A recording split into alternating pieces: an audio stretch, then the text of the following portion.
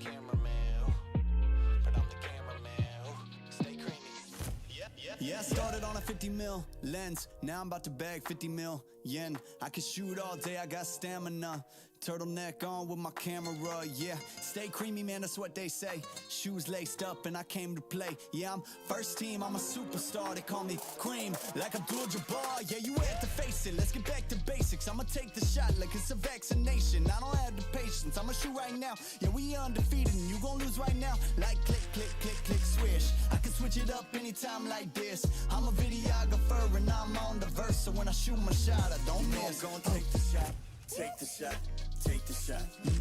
You know I'm gonna take the shot, take the shot, take the shot. Pull up and take the shot, take the shot, take the shot. You know I'm gonna take the shot, take the shot, take the shot. Yeah, kid Newton, I've been shooting my shot, ooh. The into it, I've been moving the rock, yeah. My shit's wet like I've been using a mop, ooh. You get that, yeah, I've been proving I'm wrong. I've been taking shots and now I'm starting to stutter.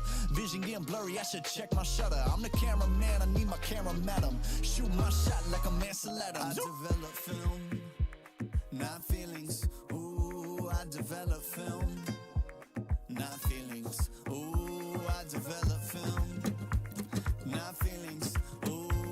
Develop film, not feelings.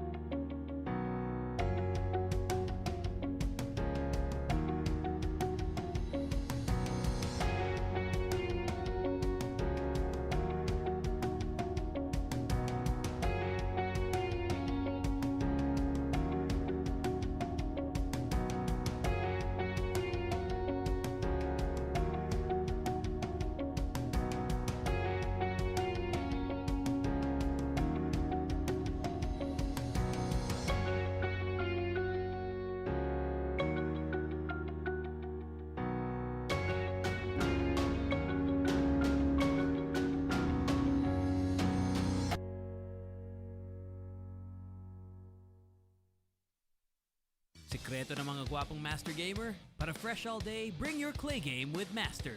New Master All-in-One Clay Wash. Fights germs, controls oil up to 12 hours, and helps prevent pimples. New Master All-in-One Clay Wash. Sekreto ng mga gwapo.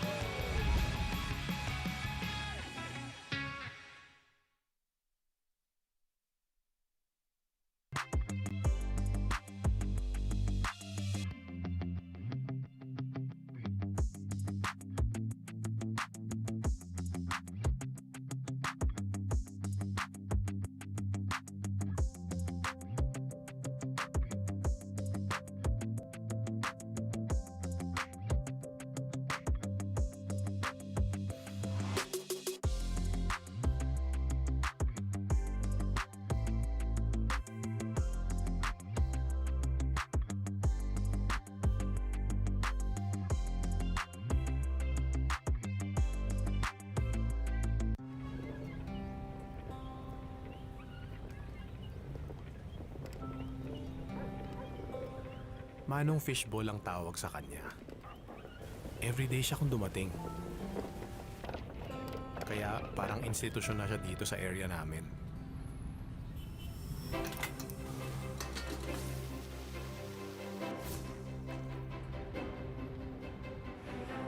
Minsan, sobrang late na. Andun pa rin si Manong Fishball. Ginagabi kayo, Manong! Enrollment eh. After some time, yung kariton ni Manong Fishball nadagdagan ng may bike. Hanggang kabilang kalye, nagtitinda na rin kayo, Manong? Ang notebook. Sunod na taon, pati menu nadagdagan. Nax, may squid balls na! Mahal kasi ang lapis. May kikya pa dyan. Bilib na bilib ako kay Manong Fishball. Akalain mong yung maliit niyang kariton, napalaki niya ng ganun?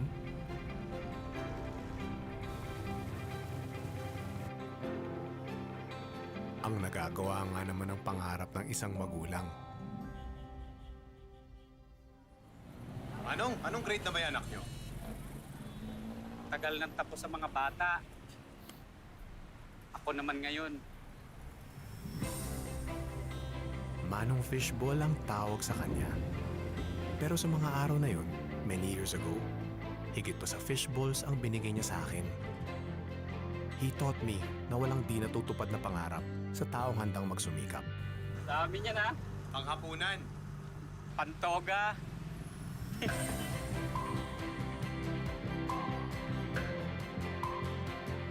Atin ang pangarap.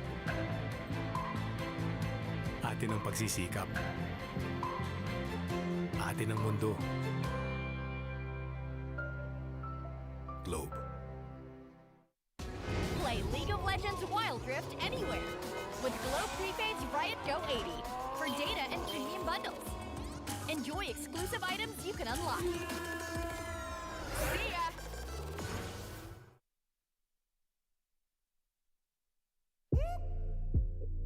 Yo, Mark 9. They really don't think we can keep doing this. They don't think we can keep making hits about cameras.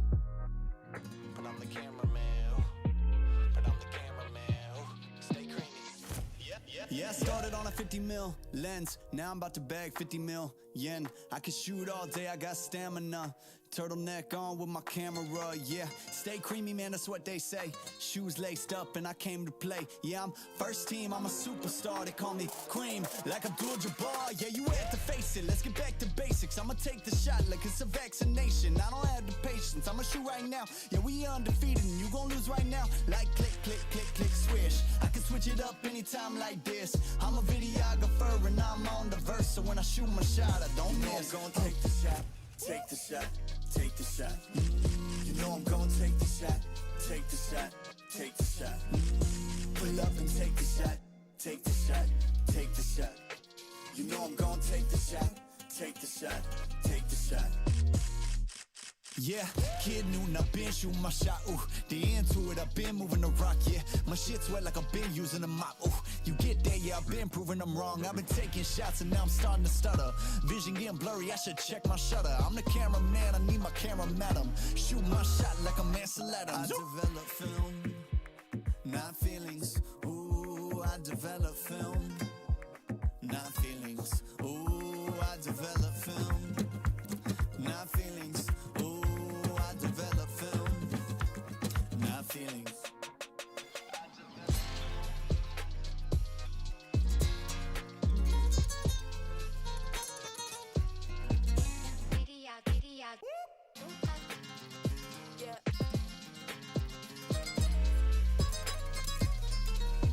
You know I'm gonna take the shot, take the shot, take the shot. You know I'm gonna take the shot, take the shot, take the shot. Pull up and take the shot, take the shot, take the shot. You know I'm gonna take the shot, take the shot, take the shot. I develop film, not feelings. Ooh, I develop film, not feelings. Ooh, I develop film, not feelings. Ooh, I develop film, not feelings.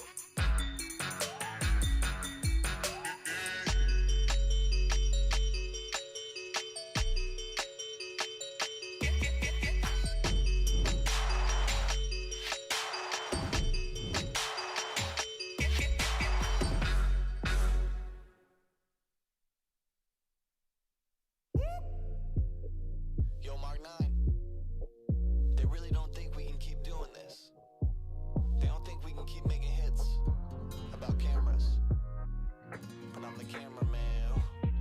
But I'm the cameraman. Stay creamy.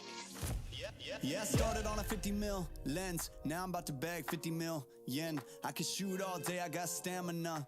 Turtleneck on with my camera, yeah. Stay creamy, man, that's what they say. Shoes laced up and I came to play. Yeah, I'm first team, I'm a superstar. They call me Cream, like Abdul-Jabbar. Yeah, you have to face it, let's get back to basics. I'ma take the shot like it's a vaccination. I don't have the patience, I'ma shoot right now. Yeah, we undefeated and you gon' lose right now. Like click, click, click, click, swish. I can switch it up anytime like this. I'm a videographer and I'm on the verse. So when I shoot my shot, I don't miss. I'm gonna take the shot, take the shot, take the shot. You know I'm gonna take the shot, take the shot, take the shot. Pull up and take the shot, take the shot, take the shot. You know I'm gonna take the shot, take the shot, take the shot. Yeah, kid noon, I've been shooting my shot, ooh. The into it, I've been moving the rock, yeah. My shit's wet like I've been using a mop, ooh. You get there, yeah, I've been proving them wrong. I've been taking shots and now I'm starting to stutter. Vision getting blurry, I should check my shutter. I'm the cameraman, I need my camera madam. Shoot my shot like a Mansaletta. I develop film, not feelings. Ooh, I develop film, not feelings. Ooh, I develop.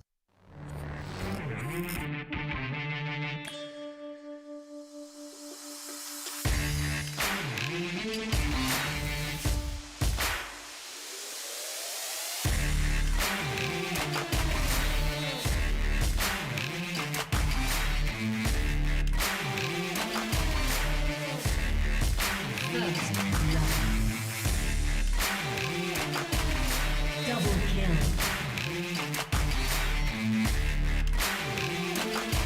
Triple kill.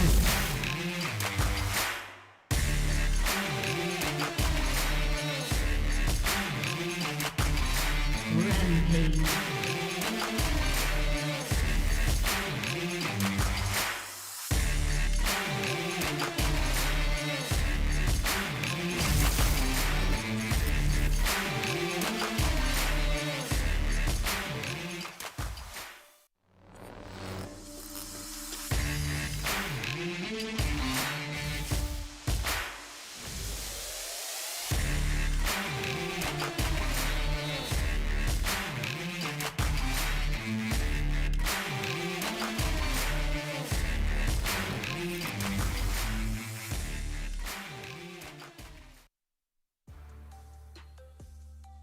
Welcome to day 2 of the final week of the Sea Icon Series PH Fall Season Group Stage. I'm Mika Fabs, leading the panelist desk with Otlus and Osiris, and it is the penultimate day for Groups C and D. And again, only the top 2 teams from each group will be advancing to the playoffs next week. We are getting closer and closer to the grand finale of the fall season.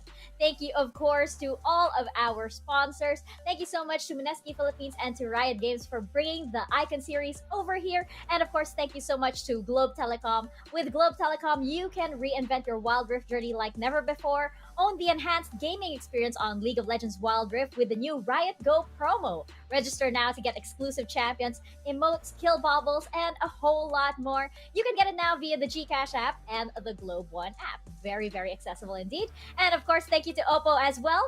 Experience gaming at full speed with the Oppo A94 with its Helio P95 chipset, 6.43-inch Full HD AMOLED screen display, 4,310 milliamperes, and 30 watts BOOC flash charge 4.0. Victories and ranking up will be easy. Live life at full speed with the Oppo A94. At syempre, nandito din ang sekreto ng mga gwapong gamers. Kahit buong araw na naglalaro, hindi mo kang na-GG, fresh pa rin. At para fresh all day, bring your clay game with you. Master All-in-One Clay Face Wash. It cleans 99.9% of germs, controls oil up to 12 hours, and helps prevent pimples. All-in-one, bring your clay game with Master. Sekreto ng mga gwapo. Help yourself to the best seat in the house from Secret Lab, outfitted with a built-in adjustable lumbar support mechanism, fully adjustable armrests, and super supportive pending cold cure foam for maximum comfort, helping every gamer secure that ace. And to top everything off, to definitely help you secure that ace, you can up your game even more as Virtual Hangouts Go Esports brings you events and programs like no other, starting with an apprenticeship program led by the pros, stream takeovers, and local and international tournaments. Download the Globe One app and click on the Virtual Hangouts tab to get updated and get hashtag all together now on the latest happenings on Globe Virtual Hangouts. And luckily, we also have somebody virtually hanging out with us here for the pre-show. We have Thur from Jamie's Esports joining us. Thur, thank you so much for taking the time from your preparations for the first match of the day, and welcome to the panel desk. So Thur, to start us off, I want to know, in your words, what's the team's biggest challenge here at the Sea Icon Series? Ano po, siguro po sa biggest challenge po namin ng Sea Icon is yung ano po, pressure po kasi po first time po namin lahat prosin po. And yun po, hindi po maiwasan yung pressure po. Well, despite all of the pressure, of course, it's such a great experience to have you guys here up against the very best of the best in Wild Rift. And you guys can count yourselves among the teams now. Otolus, what about you? Do you have questions here for? I totally agree with Mika, but I kind of want to throw back to your previous team name, Alda Forever. Whose idea was it, and why did you not go for it all the way? Ano po kasi yun, yung Aldab Forever po is nagsimula po yun sa IGN po dati nung isa namin. Kasi po, yung IGN po niya is may kinalaman po kay Alden and Payne po. Tapos, wala po kami maisip na team name dun kasi kabubuo lang po namin nun eh. Tapos, ayun, yun na lang po, naisip po namin Aldab Forever na lang.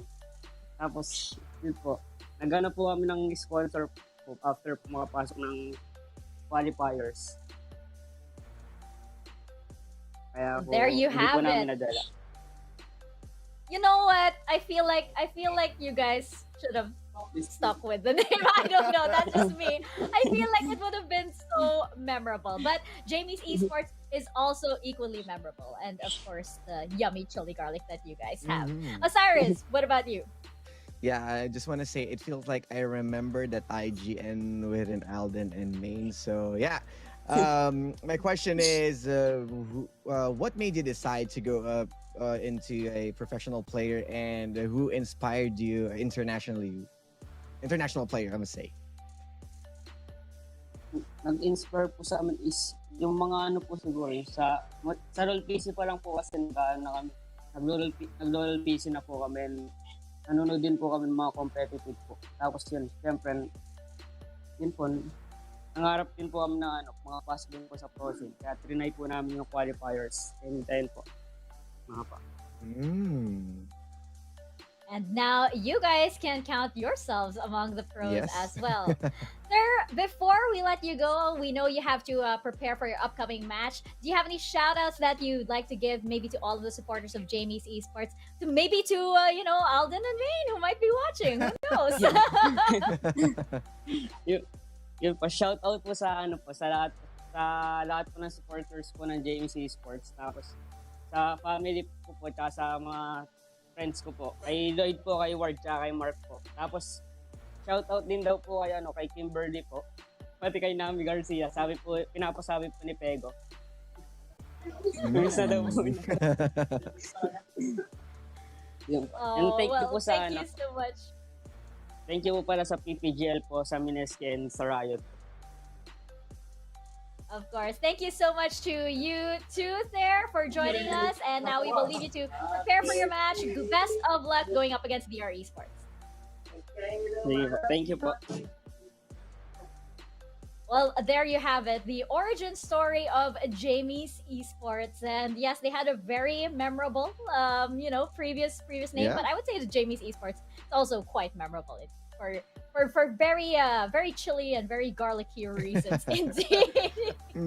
Now, let's take a look back at what happened yesterday in our series highlights. And, it's good that we got to interview there because quite aptly so, they will be in our first match against DR Esports. And, I have to say DR Esports, as we're seeing it right now, they were exceptional. They won this series versus Omega yesterday. And with their performance, I think it's going to be pretty easy for DR Esports to qualify for the playoffs.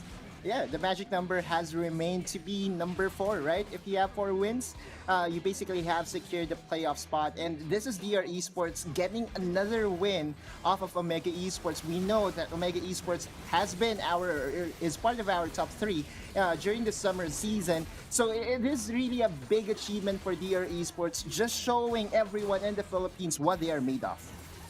Yeah, and you can see also how well Jamie Esports are getting those equal plays against Chasing Dreams. They have their valiant effort. It's just that, of course, Chasing Dreams, they are ahead for a bit, and they were able to play around their team comp, which is not as complex as other composition that we saw here at Icon Series. From there on, it was really Chasing Dreams, but Jamie's Esports, they didn't back down. They showed that they can play also.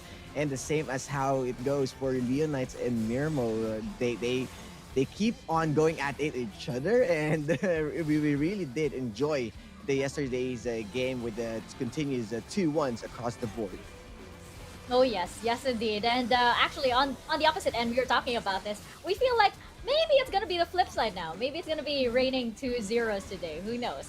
But going over to Group C, I feel like Lakan Esports, as we're seeing on your screens right now, they're the only real threat, I feel, to Fennel Adversity in Group C. But with how Fennel Adversity performed yesterday, I think we're looking at another shoe-in for the playoffs. That's right. But big kudos to Fennel Adversity. And by the way, look at this. 8-2-2. That's just one auto attack. 8-2-2. Nexus exploded, right? No longer 3-2-2. Let's go for 8-2-2. That's the number. That's the calling card for Fennel Adversity to get that one up against Lakan Esports. And you said it right. Lakan Esports and Fennel Adversity has been a brewing rivalry, but Fennel Adversity just, got a very clean 2-0 against them. And I feel like Fennel Adversity won't stop here anytime soon, and they have their sights over to the playoffs. Yeah.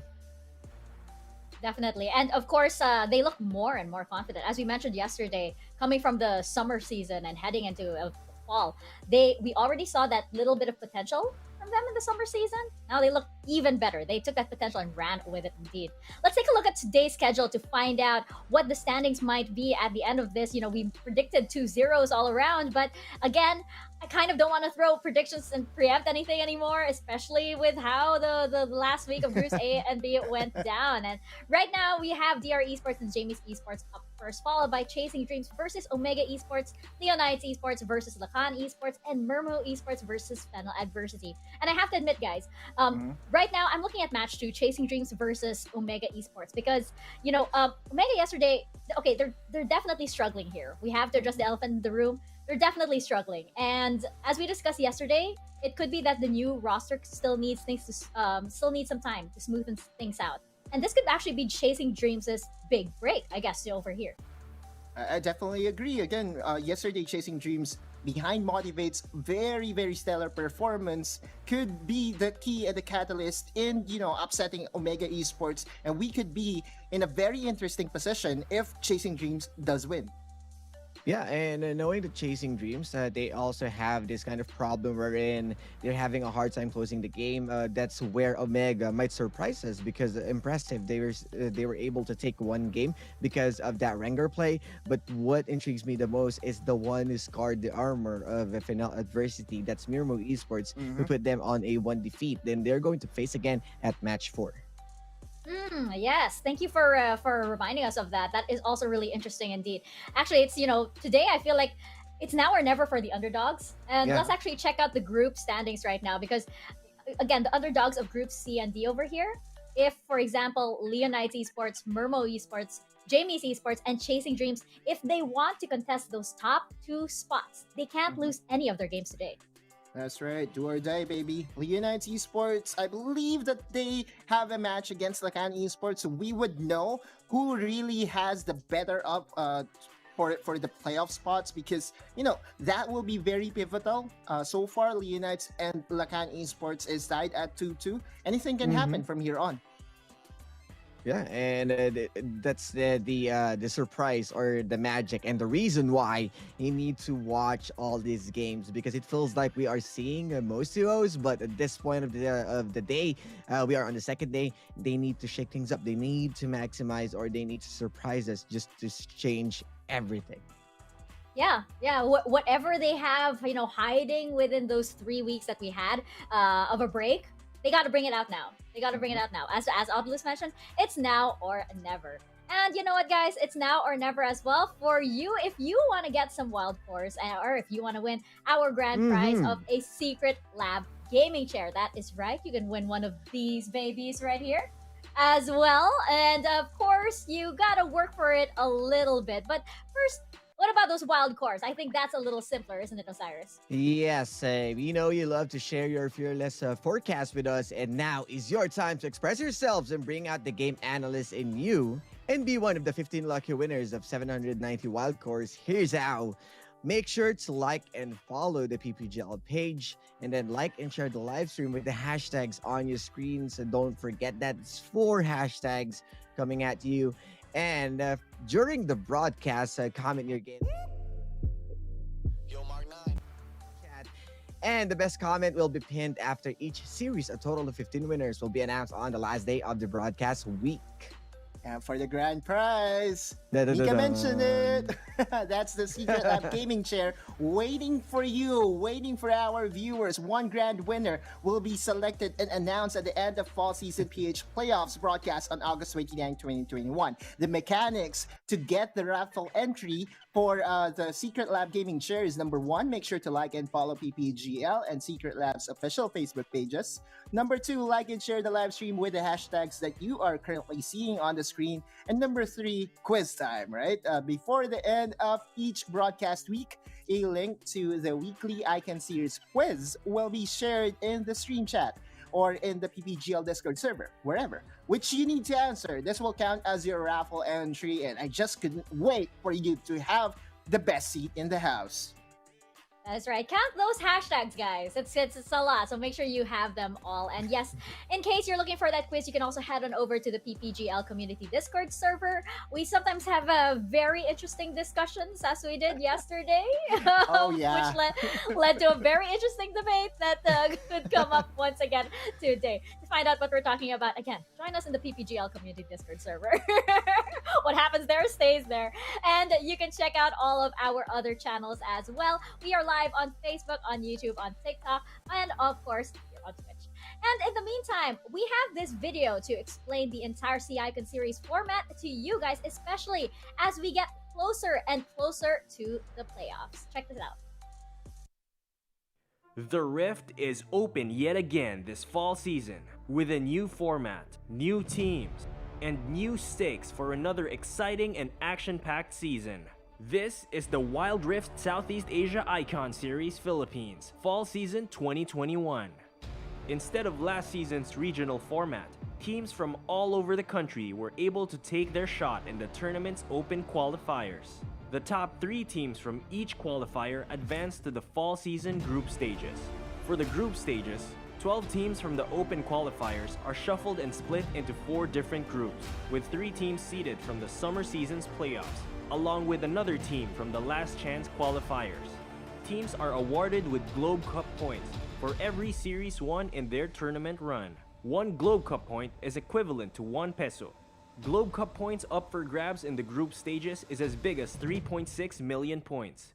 Teams are awarded 75,000 Globe Cup points for every series won.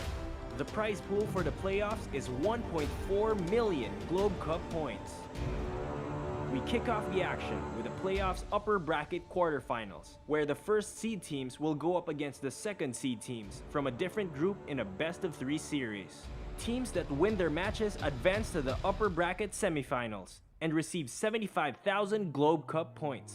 The teams that lose will be knocked down to the lower bracket, where they will fight to remain in the tournament in a best-of-1 matchup. The victorious teams advance to the lower brackets quarterfinals and also receive 25,000 Globe Cup points in the process. The top 4 teams will battle it out in the upper bracket semifinals in a best-of-3 series, where the victors can earn a spot at the finals and receive 100,000 Globe Cup points each. The defeated teams will move down to the lower bracket quarterfinals for another best-of-3 series. The winners from those series move on to the lower bracket semifinals and bag 50,000 Globe Cup points. The team that makes it out of the upper bracket finals takes the first grand final spot and 200,000 Globe Cup points. The other team gets knocked down to the lower bracket finals, where they still have a chance to secure the second grand final spot. The winner of the lower bracket semifinals proceeds to the brackets finals and earns 100,000 Globe Cup points.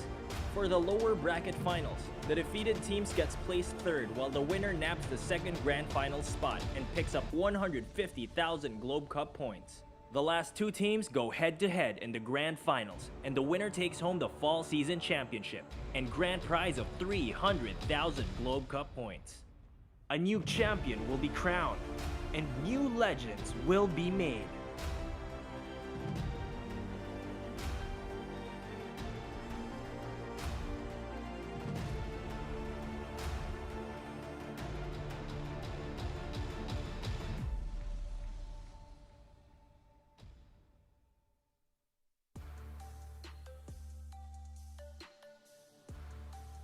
To the playoffs, and it's getting more and more exciting and more dire for our teams. So without further ado, we are going to head into our first match of the day, and it is a song of spice and fire as Jamie's Esports and DR Esports go head to head. I tried so hard not to mess that up. I'm so happy. Give me that. I was like, spice and fire, spice and fire. So cool. Okay. Pat myself on the Good back job. over there. Again, DR Esports and Jamie's Esports. Checking out the lineup for DR Esports.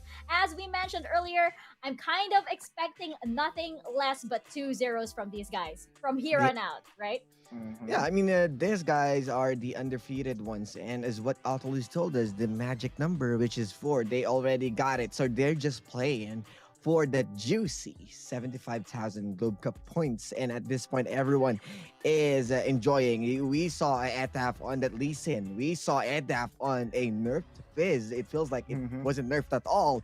And then the playmaking of Gospel and Rocks. And you can just leave Devil J on Mars as he is making his own play. And everyone from DR Esports, or let's say the doctors, are in as they were able to keep on winning, and the momentum is burning. Wait, so that you mean to say that they are playing out of this world? Well, you're right on that, Cyrus. We have Gospel that we would like to highlight, and Gospel has been so dominant in the Dragon Lane, helped, of course, by Brox. He has been playing a lot of champions that is basically a signature for himself, a pocket pick, right? He has played Jhin, he has played, well, Forky is a kind of, for almost for everyone. But I believe, he's the only player that has played Jhin, and he leads the league right now in KDA and damage per percentage. I believe Gospel has been, in the top tier as well. Just a few throwback as to when I used to play Gospel in the ladder. I believe he was 14 years old, but right now he's mature. He's well mature and he's still very dominant, right? Look at that KDA, 15.5, a thing of beauty, and a damage per minute of 1,164 with damage percentage at 28%. I did mention that his most huge champions are Corki, and the Lucian was actually there, but it's the Jhin that really has sold me to be a fan of Gospel. A little bit of a history lesson there from Autolus, and yes, I remember when you were 14 years old, Gospel. a little Easter egg of the age of Autolus right there. Oh no! I'm just saying, you dug yourself your own grave over there, and yes, indeed. And of course, they will be up against Jamie's Esports, and we talked to Thur earlier, and he did mention that the team is dealing with a lot of pressure, and it's all very new to them, especially as first timers in the Rift, but they did qualify for a very special reason. They did qualify, of course, because they were part of the top 16 that made it over here. They do qualify, and it is such an honor for them to be able to be up against all these wonderful teams, DR Esports included. Now, of course, we love them for their chili garlic, but how much hotter can it get if you're facing the dragon that is DR Esports?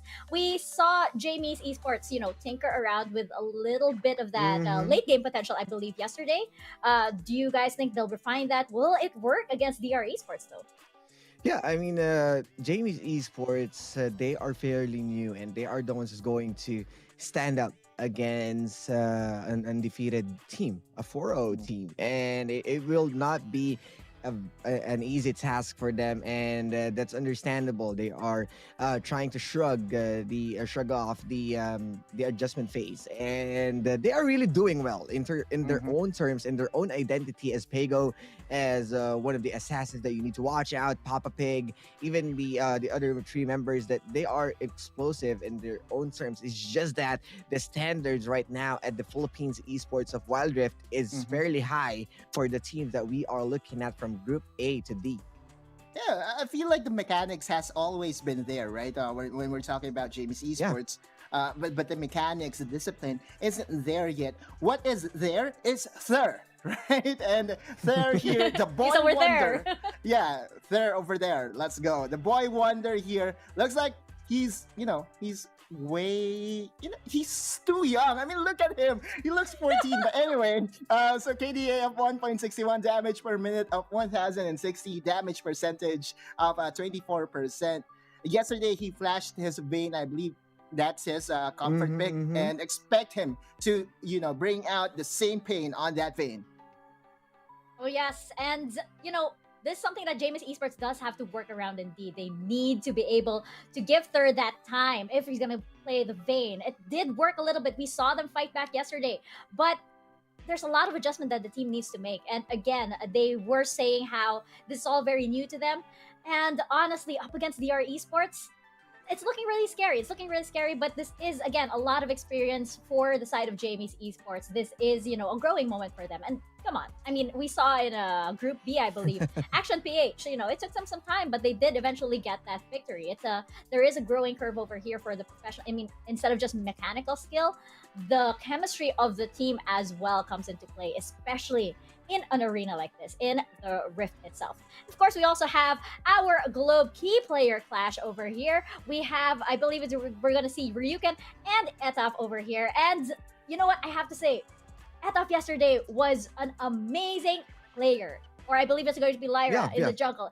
Etaf was an amazing player in the jungle. And, part of the reason why DR Esports did so well yesterday, I believe, was because Etaf just knew how to initiate every single team fight. Yeah, and this Globe Key player clash is fairly different. And, you know that Etaf is a hyper aggressive ever since Sunspark's day. He's the one who's running a Graves carry, and you can see also that Ryuken on the Baron lane is shining in his own terms. There's a good kill participation, but not so good KDA, as they are on their losing streak. They really need to go back, but the damage per minute from Ryuken is fairly high. And of course, James Esports can really take away a game if Ryuken can tether to the Dragon laner, which is there. Okay. I see you. Anyway, I mean, this is, a jungle versus a Baron matchup, but basically Ryuken yesterday really has impressed me so much on his ribbon. I believe that's the reason why his damage per minute is 1,134, and that damage percentage for a Baron laner is actually over the top. I believe that we have an average of around 20% or 21%. Being at 26% means that he's the identity of Jamie's Esports. On the other side, we have Etaf. He's been very stable for this team. I believe he's, the game changer as to why DR Esports is currently on top. Yeah, I totally agree with that. I totally agree with that, especially after yesterday's match. And of course, you guys can let us know as well which players you think will stand out in this match. Just head on over to Twitter and use two very simple hashtags to have your tweets featured over here in our panel segment. It's hashtag Dominate the Rift and hashtag SeeIconSeriesPH. I believe we have one tweet coming up right now from our audience, very active on social media. And you guys can also check out the PPGL Discord community server where we will be hanging out. And right now, we have Kaizen Chrome, a very familiar name over here, and he says that if he is going to name one player from the current teams in the Icon Series PH, he'd say that Arjuk is one of the most handsome players. Autocast and Osiris, take my vote for one of the most handsome panelists right there. Oh my gosh, look at that. Panelists represent. Powered by Master.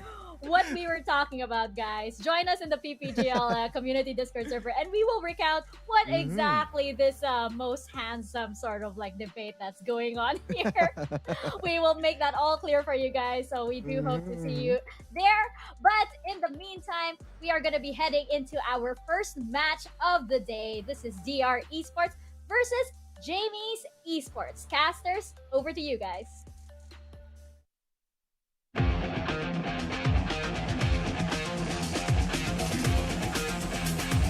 Minions have spawned.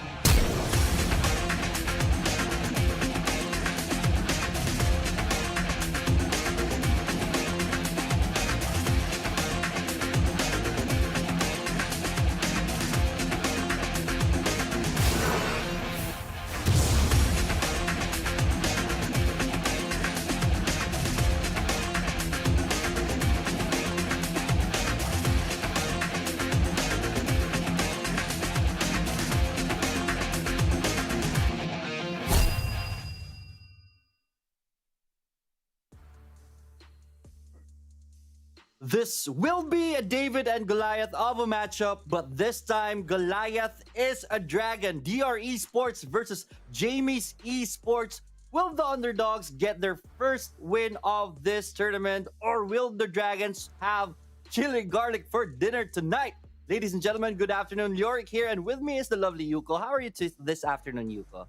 I'm feeling very good. Also, can I just say that your storytelling in the intro, that was good. I'd give it a 10 over 10. But yeah, for the first series, we have DR Esports versus Jamie's Esports. So the panelists did mention this. DR Esports is on a win streak, whereas Jamie's Esports, they're still strong, but they're still looking for that win, for that actual oomph or that motivational, I don't know, motivational speech, motivational win that can just let them get those victories in. Again, this is day number 2 of the last week before we hop into the playoffs. If Jamie's Esports have any more plans, any more surprise picks in their pockets, they need to throw it out now.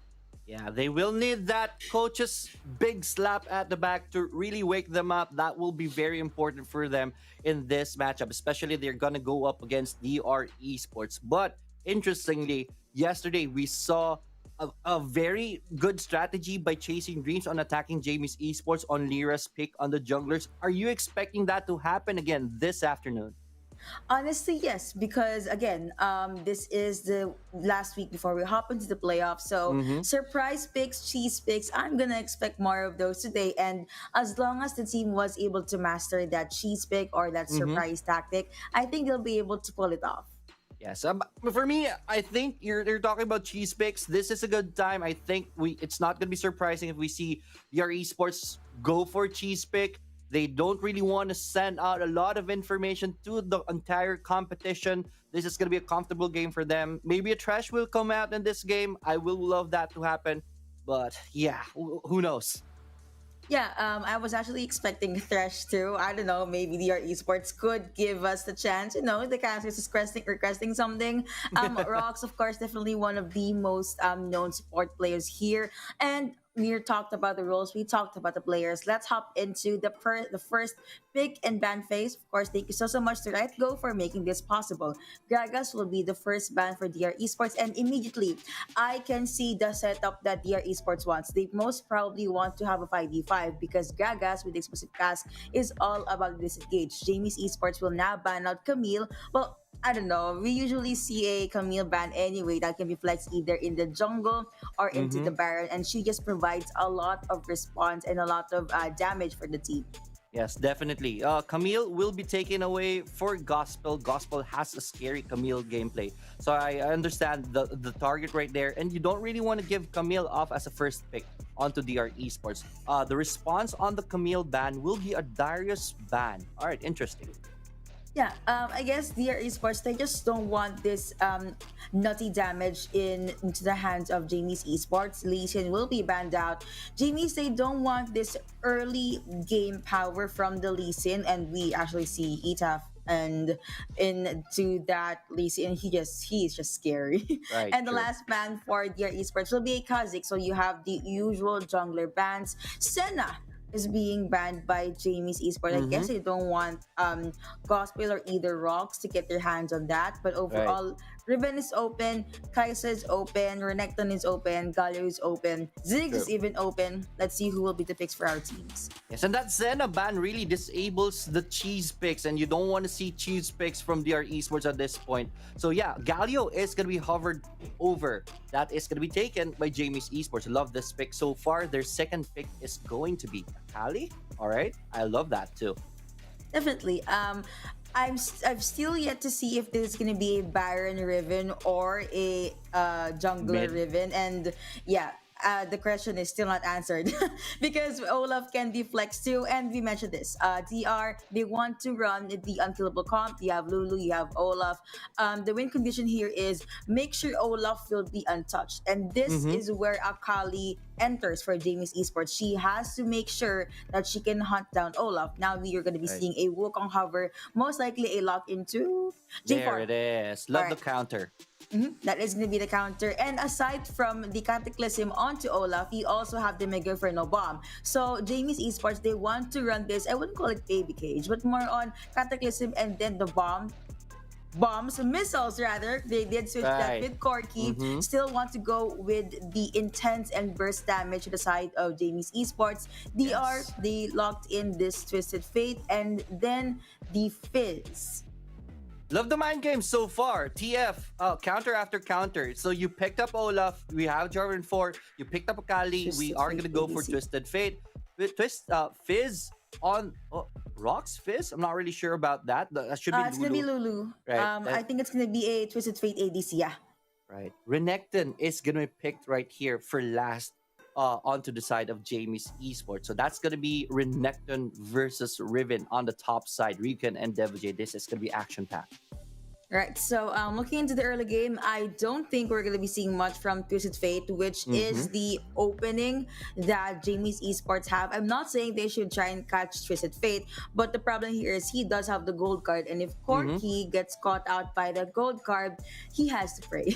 At the very least, he has the Valkyrie to reposition. He can actually evade even the polymorphs or the pokes that is going to come out from Lulu. But overall, really looking into the jungler matchup, will Lara be able to stop Ita from snowballing, or will Ita be this huge threat to Jamie's Esports once the late game enters? Right, we will know that for sure, ladies and gentlemen. The first fight of the day, it is DR Esports versus Jamie's Esports on the red side. Early game, 2 champions on both sides. Here in the mid, make that 3 for DR Esports. That this will just be for clearing this wave right here. Everyone should go back to their respective lanes, as Olaf is gonna go for the red buff, and so is Jamie's Esports Lyra. Yeah, and this is just a standard start for our pro scene. The Baron laners will be seen into the mid lane just to get some EXP in. But Akali being very aggressive against EDAF, making sure that Fizz will not be able to go anywhere near Lyra. Yes, Fizz did try to get that Scryer's Bloom right there, but he is a melee champion, so he was not able to get in, and Pego got it for themselves. Good denial right there. Edaf also took a lot of damage right there, so he was forced to get the fruit, and it's back in the lane. Looking into the Baron lane though, there's going to be a chunk of damage being taken by Ryuken, but he's going to be a-okay. All right, definitely. Ryuken is going to go for the chase right here. Devil J will have to run away because he doesn't have the creep wave anymore. But so far, still even on the board on both teams. Even Steven, pretty quiet start from them indeed. I guess in the early game, I would just have to give it to Devil J just because of the power and the strength that the Riven combo has. The moment you can reach a level 5, though, this is where Devil J will struggle. So he needs to either have Olaf jump into his lane or just make sure that he's gonna stay under turret. All right, so we're gonna have a pause for a little bit. Most probably, we're having technical issues right here, but the game so far is doing well for both teams. They're already on their lane. They're already on their lane. To really get back to get those rift scuttlers. Well, I'm not really sure what happened right now, but Yuko, I love the picks on both sides so far. Yeah, and let's talk about the Jeff a bit more. I've been hyping the Akali pick so far. I mean, even yesterday, sadly, I was not able to see much of it or even cast it. But the fact that we get to see an Akali pick is actually really, really good. And the early game that there's Akali is playing, it's good. I mean, you're gonna try to zone a Fizz out. Akali's passive, the Assassin's Mark, that is actually good because you get to have these empowered auto attacks that can just push Fizz back. Problem here though is the moment Fizz reaches the, let's say, 7 or 8 minute mark, that is where the power spike jumps in. Of course, make sure that you can evade the ultimate from the waters. I think Akali can. I mean, she does have perfect execution. She also can just pick up the Zonias to just survive the damage, the burst damage that Fizz can dish out. And let's talk about the 2v2 in the Dragon lane. Corki against a Twisted Fate. Where will you place your bets? It's gonna be very challenging, as I think Twisted Fate will be saving the gold card for the Fizz whenever Fizz tries to get in. So I will favor Corki. The area effect really of Corki really matters during the team fights. So I favor Corki, especially in the 5v5 skirmish. But on a 2v2, Corki still, I think, is one of the top tier ADCs right now. We saw Lucian fall off in the meta again.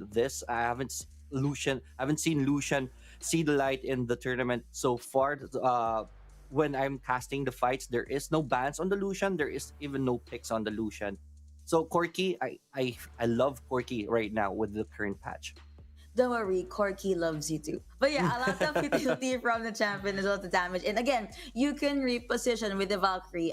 Let's now take a look into the Baron lane matchup. While we jump into the game, so again, Devil J will just try to land all of these stuns, all of these combos onto Ryuken, and maybe get the kill. As you can see, he is already 1 level up against Renekton. All right, definitely there is the rotation on the top side. They are going to be successful with that, and first blood goes to the side of DR Esports, but they will lose one themselves as Edov takes the brunt of the turret damage. But still, first blood gold goes to DR Esports. At the very least, I could say Ryuken was able to even out the trade, was able to get that kill with the help of his turret. So that was DR Esports a bit overextending, but the fact that Devil J got the first blood, it's a trade they will take any time of the day. With that in mind, there is going to be a lane swap. Now you have Akali into the Dragon lane. Akali, let's take a look at the gold, roughly 2.1k, and Riven has 2.5 because of the first blood. So Akali will have a much better, I guess, will have the leeway. I mean, you have the 5-point strike, you have the shroud, just to make sure that Devil J will not be able to spot you out. Yes, definitely. And important thing to note, Riven did not die at the top side earlier. So Riven will have Devil J will most probably have the advantage on the level, but no, Tego is already level 6 because of the swap. So Devil J's advantage was really was really negated because of that move. And I love that. Renekton is already down in levels. This would have been Devil J's lane already, but the swap did it. Love that adjustment from Jamie's Esports. Goes to show how much they learned as we dive further into the Icon series. Now that is going to be rocked into the back lines. Gospel being he's just confident. Like we said that he is supposed to be quiet into the early game, but no, they have a good wave clear. They have a lot of pokes, and they just want to utilize that. They're not gonna let the taunts from Galio scare them. Yes, TPs are going to be coming in preparation for the objectives of the game. The 2 objectives should be spawning in the next 12 seconds of the game. Who do you think both teams are going to go for, Rift Herald or the Dragon in this setup? With Jamie's Esports' positioning in mind, I think they want to go with the Drake, which leaves DR Esports for the Herald. I'm not sure if Devil J will go with the Herald though, but looks like DR, they want to contest. They're making their way into the Dragon Pit. And I think there is going to be a fight right here. Olaf will be fearless and goes in. Red HP bars are already very low, but Olaf goes down first. Lyra will go down second. Papa Pig is already out of the fight, and this is favoring DR Esports right now. Just a bit sends out the Destiny. Is he going to be coming in? He does, and the Baron has a gold card. It connects onto Pego, and Pego is out. DR Esports will take the fight, and they will take the Dragon as their reward. Ace in favor of DR Esports, even though Papa Pig was able to get a really good taunt there, and Lyra focused far on Etaf, which is good.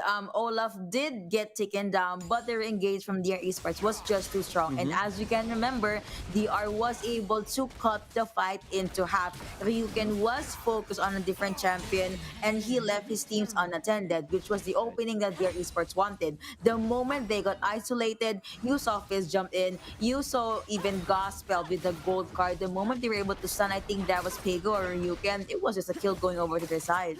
All right, looking at the bottom side, good flank by Pego right here, but Devil J will be able to skedaddle his way out of that fight. That was a very interesting fight right there. I thought it was going to be a Rift Herald priority for both teams, but in the end, DR Esports did go for the win.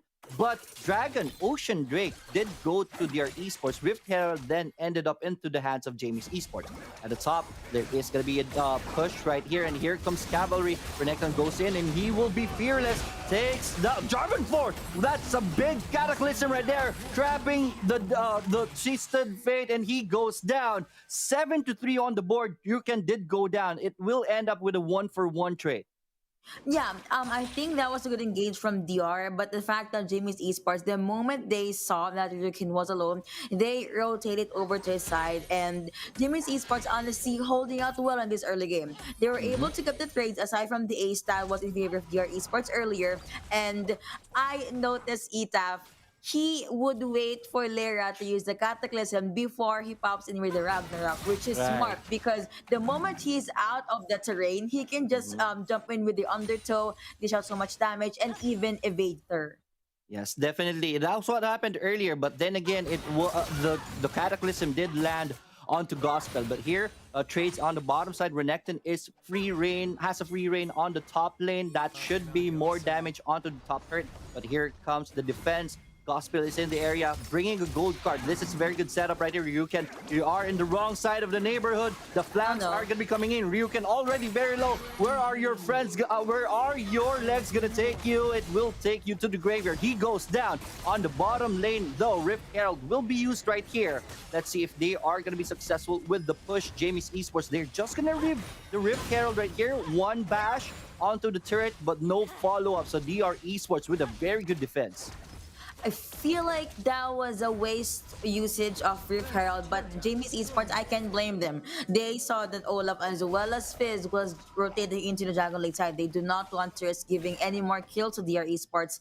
Into silver lining though, half of the turret already gone. Lyra is just lurking into the bush. Yeah, that was initially a very bad position, but now he's in a good position for a flank right here, and the fight is onto the side. That is Pego going down. Here comes the cavalry for Jamie's Esports. They are being targeted under the turret, and the damage is going to be enough. Lulu, though, gets the kill right there. That was a Rocks play. Papa Pig already very low. Will go down. Fizz. And there it is. A Fizz. The Edaf will go down. That's a shutdown onto the Galio, but that is a support, so that doesn't really matter at all. Edaf will go for the turret, so this is 2 turrets down onto the side of Jamie's Esports. Their Esports will get the top as an exchange. Yeah, what on an extended fight rather, they targeted Pego because they knew he did not have perfect execution. On top of that, he was forced to use Flash and then the barrier. DR, they boxed him in and just funneled their damage. And the moment the Kali was gone, there's no more champion that can penetrate the back lines, which is why even though it was under turret, DR Esports would gladly make that trade.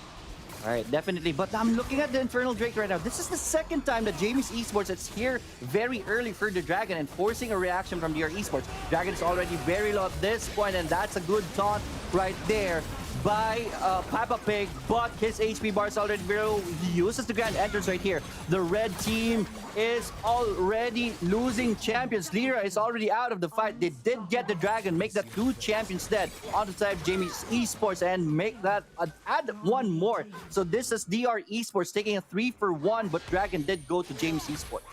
That's true. At the expense of what though? At the expense of 3 champions. It's like you have the jungler, the support, and of course the mid laner. I honestly don't think that's worth it. But at the very least, you have there with the Infernal Dragon buff. You have him trying to defend the mid lane, but Gospel being very scary on this Twisted Fate. If ever Jamies will try to target TF though, they need to withstand a polymorph folks and then slows from rocks, which is already difficult in its sense. Yes, and definitely, and don't forget the Fizz with the Chum the Waters. That's going to be very, very hard for you to do. So Jamie's Esports, they still have their backs against the wall at this point of the game. 14-5 on the board, and DR Esports is already sitting on a 7k gold lead at 10 minutes in. That is painful, and you will feel that in the next team fights. You can still yet go online in this game. 10 minutes in though, you have 14-5 into the scoreboard. A lot of advantage in favor of DR Esports, but you also have Ryuken being targeted by EDAF, but he does get spotted out by Papa Pig. I'm not sure if they're gonna commit though. Destiny has been popped to get some vision into where Jamie's Esports is. The chase here in Dragon Lane. It was for the bottom lane right there, but Jamie's Esports are quick on their feet. They will be able to escape. That's Destiny wasted right there. But still, Jamie's Esports is in the back pedal of this game. They are, but still they could, I was about to say they could wait for the late game, but I don't think they should risk Gospel scaling any further. And the fact that Devil J had a good start looking into the Baron laners, he is 1 level up compared to Ryuken as well as ETAF onto Lyra. Now DR Esports, they saw the Baron is up and they'll be able to secure this non-contested. Jamie's Esports left to just look for the next possible target, or maybe even try and look for where DR Esports is. There are a few wards even near the buff from Jamie's Esports, which we can just say DR Esports, they really are 1 or 2 steps ahead. Yes, definitely. Mid turret is not going to live for long, especially with the Baron buff into the hands of DR Esports. I love the bait right there.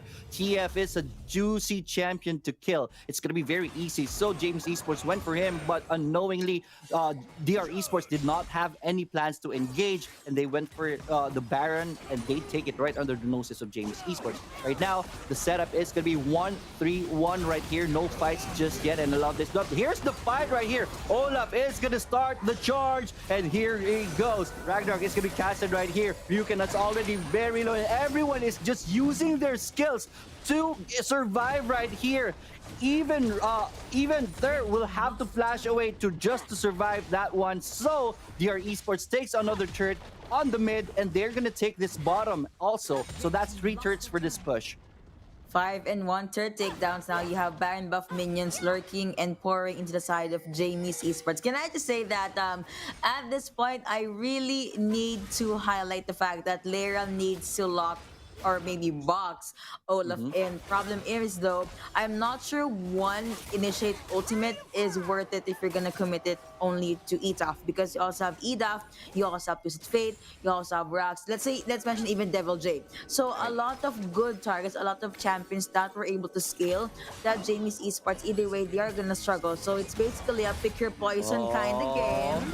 Hold that thought, there's a fight. Destiny's been casted right here, and they are on the run. 1 champion down, that is Papa Pig, and make that 2. Lyra is already out of the fight, but Twisted Fate did go down, so that's a consolation right there. You have to run, my friend. 1 more poke, and he survives by a hair. But here comes DR Esports free and pushing the bottom inhibitor. That goes down. No more Baron buff at this point, and DR Esports will gladly disengage.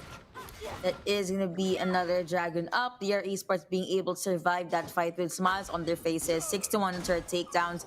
Also, a very surmountable goal lead in favor of DR Esports. They will be able to get the Mountain Drake non-contested, which gives him extra shielding, which will help them survive the game more. All right. I just noticed Jarvan for Lyra is already itemization is going for damage right here, and this adds up to the burden that they have. Whenever Lyra goes for the Cataclysm onto Olaf, even if he catches Olaf, everyone's just gonna burn him down.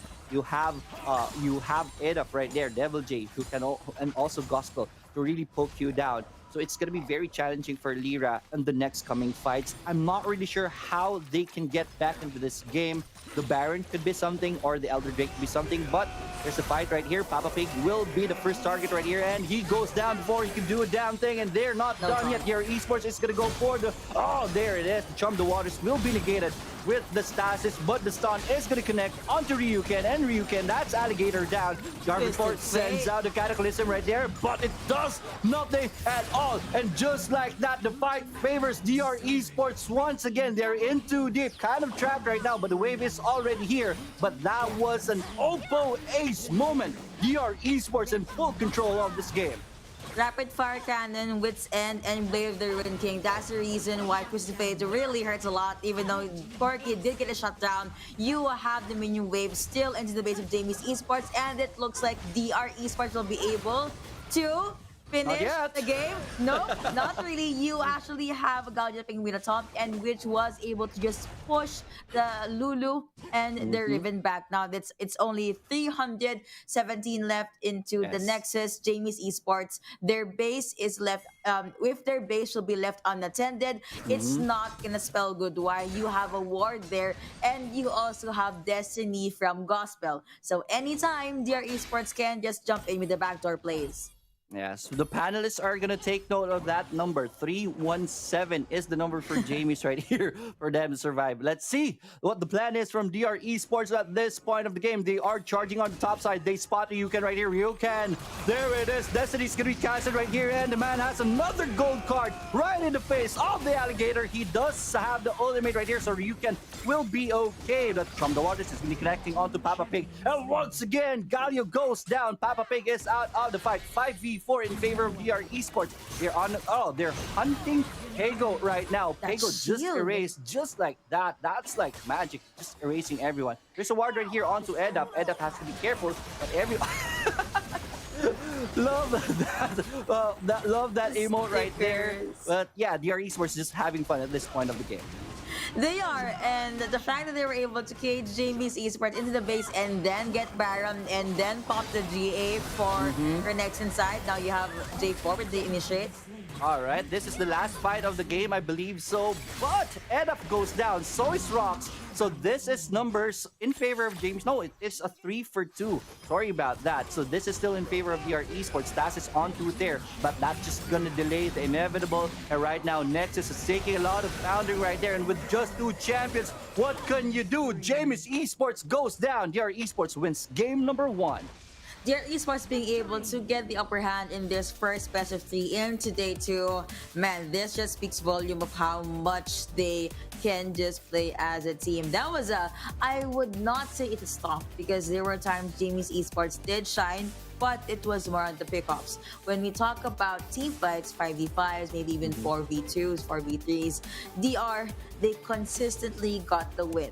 And the fact that Olaf was not kept at bay by Jamie's, even though he did, I think, die once in the early game, that was the win condition for DR Esports. Whenever Olaf would just use the Ragnarok, I don't know, I would get scared for Jamie's Esports, because the Olaf damage plus the Twisted Fate burst make, on top of that, you also have the sustain coming out from Lulu.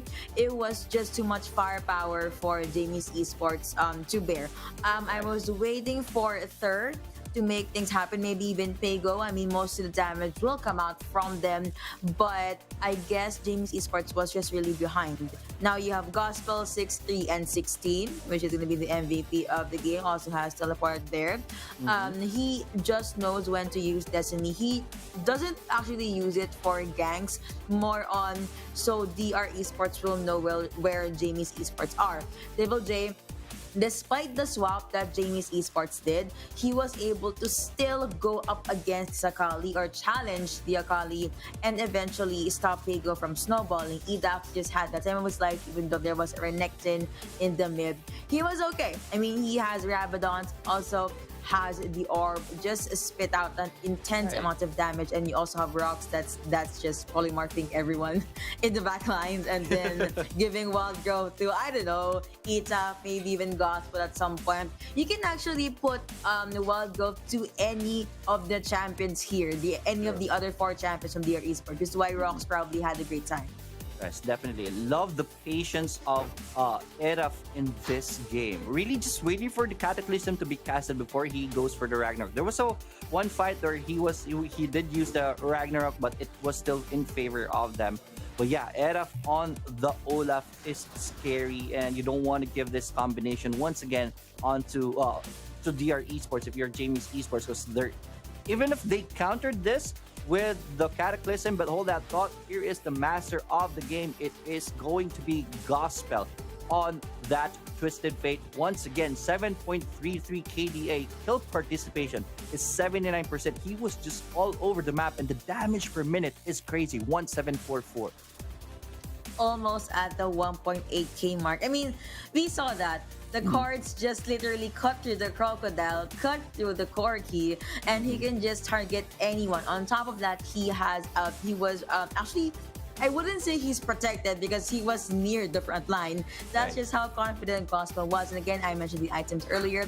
Also has Flash, also has the barrier to just sustain himself aside from the shields that Rocks will be giving. Overall, a very much deserved master of the match. I can't wait to see if Osiris think this guy is using master or not. I'm waiting for the panel's comment on that. But yeah, overall, it was just a very good game number 1 for DR Esports, which begs us the question, what could Jamie's Esports do to be able to push this to a game number 3? I'm not really sure at this point. They did a good counter on the picks. This just boiled down into experience, and really the macro game of their esports is crazy. I was looking at Gospel earlier, and when you mentioned the panelists, I remembered Oddloose mentioning that he was playing with this guy when this guy was still 14 years old. Oddloose just broke the seal, and technically that's a taboo, my friend. You don't talk about age, because once they know, they call us kuya, and game is over from that point on. But anyways, yeah, it's gonna be tough for Jamie's Esports. You have one of the greatest minds here in this game. What do you think is the adjustment for Jamie's Esports? So try to extend this to game 3. All right. So first off, I don't think I have the best minds here. Of course, Autolus is still the rank 1. He has stats. He is a very good analyst here. Wink, wink. I need a new skin for Wild Rift. Autolus, give me one skin. Yeah. I guess the things that Jamie's Esports could do is be a tad bit more aggressive in the early game. I do see the logic for the Dragon Lane duo. Corki, of course, will be constantly pushed and punished by the by the DR Esports' Dragon duo. But on the other side, I was expecting Akali to maybe even get the first blood. I was expecting Akali to even protect Lyra at some point. I mean, Jamie's, they even picked up J4, which is supposed to lock in Olaf. But in the latter parts of the game, Olaf, he does not care. He can just jump in with the Ragnarok. He can even evade the Cataclysm. So yeah, just these micros that forms the macros. I'm actually looking forward to seeing a more early game centered lineup from Jamie's, if that is possible, because the longer the game is, honestly, the stronger DR Esports become. Right, definitely. And you mentioned the early game. It's interesting earlier that they banned the Lee Sin. That's one of the strengths of Lyra. They banned the Lee Sin.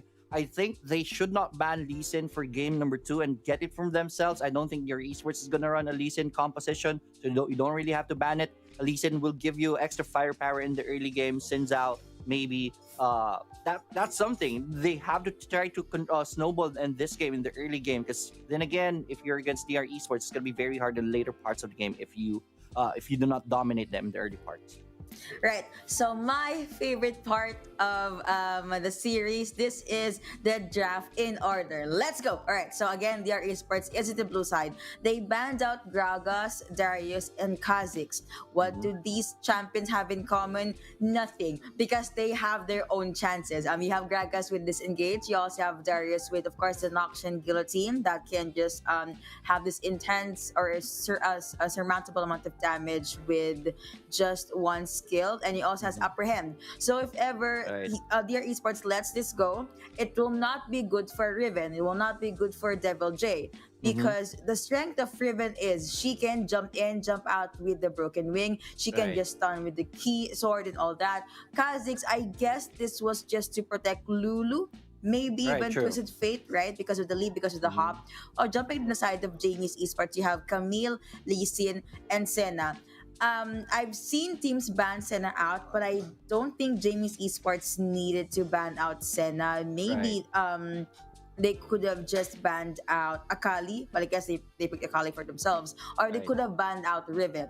But yeah, that is going to be the ban for the side of Jamie's Esports. They do not want early game power. They do not want sustain from Senna and that global ult. So hopping into the draft, Riven was open. DR Esports immediately got that. Why? Because it makes sense with Olaf's Ragnarok, which they picked up in the second rotation picks alongside Lulu. Now for Jamie's Esports, you have Galio, you have Akali. These two picks, I'm actually not surprised, because Galio and Akali, very strong champions. Again, Galio with the taunt, Hero's Entrance, Akali's damage, assassinations, you know the drill. Seeing Olaf and the Lulu pick up though, it's obvious they want to run the unkillable comp, which prompted them to pick up J4. That is a good counter. On top of that, you also have Corki. Cataclysm with Corki to the side, maybe using the Gatling gun, or maybe even just jumping in with the missile barrage. It's going to be a problem, not just for Olaf, but whoever will be inside the terrain. And DR Esports, they have another answer. They have another champion for the firepower. They picked up a Twisted Fate and then a Fizz. Fizz's ultimate usually gets countered by a Zhonya's, which is possible, but I don't think we actually saw. We saw one good Zhonya's play from Fizz against Akali. I think that was Akali forced to use the Zhonya's just to make it out of it alive. But Gospel being able to run the Twisted Fate ADC, him being able to go online was a problem, because the auto attacks, the gold card. Once you get hit by that gold card, it's pretty much a secure kill going over to DR. True, definitely. And also, I just saw this in the earlier draft. The ban on the Darius. Darius is one of the counters of Olaf, right? You really want to kill Olaf right away, and the ultimate of Darius is as a very good counter for that Olaf. So yes, during the ban phase, DR Esports have already decided they're gonna run the Olaf Lulu. So that's well played from them. From the draft phase alone, they were doing well. Here we go. We are now on to game number 2, draft phase champion select screen, brought to you by Right Go and Darius once again, and Kha'Zix, the bans of DR Esports. Interesting. Good adjustment from Jamie's. I said they could have just banned out Riven, and they did in game number 2. I'm actually curious on what champion will they let slide though. But anyway, it's gonna be the similar bans for game number 2 for DR Esports side. Senna is now open, and now you have Camille still being banned, which leaves Akali up for grabs for DR Esports. Yes, definitely. So they're hovering over Kali right away. So there it is. Same bans from DR Esports from game number 1. Corki is going to be hovered over on the side of Jamie's Esports. They're going to lock it in. Who is the second pick right here? Rengar available for Lyra. This one is a strong Rengar player too. But there was a debuff, there was a nerf on Rengar. So this is going to be very interesting if ever Rengar can still be very effective in the fights. Let's see if DR Esports will still run the unkillable comp, because they picked up. I don't think they will. You have Akali for the Dragon Lane. Now you have J4 for the jungle. Now you have Senna, which will most likely be in the hands of Rocks. Is this true? Am I seeing things? It's probably just a hover, Yuko. Calm down. They're gonna pick up Rakan instead. Will most likely be accompanied by a Saya, unless they want to secure a Baron laner, and they will. It's gonna be a Garrett, the neutralizer. So so far the skills from the first 3 picks from DR Esports, it's all about the combos. J4, Singe. Kali, and just you're gonna have Garen to the front line and then just silence everyone in the area. Nasus, is this a good Nasus game? Senna Nasus or Senna Singe? Most probably. We're not really sure. They don't have the ADC just yet. There's Singe is gonna be coming up. I think he's gonna be over and over. And there he goes. Rox Singe. Ladies and gentlemen, this is a treat for us. We are action. Action. Alright, that's interesting. Wait. Yeah, Action is gonna be locked in. So this is the first time I'm gonna be seeing Action in the C Icon series, and let's baptize Action. Let's go. Let's go. I also like the fact that you're able to call the Singe and Senna duo. We have not seen that in the Icon series so far. We did see a Senna Nasus though in day number 1. But I love the adjustment from Jamie's Esports' side. You have Rengar for the assassinations. You have Garen at the front line. You are going to have Rakan with the charms, knockups. Problem here though is if they are come together, it's gonna be something Dear Esports wants. Why? Right. Because of the shockwave. Because of the ultimate coming out from Senna. You also have the 5-point strike and the cataclysm. So Jamie's Esports, they need to be very wary of these wombo combos and how Dear Esports will be able to layer out their CCs. And Rakan has to be careful because you have the Singe. The sticky stuff that Singe will really disable Rakan's exit.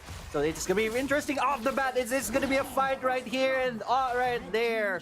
Rengar goes down. That is courtesy of Akali, and you don't want to give the first blood to an Akali, but your Esports takes that one. Honestly, that was just their Esports knowing the pathing of Lara or the pathing of Rengar. With that in mind, they were able to get first blood just as quickly. Now you have vision being given to DR. You also have them just focus near the bomb. Are they going to go with the steal? Looks like they want to. That's definitely not really. They didn't. Now that is going to be Lara being able to get 1 kill at the expense of his barrier and the flash though. So now it's even Steven 1-1. DR Esports, sadly, they just overextend. The buff steal was logical, but they forgot that they still have Lara with that smite, not barrier. Still has smite, and he did use that. He was able to stop DR from checking their early game plans. Now you have Pego alongside EDAF. Just focus on clearing out the minion waves. But so far, Jamie's Esports, they can still make things happen. Again, just let Corky scale. Let Ryuken be super tanky to the point that even Devil J could not stop him. Right, Rox is left alone here on the bottom lane. So this is interesting right now. Third will be able to force push this bottom lane. So far, so good for them. Senna should be marching towards the bottom lane this time. So Gospel is already on his way. Good rotation right here. On top side, they're going to be successful right here. Ryuken will have to run away. Garen is kind of tanky right now, and he's already safe under the turret. Will be forced to TP back home, but he survives 1-1 still even. He just stays in the lane, goes for this juicy kills before he should go back home. Yeah, I think Ryuken's EXP or leveling will be protected because the minion waves jump in at the right time. He could have had a difficult last hitting if the minions was underneath the turret. But here comes Devil J, still want to constantly pressure Ryuken. I actually like that he held his ground instead of just jumping in with a recall. But for now, that's kinda risky. Devil J though still tried to go with the jump in, turret dive. Both of them are very, very low. Akali also not picking up the ignite, so you want to focus on sustain. There won't be any kills at the Baron lane side this time around. Looking into the Dragon lane though, Pig at the front line, just one good gun entrance onto Singe, but I think that's scary because if you jump right at Singe's face, Rox can just jump in with the alley-oop. Right, true. And there it is. A reset should be coming in. Grand entrance to be casted right here on the top side also. There's a fight right here. Pego sees Edov right there. But Devil J is in the area, so Pego doesn't want to risk it, and he is safe. Safe indeed. Jamie's Esports being able to adapt to DR Esports' gameplay Mhm. into this game number 3. I actually have my eyes on this Akshan pick. Let's see if Jamies will be able to pull this out. I actually believe that Akshan is a tad bit better into the mid lane. But yeah, Rip Herald and the Dragon will be up in a handful more seconds. Jamies Esports, Yes. they want to get the first Drake, especially the fact that it is an Inferno. DR Esports, they did this in game number 1. They will most likely contest this first Dragon. Yeah, this is interesting right here. Corky did do a reset earlier, just a few seconds ago, so he has to go back to base to get the first package. Oh yeah, I'm sorry. There's an adjustment on the package, but definitely Dragon is in the menu right here for both teams. Garen and Akali is going to be left at the top side. Akali usually wants to join the fight if they really want to secure this. This is going to be a very interesting development, but so far no takes just yet. No takes indeed. They just want to focus on the 1v1, maybe even the skirmishes. Ryuken, okay, the shuriken flip is not gonna connect, which is the saving grace for Ryuken here. But you have 3 minions. Now Devil Jace is under turret, will be able to use perfect execution. Not sure if he is gonna commit though, because his other teammates are making their way into the Dragon Pit. Devil J could just try and get first blood turret, while the other 4 try and contest this objective against Jamies Esports. Or maybe if DR Esports want to jump the fight. Here we go. Jamies Esports really want to push the tempo right here. They're already knocking onto the Dragon. Dragon already half HP down. And here comes the fight right here. The Shroud is going to be used right here. Mist will not be enough for them to survive. That is already Lyra taking the Infernal Drake. They take down Edaf. This is bad for DR Esports already. This is favoring Jamies Esports. Akali goes in and erases Garen right there. You can already out of the fight. This will end with a 1-for-1 trade right here, but Jamies Esports takes the Infernal Drake as their reward. Yeah, I think that was a win for Jamies Esports. Papa Pig was able to zone out their esports with the charm, as well as the very good Valkyrie coming on from Thur, which stopped their esports from actually jumping in with the steal just in time for Lyra to be able to knock the Dragon down. In retrospect, Rip Herald is now up. Looks like their esports will have their eyes on that, but Jamies, they would want to go the contest. Yes, they're already here, but it's not a bit too late. Rip Herald already taken by DR Esports. The fight is still on though. Rakan already dead in this fight, but no, also Rox is already dead. Oh, the mist is going to be used right here by Gospel. Gospel is going to be chased by Garen. He's going to go down. You can still on the chase onto Devil J. Devil J very low, but the execution right there from the sorry about that, from Pego is on point, so they go down 4-6 on the board, favoring Jamies Esports. Their Esports gets the Rift Herald. Yeah, if you can look back into that fight, Devil J actually focused on Pego, on this Akshan. Instead, Akshan was the one that got the kill eventually. So the fact that DR Esports does have the way to penetrate their backline and still not win that fight, Jamies Esports slowly having the lead into the game. Looking into the board though, kill count still in favor of Jamies as well as the gold. So if Jamies keep this up, looks like we might see a game number 3. But still, we're still waiting for Gospel to scale, still waiting for EDAF to have that first damage, and still waiting for Devil J to be this very scary Akali. Yes, definitely. I love the Pego, the action pick right here. Devil J tried to escape right there, but no one, it's really hard to escape the ultimate of an action. So far it's working well for Jamies Esports. Now they're sitting on a 2K gold lead. That's kind of comfortable at 7 minutes point of this game. They will be dictating the tempo of the game. Let's see if they can continue the snowball that they have right now in this early game.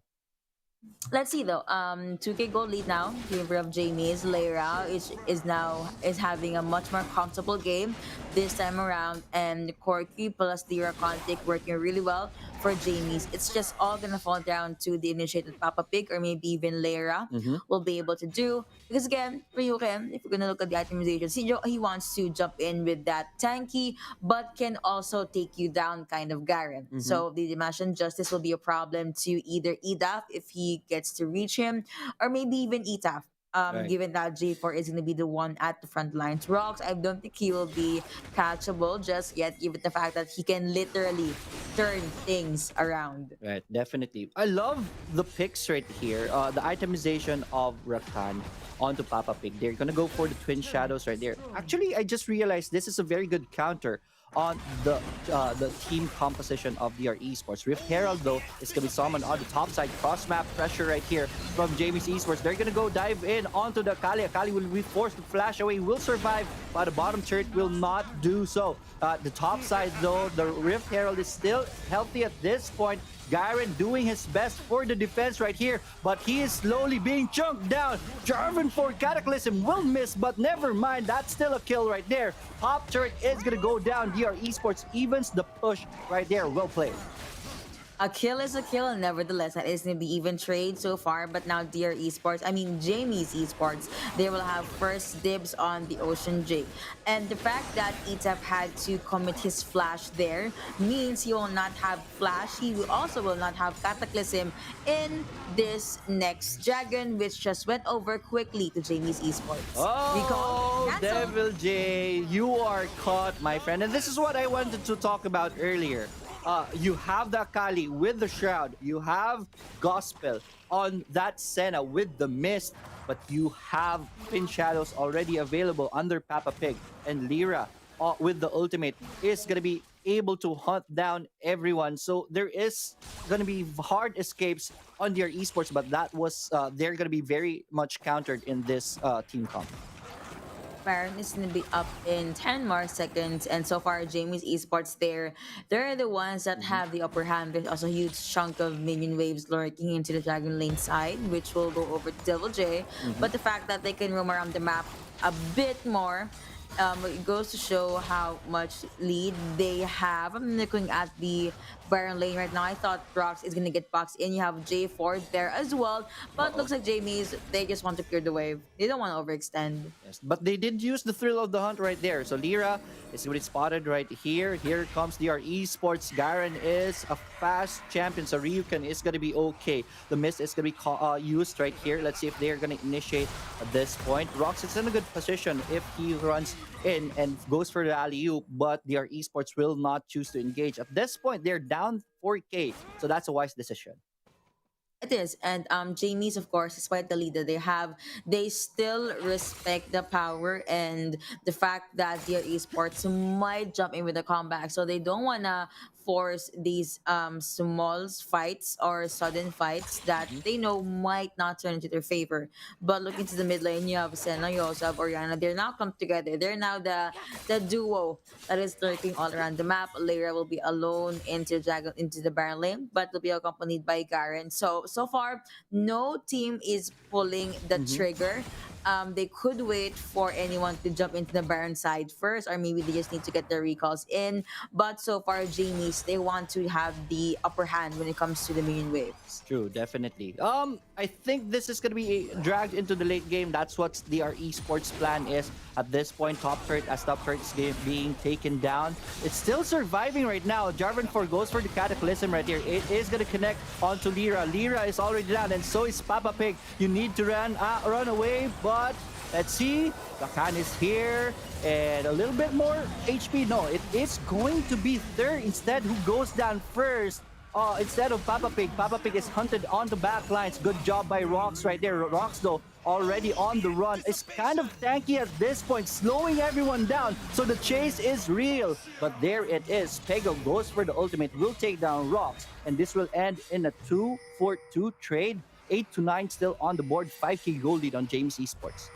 The roots from Gospel really made things happen for DR Esports there, which is why they were able to get the 1 or 2 kills in. Wards had been placed, and Jamie's, without further ado, they have their eyes on this Baron. I think it's kind of risky, but let's see what's gonna happen. All right, that's a good stop right there onto Gospel. It is going to be Lyra who takes the Baron, but already DR Esports is in too deep, so the fight is on. They lost Devil J in this fight, so 2 champions dead on the side of Jamie's Esports. So far, DR Esports is favoring this fight. Alley-oop to your death, maybe? Yes, he is gonna go down. So 3 champions dead onto DR Esports, and just like that, the tables have turned. 11-10 in favor of DR Esports. Looks like that is going to be a 3 2-1 trade in favor of DR Esports. I said this. Yeah, they might get Baron, but it could be very scary. I believe Jamie's Esports, they wanted to get that because they knew ETAP was nowhere near the Baron area. Which is why the moment the teleports came in, Jamie's Esports had no other choice but to receive the fight or answer to the challenge that DR Esports had. And Rox, again, with the follow-up with the initiates, it just made wonders for DR Esports, and that is just going to be ETAP being able to burst down out of members from Jamie's. And DR Esports converts that win right there to a Cloud Drake. That's an important Drake for them, especially if you have a Singe. He is going to be running very fast for the initiations. There's going to be a little skirmish at the top side. Garen will not want a piece of Devil J, so he just runs away. So good defense so far for Devil J. Let's see if he'll be able to defend his way in further, though.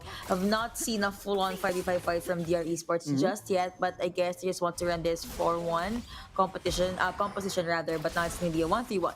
You have Rox alone into the Dragon Lane side, ETAP, Gospel, as well as EDAF defending the mid lane, even though there is Baron buff minions. They will most likely just wait for the Baron buff to expire. Yes. But yeah, Jamie's Esports will want to get something out of this Baron buff. It was an expensive take. They lost a lot because of that. Baron might as well just get at least one turret for it. And I think they're going to be successful. Mid turret goes down courtesy of Akshan on by Pego. Things going all over the map. You have Jamie's targeting the last outer turret in the Baron lane for DR Esports. Vehicles are going to come through, but there's no assassination from Lyra just yet. I'm looking at the junglers. Now, that is going to be a 4K goal lead in favor of Lyra. That's humongous. No wonder he was quiet in the early game, but now looks like he is good to go. I mean, if you want to target anyone, things can happen. And looking into the mid laner, still in favor of Akshan. This is the 4K gold advantage from Jamie's Esports, reflecting they have the good damage, they have a bit of more items in. The only question left to answer here, though, is when will they pick a fight? When will they pull the trigger? Because they're still hesitating. Right, definitely. It will be challenging at this point, and if you want to drag this into the late game, that's more options for DR Esports to really get back into this game. You saw that in the earlier fight where DR Esports won the fight on the Baron pit. So that took really the confidence out of Jamie's Esports, and they're not pulling the trigger so far. There it is. Rox goes in, alley-oop onto Papa Pig. Papa Pig will be able to use the grand exit right there. They spot the Tiger, and it's gonna be okay. So no full commit on both sides at this point. Flash already down for Rox, though, as well as that alley-oop already doesn't have his ultimate, so that's something Jamie's Esports could take note of. Now, their Esports, they're in the hunt. Yukin does get spot out, but I don't think they're actually gonna do something. Rox is just gonna deboard, but you have Yukin at the sides. Toxic, of course, air will be the toxic screen from the side of Rox will be sent out as well. More damage coming through, more itemizations for Akali, and she's good to go. Lich Bane, Leon is in the Rabadons. I'm just waiting for Akali to have a good opening, honestly. But Jamie's Esports, I like what Pego here is doing. Again, having control of the wave, make sure you have the constant waves pushing either at the mid lane or at the dragon lane. Elder Drake will be up in 25 seconds, and I guess that's the reason why both teams do not want to use their resources just yet. But you still have them being consistent with the taps, with the pokes in the mid lane. There it is. Oh no! Just erases right in front of us. Devil J, that was magic, man. And then, Elder Drake, that cost Jamie's Esports a lot, and that will turn the tide. Here comes the turn indeed. Fight is on. Elder Drake is already available right here. Rox did go for the toss right there. Once again, Corky is already dead. Rox doing it for the team. There is down. Papa Pig is down. Only the beefy Garen. You can run, my friend. Where are your legs gonna take you? He's gonna try to spin out, but there it is. Another alley-oop for the ace, maybe. One more poke. He is gonna survive. He is tanky, but DR Esports got the fight that they wanted, and they're now going for the jugular. Nexus exposed right here. Yukin will try to do his best to stop this push. but I don't think he can do so. He is already dead. TP's coming in, and this one might be over. Not just yet, a little bit more, but that is it. The gas is out for Jamie's Esports. DR Esports takes an unlikely win, but they did it anyways. Well played. Yeah, right as I highlighted Devil J, and right after I said he is good to go, we saw that game-changing play. The fact that Lyra was no longer available, it was a green light for DR Esports too.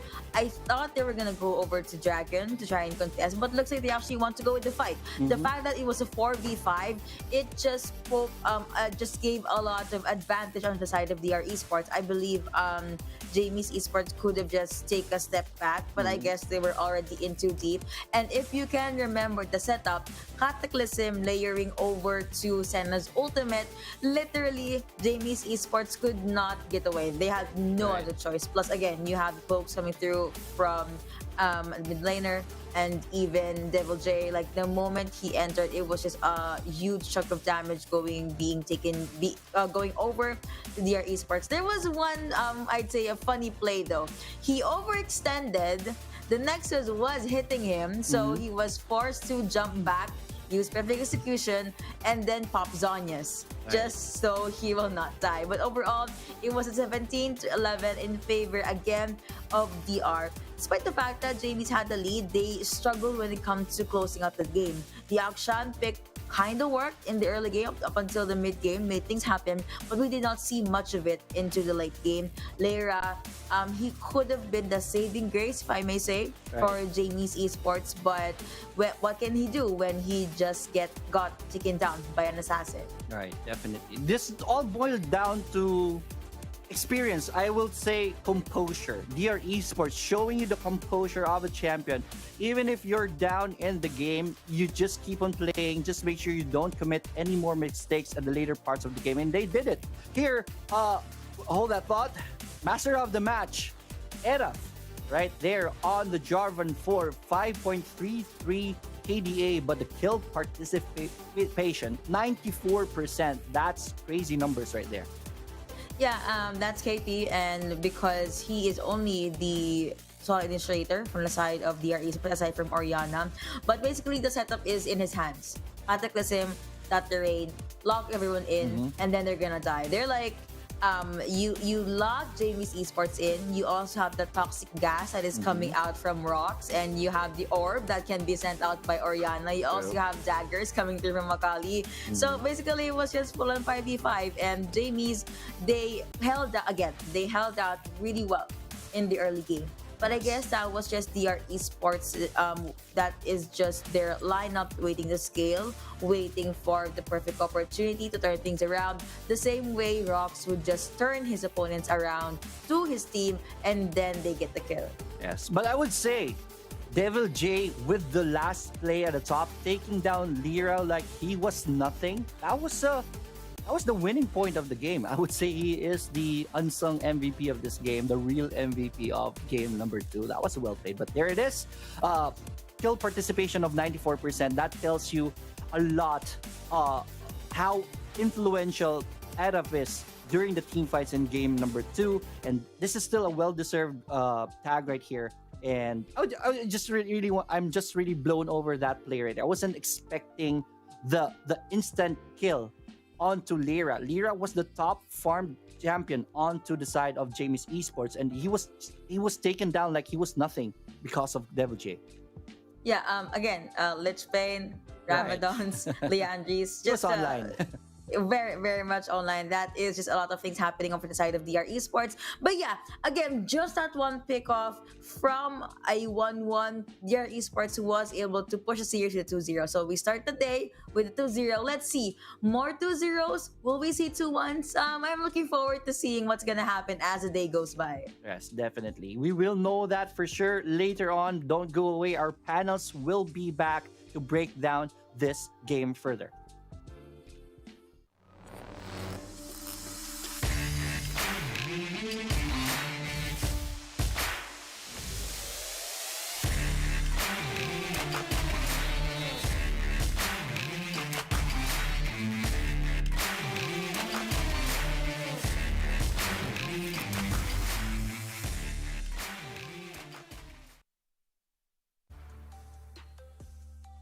Thanks so much, casters. And yes, we finally get the action in. And DR Esports pretty much locking in that playoff spot with a 2-0 versus Jamie's Esports. And that is another 75,000 Globe Cup points to DR Esports. I don't think there was really any doubt that DR Esports would take this, but I think what was surprising was how well Jamie's Esports was able to hold them back. Let's jump into our series highlights, because Jamie's Esports, at first they couldn't get the right momentum going into the early and mid game, and then they managed to fix it actually in the second. So we can see that there is, they are working something out here. But at the point that they're usually able to fight back, it's the point of no return at that point. That's right, and this is the thing, right? With DR Esports, they are a group of veteran players, so even under pressure, they are able to perform well. On game number 1, we saw Fake, Ataf on that Olaf, and we did mention that Olaf, in order for it to really mow down the opponents, he has to have resources. And DR Esports is willing to do that, right? Gospel was on Twisted Fate. This is actually very interesting to see, because now it opens up the draft board for DR Esports. Where is Twisted Fate going to go, right? Is it going to be on the mid lane, or is it going to Gospel? These are, the preparation and the mind games that DR Esports is currently playing heading into the playoffs. Yeah, you might want to consider also that Twisted Fate got his own gold, which is fairly putting him in a very good spot, even though the Olaf is going to take some of the resources. So the distribution is fairly strong, but on game 2, this is what I love. Jamie's Esports, they were able to fight fire with fire.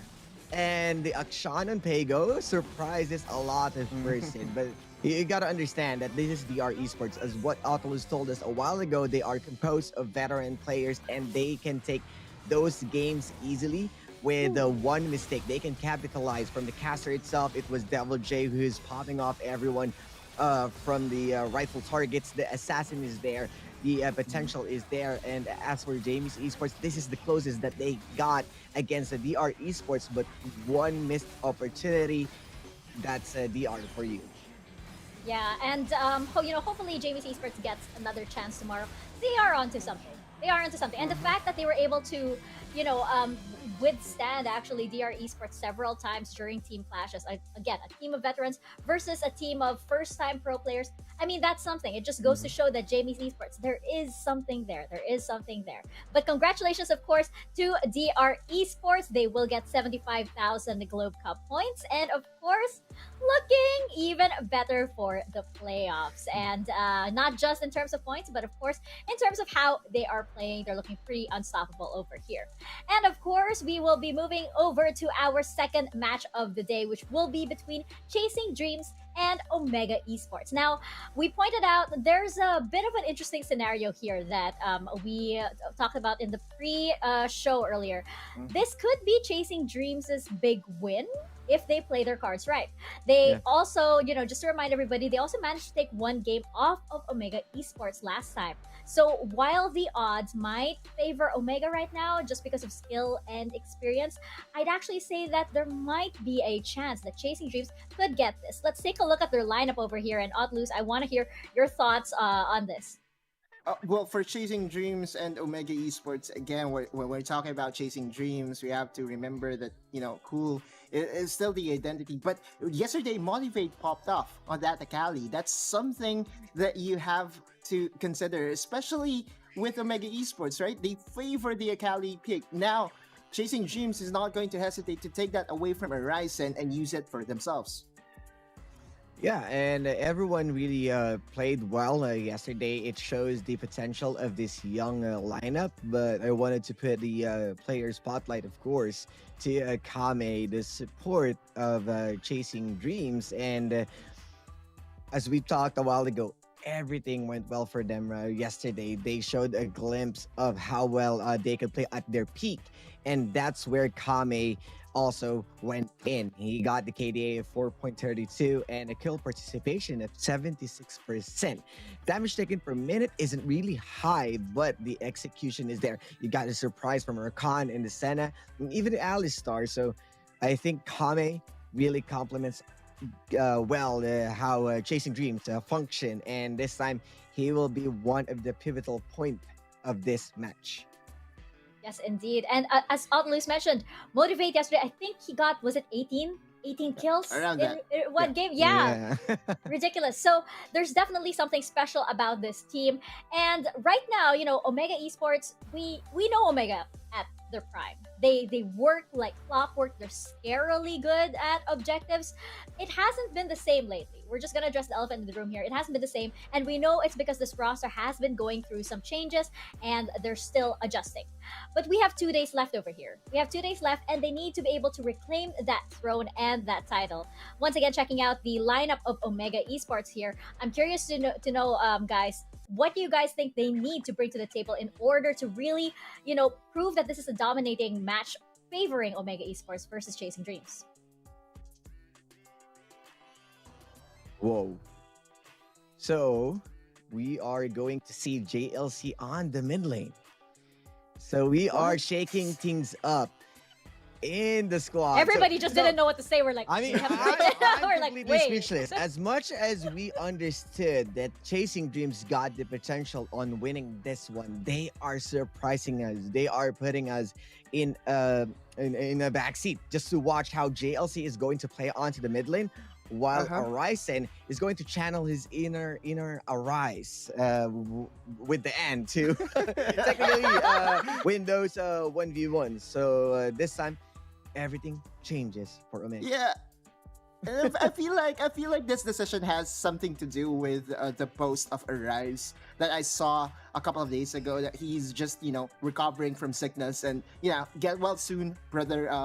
And the practice time is almost always very important heading into any matchup, and this is a very pivotal matchup against Chasing Dreams. This is do or die. If they lose this matchup against Chasing Dreams, their dreams of playoffs becomes bleak, right? And many of the responsibilities will lie onto the solo player highlight Arisen this time around. I feel like JLC will still be that static mid laner, or if he will even be put on the mid lane, because I feel like Arisen has the better mechanics and is a better fit in the mid lane. We're going to see that. I won't be surprised if that happens. For the stats though, that's KDA of 2.54 for Arisen, and a damage percentage of 17% for a Baron laner that really goes for the carry champions. It just tells the story of this multi-title person, right? I feel like he's underperforming to the standards that he has left us during his days in Next Play Esports, and that's not a knock against Arisen. That's just he still is adjusting to the new team. Yeah. And I just can't wait for him to have his pop-off moment, because I know this person will definitely have that. That's right. There's still a lot of mechanically, individually, very, very good player. We know that. But when you're incorporated into a new team, there's a whole different dynamic that you need to be able to settle yourself into. Right now, it feels like everything is still, we're trying to find out where does he go and everything. How does he jive with the team? It's still not quite there. But again, that JLC in the mid just threw me off there. I am so interested to see this game right now. And of course, our global key player clash as well. We have Ryujin versus Impressive. Now, this is going to be really interesting indeed, especially, of course, we know that Impressive is the Phantom Thief. Incredibly, mysteriously good at stealing those objectives. How can Ryujin step up to the plate? I mean, Impressive did a great job on stealing Baron and stealing the game. So the Phantom Thief really did step up even further as how he surprised us from yesterday games. But if you're going to check the stats, it's fairly that Ryujin is currently sitting on a very good spot, for the reason that I believe that they won a really good, let's say, not so one-sided, but he is one of those factors that really affected the yesterday matches. And Impressive, he's still that guy, the X factor of Omega, and he's not going to miss that, especially that he's going to face a new team. It feels like we are seeing the mirror of match one, a veteran versus the new guns. Yeah, I mean, again, Ryujin, right? It's not the K-pop Ryujin. That's the jungler Ryujin that has surprised us here. He has made a name for himself here. Very stable. He can even carry games on a Jarvan, right? That's how.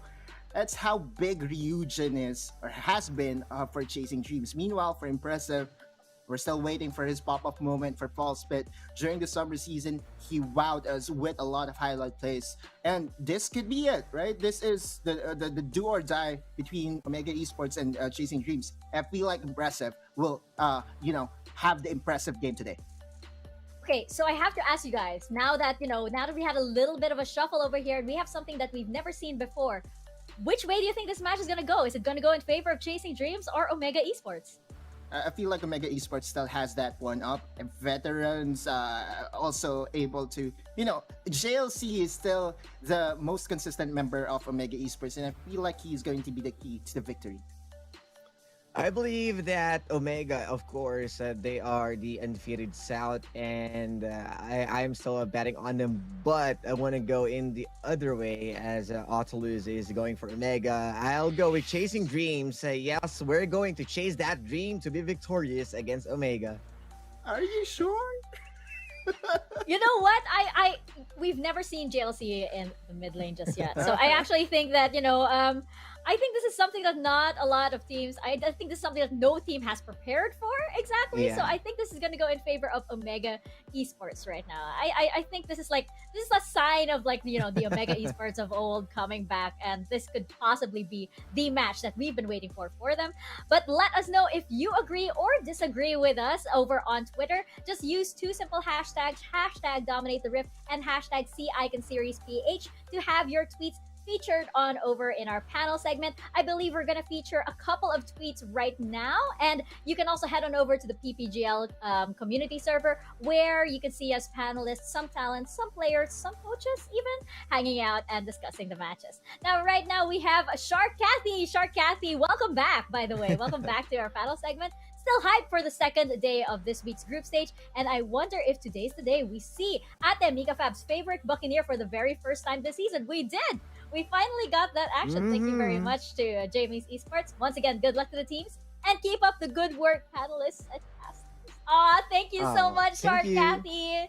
Thank you so much for being a part of our community and participating as well.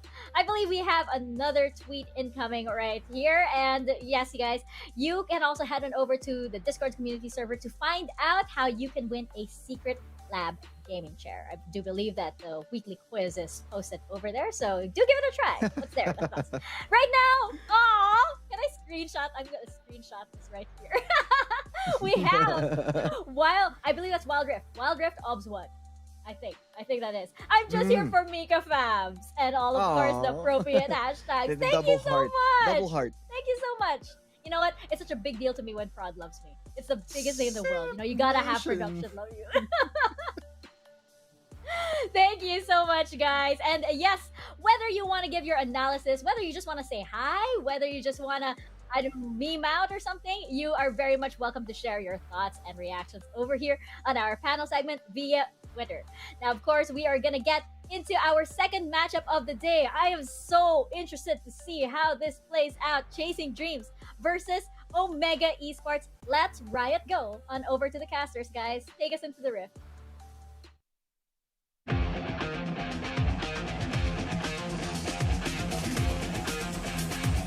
Minions have spawned.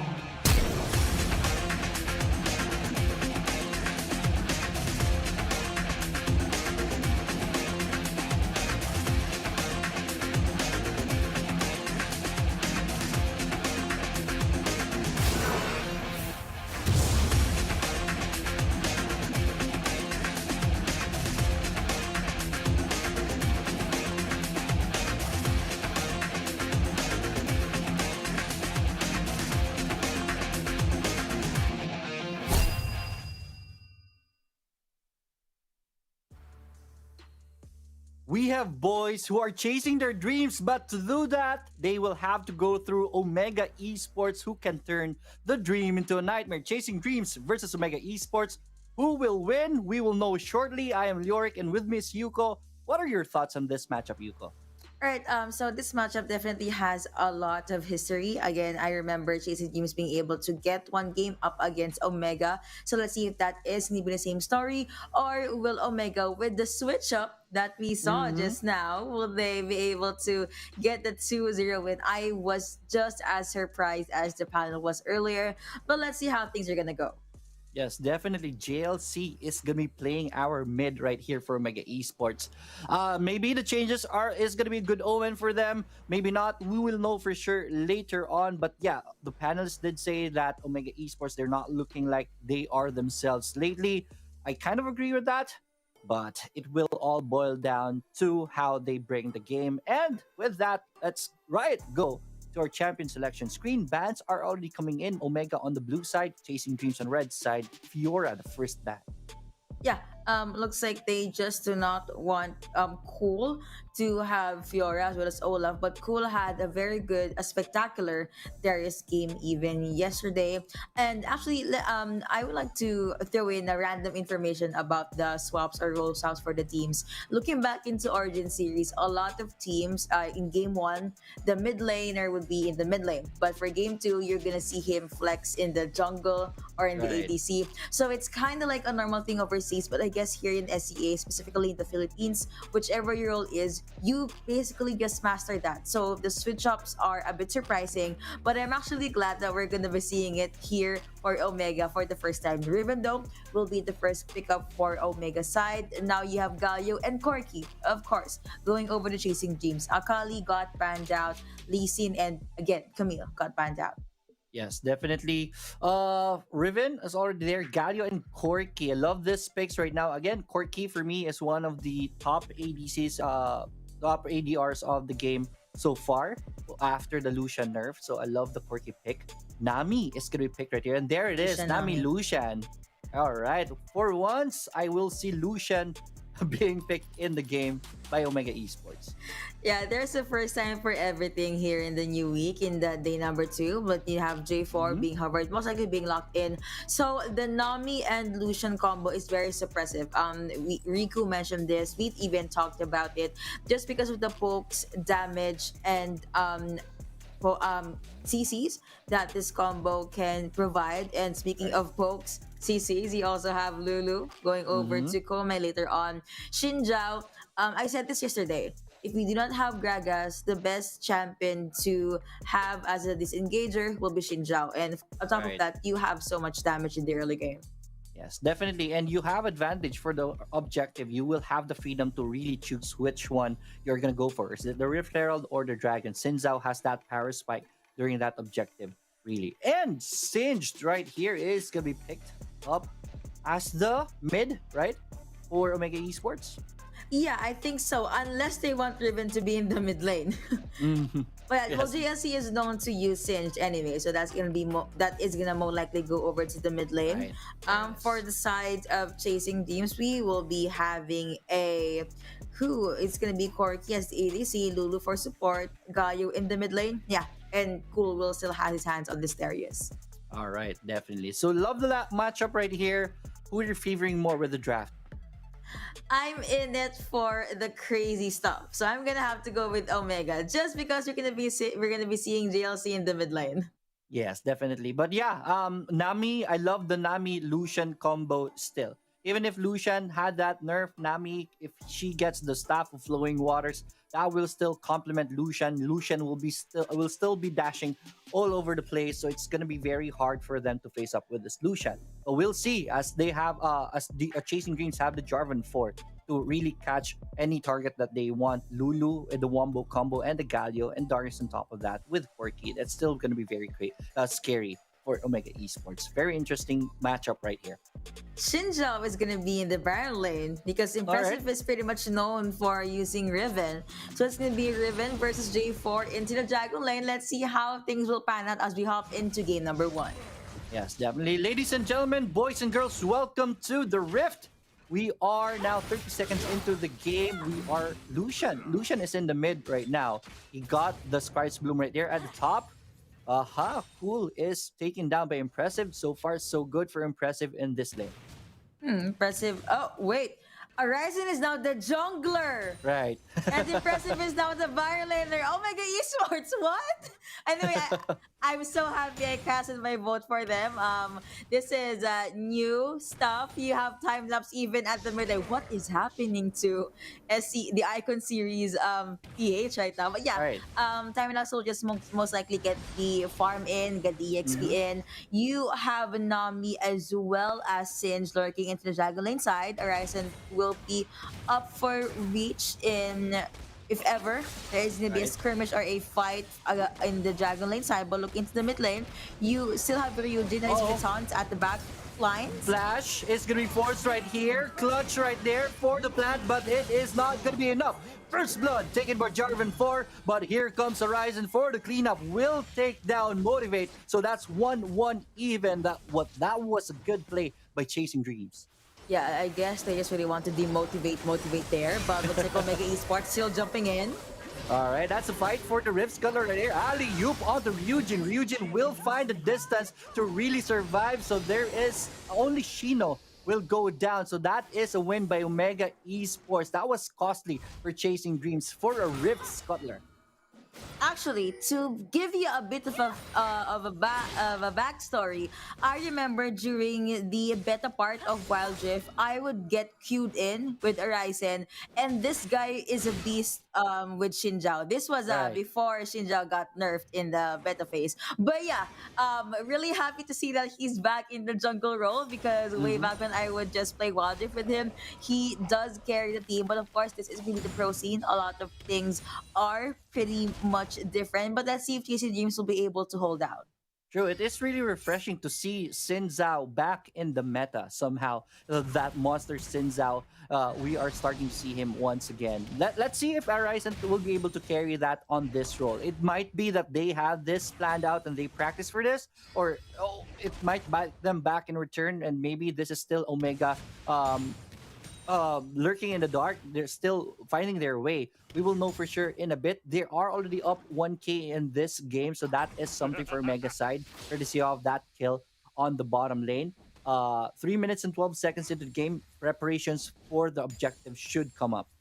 Let's see though, who will have first dibs in the objectives, but that is PPGL just trying to scare them out. And yeah, that is just gonna be Yoshino, AOK, Komei just jumping in with the shields.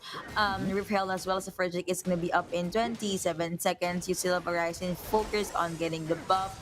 You have Stronger, of course, jumping in the recalls, but looks like Chasing Dreams. J4, Ryujin wants to get the vision into the brown lane side, and you have Cool being able to just push Impressive in. Again, Riven's early game is very strong, but the fact that he was not able to take down Cool at least once, now that they are sitting both on level 6, Cool might have the lead. Alright, definitely. Let's see. There is a little skirmish at the top side. Rift Herald and the Dragon has already spawned. Cool, though, goes in for the push. But right there, the plant is available. I think this is a Rift Herald take for both teams. Am I right? That is true. Though, but you have Omega Esports. Okay, they want to get first dibs on this dragon, but Alright. Chasing Dreams. Okay, they're pretty spread thin. So if ever they want to group together, the numbers game will be there. If no one, it could be a 4v4 Tidal Wave. Alright, Tidal Wave to start things up. And the fight is on. Sinza with the knock up right there. Everyone's still alive somehow. Hero's Entrance is going to be used right here. Motivate already very low. Will have to back away. Ryujin has the target in his back. He goes down, and Omega Esports takes the dragon and takes one champion down. 4 minutes and 50 seconds in. Yeah, that is just them being very dominant in the early game. Them being able to, again, box Chasing Dreams. I mean, the Tidal Wave from Stronger was the initiate that they needed. The fact that it got 2 or 3, they just stormed right at Chasing Dreams' face. Corky also was forced to use heal earlier on. Thus, he was kind of vulnerable, had no other way for sustaining. Barrier has been used by Lulu as well. And yeah, it's still the early game though. So let's see if Chasing Dreams will be able to just scale, or will they be able to, have a plan against this literally mind-blowing switcheroos by Omega. Right, and now preparations for the Rift Herald take is in the bag for both teams. Let's see who will go there first. It is Omega Esports with 4 champions, made at 4 also for Chasing Dreams. Wards are in the area, so this is very good. Who will pull the trigger at this point? We will know in a bit. Arisen will start the Rift Herald. Rift Herald is still it's gonna be reset right here. They don't want to take the risk at this point of the game, even though they're in the lead with 2K. So I love that from Omega Esports. Shows you the maturity of a team. They don't really want to take risky plays. At the top side, Riven is already there, going up against Cool. Little skirmish once again, 1v1, but Rift Herald, interesting right here, impressive. Oh, the duck is going to be there, and that's going to be enough to take the kill. But here comes the cavalry. Cool is still surviving this one, this point of the fight. So this is favoring Chasing Dreams at this point. The bubble is going to be on point. That was beautiful right there. Ash time-lapse. That is a beautiful culling from him, and Cool is still alive somehow in this game. He does go down this time, so that's 2-4-1 in favor of Chasing Dreams, but they will not be able to take the Rift Herald still.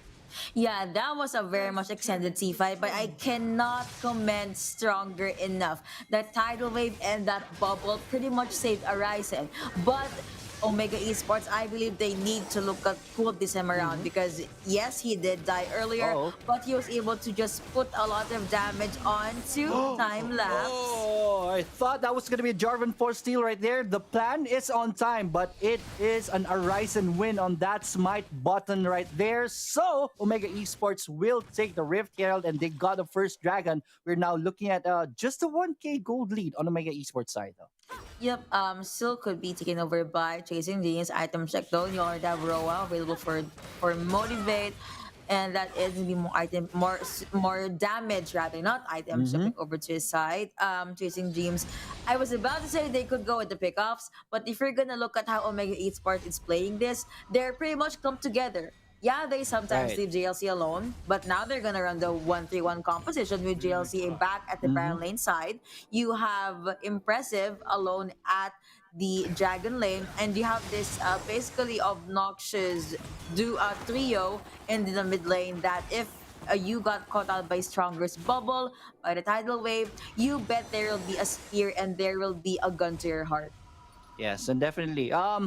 I was wondering why after the Rift Herald take the gold did not really balloon up on Omega side. We didn't notice Chasing Dreams was already able to take the first turret of the game on the DR lane. So that is for Chasing Dreams right there. And speaking of the combos that you were talking about, if JLC joins the fight, not just the spear after the bubble, but also an alley-oop to your death, that is going to be very painful. So that's a very big threat definitely for Chasing Dreams.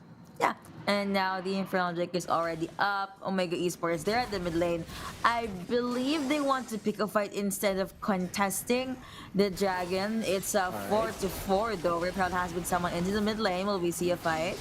Yes, that is the intention for that is to really to create space for them. The Rift Herald just dies immediately after the headbutt. So that's still plate gold going into the side of Omega Esports, but everyone is here. This is going to be messy. Should this turn into a team fight? There it is. Dragon is already being started by Chasing Dreams. They don't want to give this up. JLC is in the area. Is he going to pull the trigger? The tidal wave is going to be the start of the fight. Package is going to be used right here. Jarvan 4 with the Cataclysm, and that is going to be very good. They take the Dragon, so that is Chasing Dreams winning this fight, and even JLC goes down. That's a 1-for-0 special, and they take the Dragon as the reward. Omega though has an opening on the mid, and they're gonna go for it. Yeah, not being able to get the Dragon, at the very least they will get the first turn for their side, but motivated the taunts. Okay, again, the bubbles from this guy. Stronger being able to just save his teammates. Chasing Dreams not being able to get another kill. Baron though will be up in 8 more seconds. While a lot of fights were happening in the Dragon and the mid lane, I cannot stress this enough. Cool has so much damage, being able to 1v1 Impressive on a Riven, and him being up on one level up against a Riven, it just speaks volume. Alright, as Chasing Dreams is gonna go for the tower take at the top, there is not a thing Omega can do about that one. So that one goes down. I think on the clash in the middle, the last clash right there, Motivate might have released the button a tad bit too early because the taunt really did not connect onto Horizon, and Horizon was able to get out. If should the taunt connected right there, that would have been a kill for them. But luckily, Omega Esports was able to get out unscathed. Uh-oh. Impressive. He will be seen Spot. by Kome there. But it's okay. He has the broken wings. He can just jump his Right. way to safety. Also has the honey fruit in case things get dicey. But they decided to not overstay their welcome, or not decided to not overstay. Horizon though, there is just gonna hover over the Baron lane side. But if you're gonna observe the Baron area, there's 4 wards More Schwartz. from Chasing Dreams. Like I think they can see the future with that much wards in the area.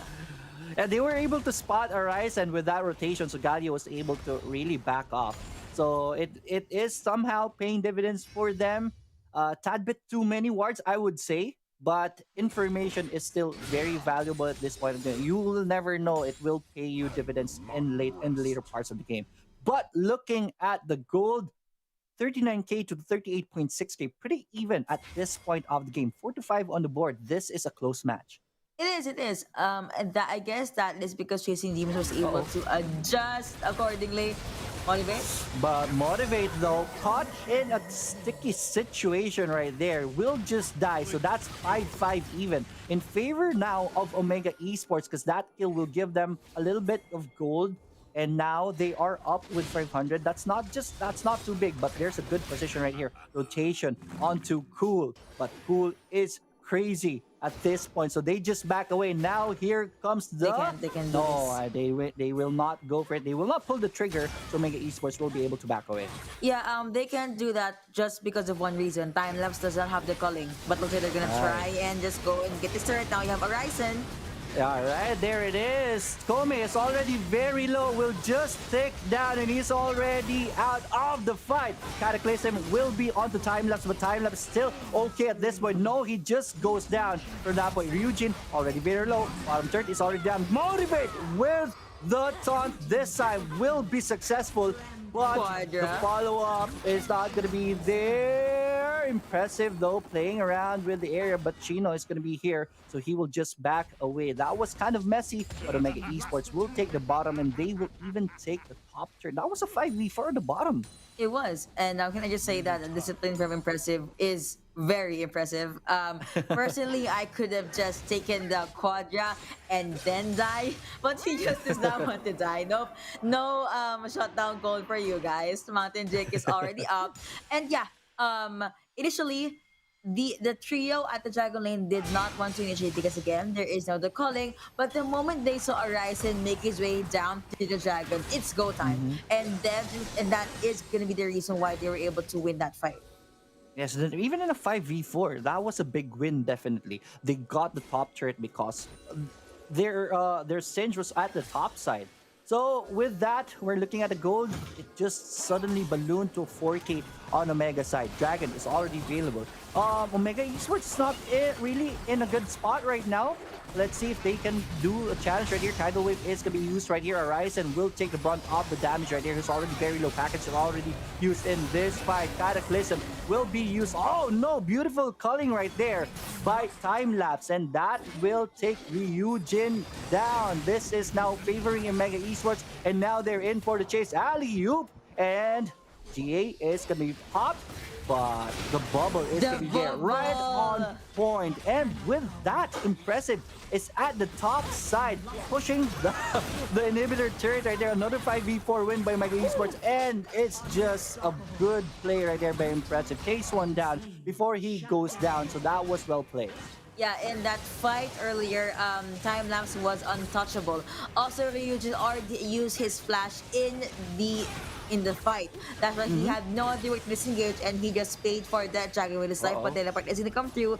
GLC is at the side. Omega looks like okay, they're gonna back away. Love the discipline right there. They don't want to make a risky play at this point, especially they are already up. You don't really want to lose that lead. So they're going to be playing this methodically. Tidal Wave is going to be used to try to wave clear this one. They don't want to lose this mid turret. Well played.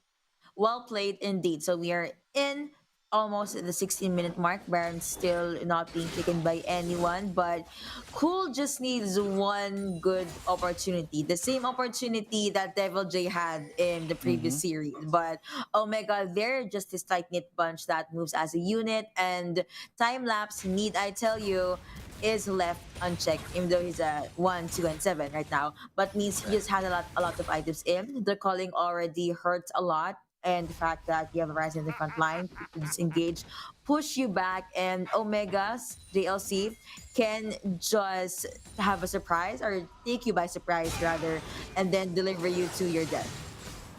Definitely.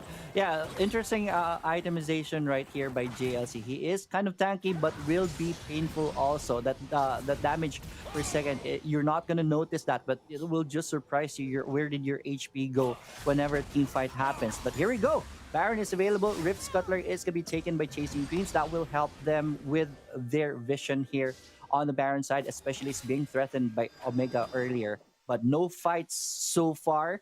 In Omega though, already up 7, made that 8K in this game. But I guess they're gonna catch someone right here. Alley-oop. It's gonna be on point. Jarvan 4 will use the flag and drag to try to escape. Even the wild growth to really make him survive. Cataclysm. The flash though from the Jarvan 4, really he could not do a lot in this fight. Galio is already dead. So Omega Esports takes 1 kill. They're just gonna go for the mid turret instead of the Baron. Baron is available and now they're marching towards that.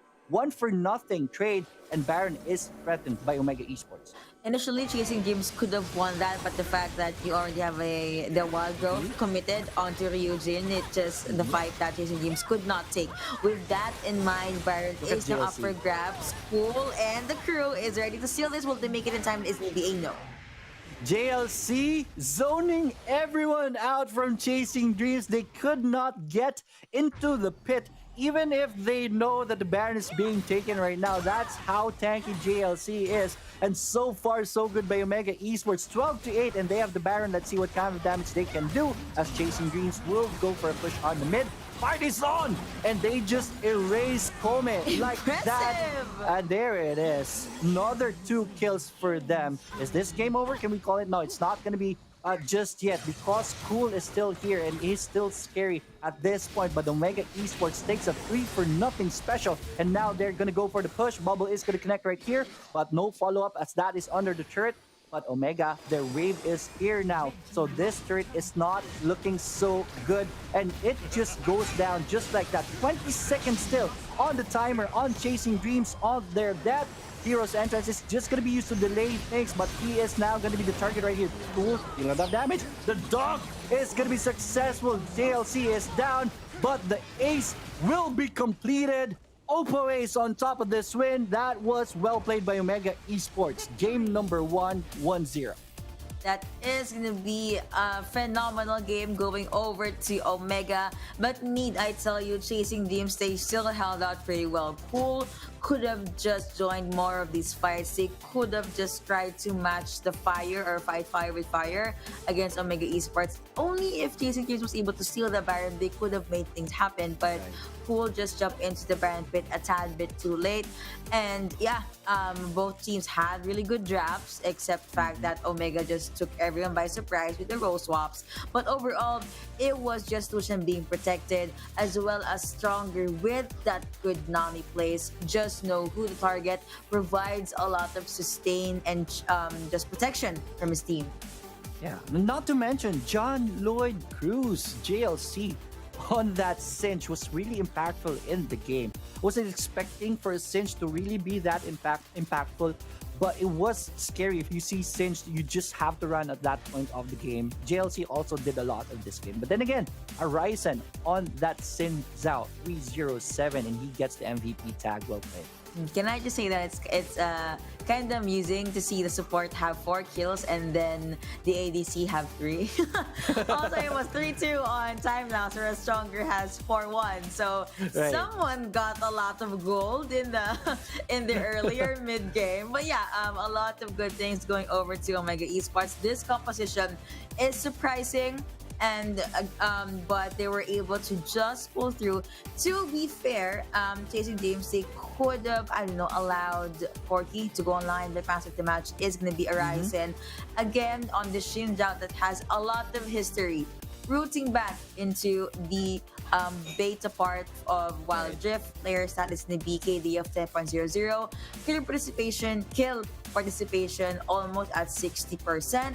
Items all about that tankiness and the few damage, just so he can just soak up on the damage, reach the back lines, and maybe pick someone off. Yes, definitely. Question is, do you like this form of Omega Esports right now? Initially, I love it because it's something new, but I haven't seen much teams here in the Philippines go with the role swaps. So I need further data before I can answer that question. But yeah, like what I said earlier, Arisen, he is initially the jungler in the ranked games way back in the, I think that was in the Emerald or Diamond Cube way back, and the fact that we get to see him again in the Shinjao, it's refreshing. It did work for them, but for game 2, of course, Chasing James will need and will have to show us something new. Right, yeah. Fair points on saying that you will need more data. Yeah, we saw that the game was kind of flawless for Omega Esports in game number 1, but this hasn't really been tested in the real battlefield yet. This is still the group stages. We'll know for sure in the future. So yeah, we will need more data. But so far, I love what I'm seeing in game number 1.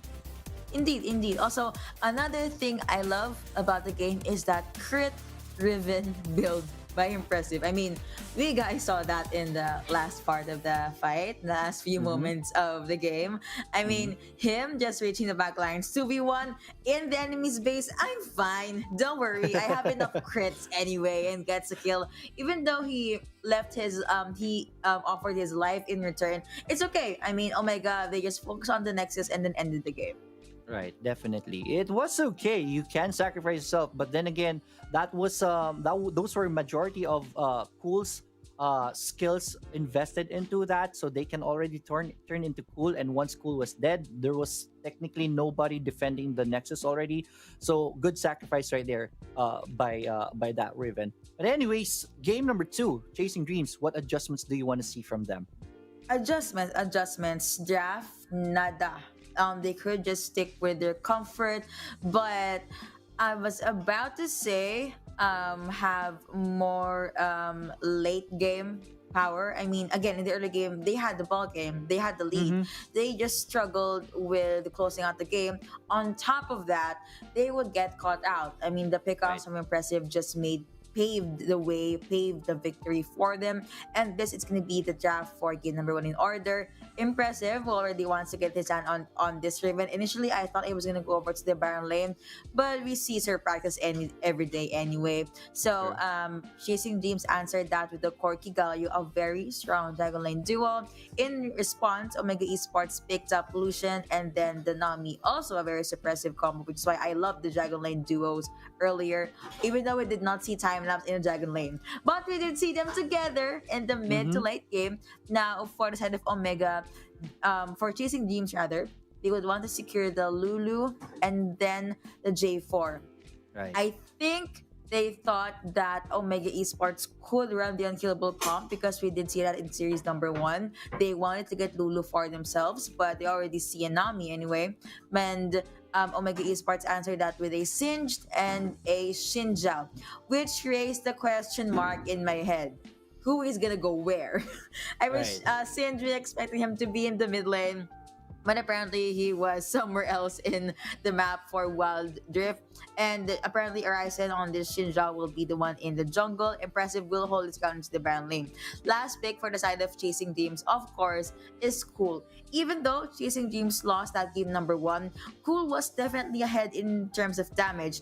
They could have just focused on maybe trying to go with the pickups, try to hunt for Arisen, and then take him down, and then jump in the 4v5. I did not recommend Darius versus Riven because again, crit-driven Riven build as well as the stuns. I don't think Darius will be able to survive, but at the very least his Noxian Guillotine was able to scare some members of Omega Esports and just receive the respect that he needed.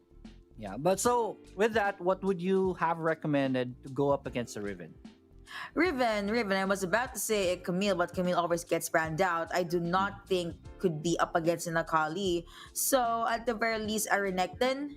Right, Just to true. have those stuns, right? I mean, Riven will Mhm. stun you, you stun her, and then Right. you just stare at each other. That's it. The early game. Yeah, that's the case of Renekton going up against the Riven. No one really counters each other. It will boil down to whoever is better in their micro or into the late game. The macro stuff of the game will take over. So at the very least, you take control of Riven. He will not be able to really take over the game. That's true. I guess, do you have any specific things? Well, I talked about chasing dreams. What do you think should Omega Esports do to win this series with 2-0? So far so good. I love this right now. Even if they run this, I don't think Chasing Dreams will have an answer for this, but definitely there will be changes. I know that they're a very deep team, so I can't really say it. It is going to be, if we can see surprises, I'm not really going to be surprised.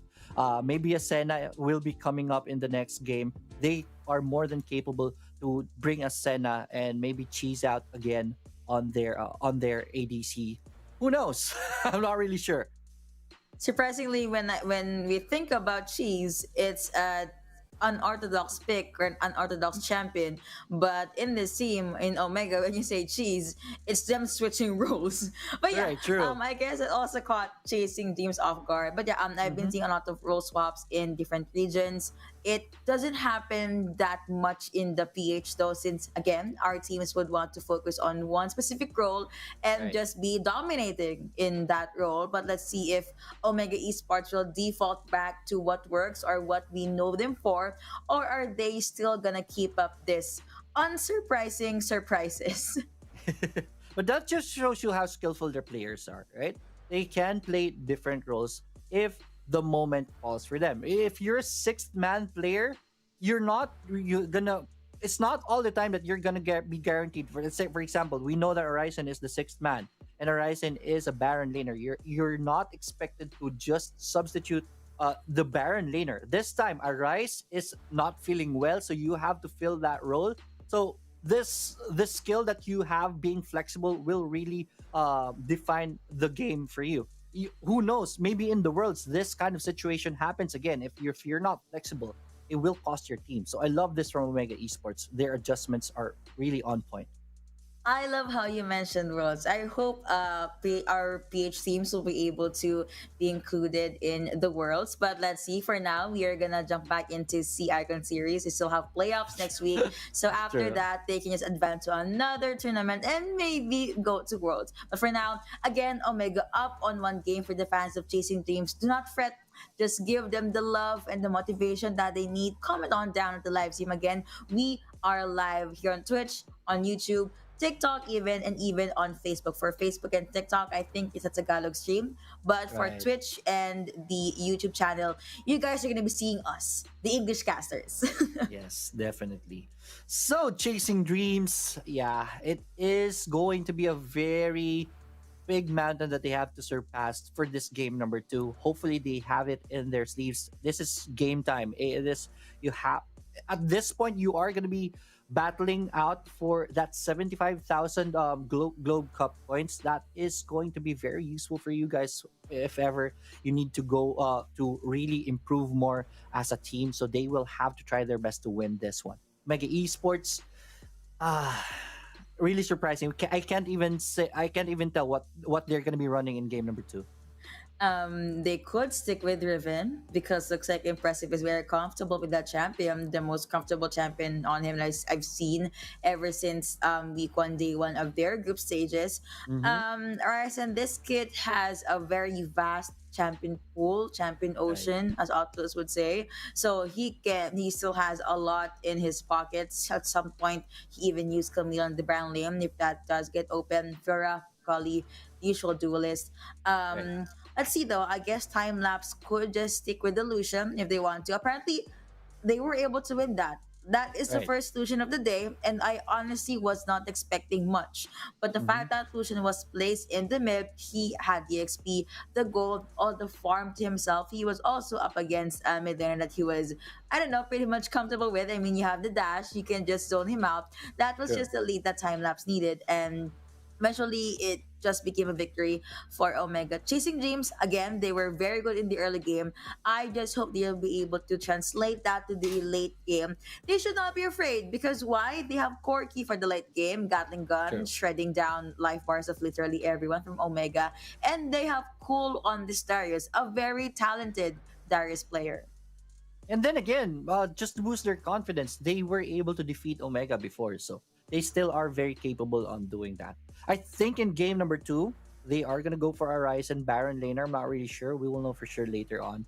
But yeah, the mix-ups right now has really got me puzzled. But it worked out well for Omega Esports. Chasing Dreams changes, I will say, from that lineup. They were not really outdrafted, except for the Baron lane. I don't really think that Darius will be able to match up against a Riven. That could be something that they will have to change later on. A Renekton is going to be good for that. I haven't seen Cool.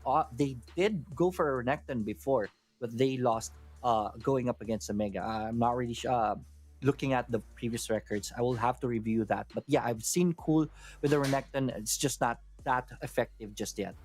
Yeah, I feel like he is just much more comfortable with the Darius, and we haven't seen much for Nectarines today, although we did see him in the previous series.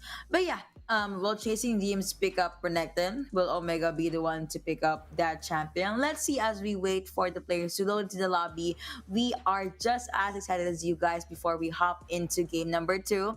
But yeah, let's talk about the bans. Camille will still be banned. I'm betting my non-existent 5 pesos that Camille will be banned in game number 2. I guess the other adjustments would be Lee Sin, but most of the PH teams do not want to have or to let this powerful jungler open, as well as Rengar, even Kha'Zix. So it's going to be the usual bans for both teams in game number 2. Yes, definitely. How about a Fiora? That was their win, their first win against Omega. They got a Fiora going up against JLC's Akali. If it will, I think it will depend. If ever they pick Akali, they can go for a Fiora. But that's something that they can look into. Maybe ban the Riven so that you will have more flexibility as Chasing Dreams, if ever. So that could be something that they can do. What else for Chasing Dreams? They have to do something. But let's see. The drafts are already starting. We are now in the champion selection screen, courtesy of Riot Go. They don't want to see this. They don't want to see Sinch this time. That's an interesting match.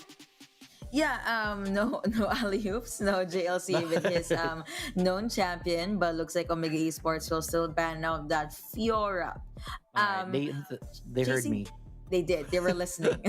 But yeah, Chasing Dreams could and should ban out Riven. But the question is, who are they going to leave open if they're going to commit a ban onto Riven? Oh, they are on the blue side, so maybe they can just take Riven for themselves. All right, that's a good quick off right there. If they can get Riven, they did get Riven before, and they were able to win with that. Let's see.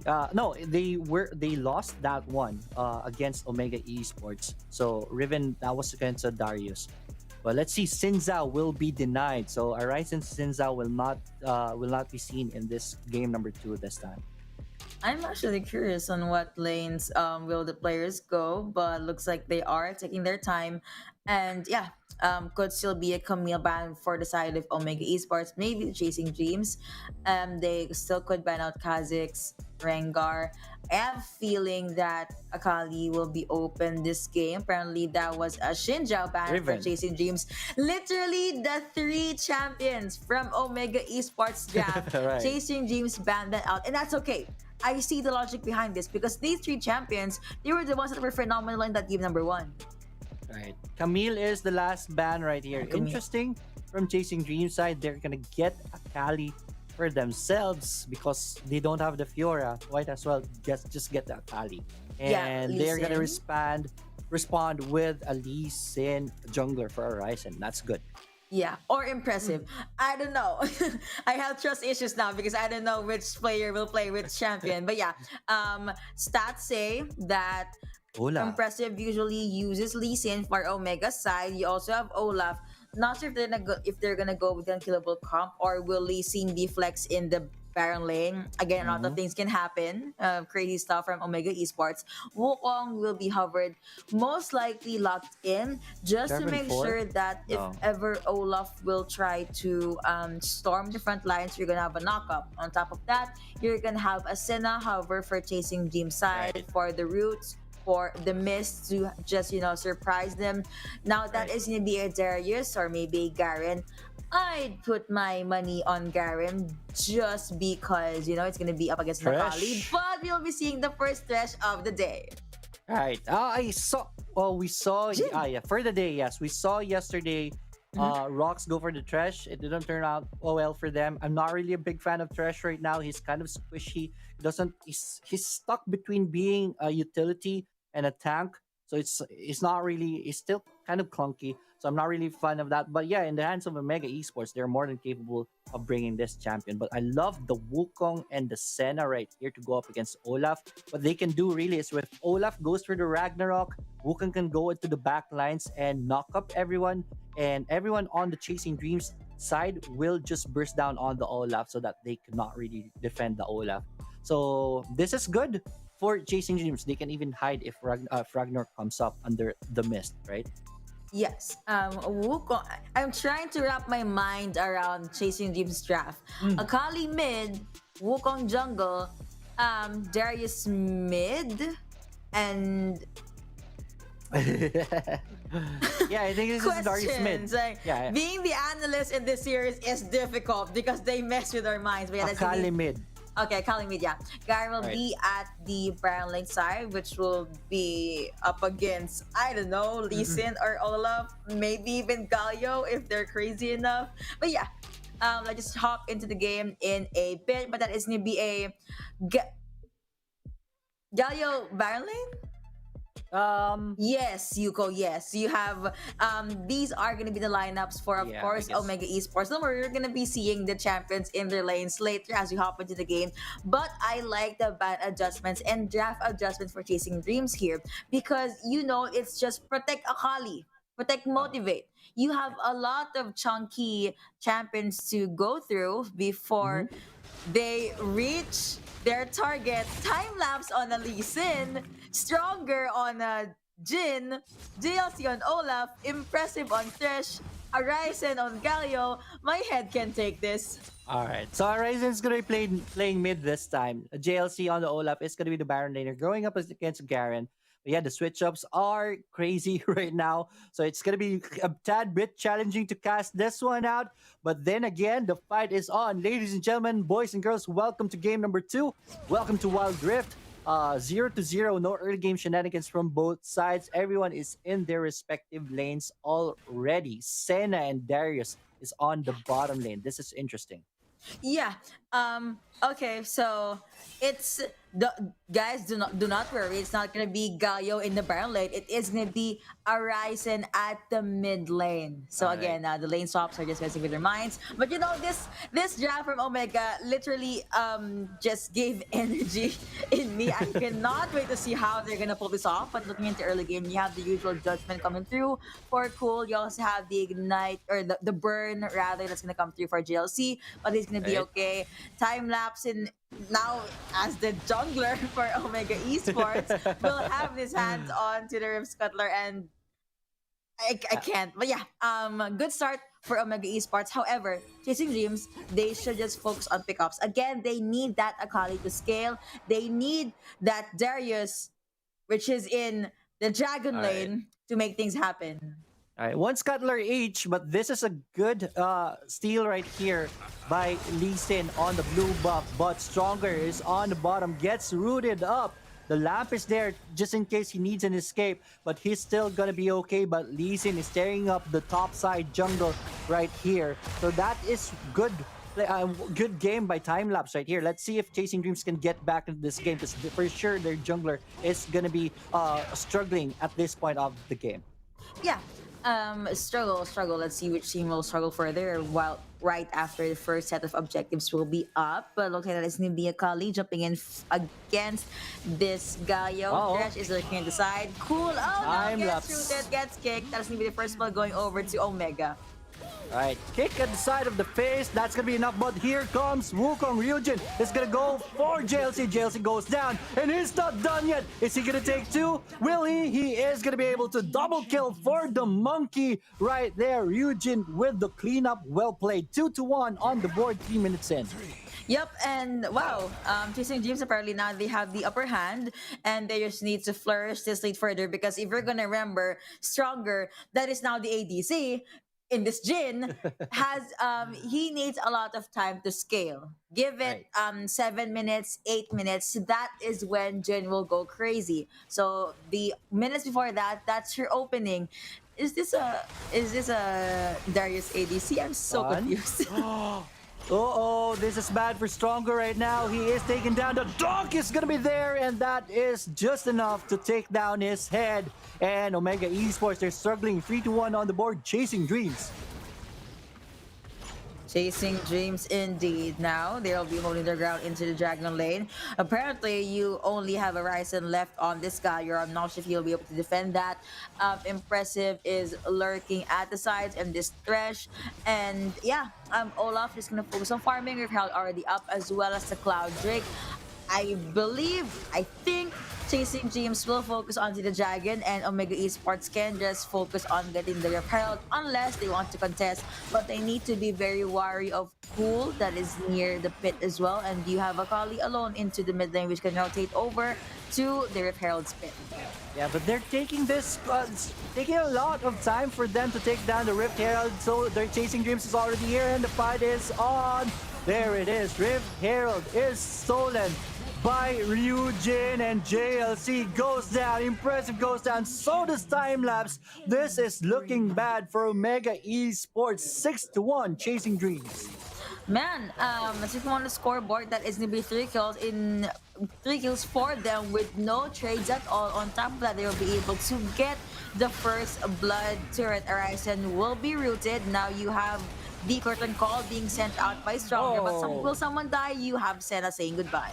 Yes, there it is. Timelapse is in for the chase right here, but that is on Shino. Shino will try to run right here. Solid very low. That's Darius gonna go down. They believe that's the shutdown right there as they take one for themselves. Make that 2-0 for the revenge kill. And we thought it was going to be Chasing Dreams for the first turret, but right now Omega is gonna go for the push right here. Motivate is already very low. JLC will be the target right here. Will be forced flash away. One more pull. He is gonna go down. Rampage on to Ryujin as he ticks down from the red buff right there. 7-3. Chasing Dreams will be able to recover from that loss earlier. Yes, and now you have 17 on the scoreboard. Item check first. You have Roa available for Horizon. You have the Lich Bane already up for Akali, which is why he just kept on spamming the 5-point strikes earlier. See? What is the plan right here? First turret is still available right here, but yeah, beautiful play.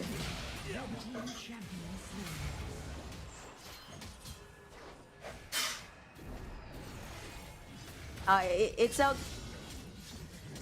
Yeah, it's okay. All good, no problem. But jumping back into 6 minutes of the game, you did see that Timelapse did jump in with the ultimate, was able to use Flash, but in the end, he just got taken down by Cool, which used the Dimash Justice. Now you have the Judgment being popped, spin to win, and the Rift Herald will make its way into this last outer turret for the side of Omega Esports. You have Timelapse, and of course, Impressive defending that turret.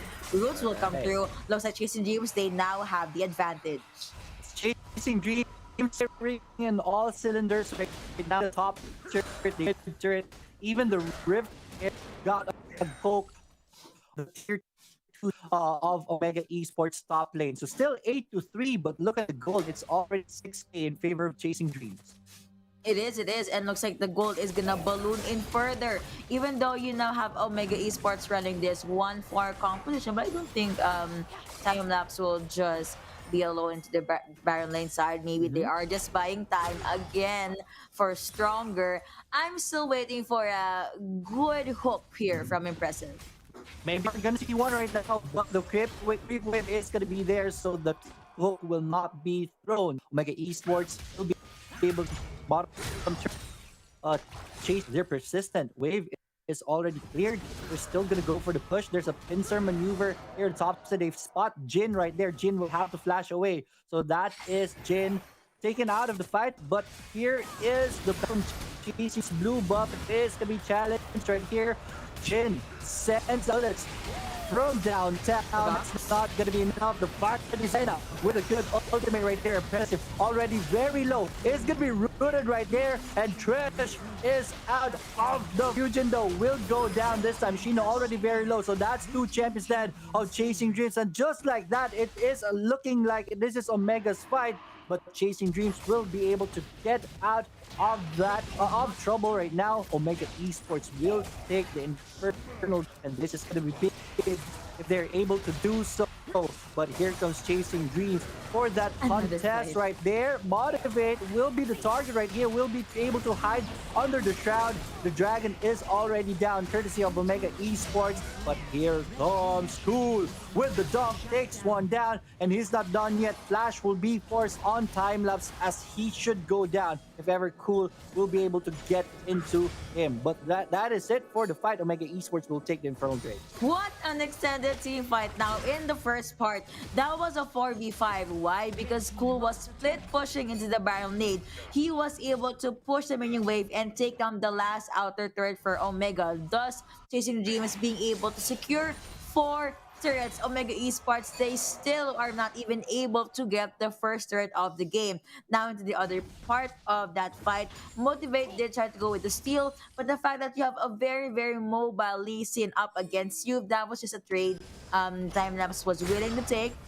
And it just went over to the side of Omega Esports. Looks like this is going to be Chasing Dreams trying to get the jungle for Omega, and they'll be able to do so. Alright, Mist is going to be used right here. This is going to be their siege tactic. They are inbuilt, and they spot 2 champions. Lee Sin just goes down just like that. Uh-oh. It is going to be JLC, the target right here. Will be able to escape courtesy of the lab. That was clutch from Impressive right there. So only 1 casualty on Omega's side, but well played still with Chasing Dreams, and they're going to be charging towards the Baron as it is already live. Yeah, 6k, 7k goal lead in favor of Chasing Dreams, and they will be able to get the dragon unless Stronger uses Curtain Call to try to go with the steal. If they are positioning, now will Impressive be able to steal this even though he's dead? I'm not sure. TPs are gonna be in, and there it is. A steal is gonna be clutch from Timelapse, courtesy of that TP. That was big for Mega Esports. That will delay the game further, and they will be able to buy more options as Chasing Dreams. They do get JLC, but they lost the Baron. Chasing Dreams will just disengage. Chasing Dreams will disengage indeed, and that was just time lapse with some impressive plays, literally impressive plays. That's still on the Baron, and you are right, they'll be able to delay the game further. Now there are Baron buff minions, and they themselves have the Baron buff. So I thought they were gonna fully commit on getting the turret, but apparently it looks like they're gonna fall back. Alright, look at this Garen tanking up 2 champions. This is a 2v1. He's able to take down so much HP on Stronger. The Mash Injustice is going to be used right there, and Stronger is going to be coming in. Oh, that is bad for Omega Esports. They lost 3. Make that, 3 champions already as Arisen did go down also. This is bad for Omega Esports. They tried to get something out of the Baron buff. They did get 1 turret on the bottom side, but they lost 3 champions. That's big for Chasing Dreams. Alright, let's see. As now, Chasing Dreams will try to get the buffs for themselves. Mega Esports will still try to go for a comeback in this game. They're still down 7k in this game. They are. And going back to what you said earlier, they do have the lead. And like what I said in game number 1, this could be their time to actually close the game out. 5v5s or maybe 4v5s, they can be up against Omega. They just need to make sure Timelapse will not be able to connect his Sonic Wave into any anyone. Make sure Impressive will not be able to hook anyone or even save his teammates. Honeyfoot is going to be sent out. Cool, very much fed and very much healthy in this game. Here comes trouble. Pain train. It's gonna be started right here, but Omega Esports will find an escape. So there is not gonna be a casualty this time. Well played by Mega on their disengage. Well played indeed. Ocean Drake is now. Kite's coming through, but looks like that is gonna be okay.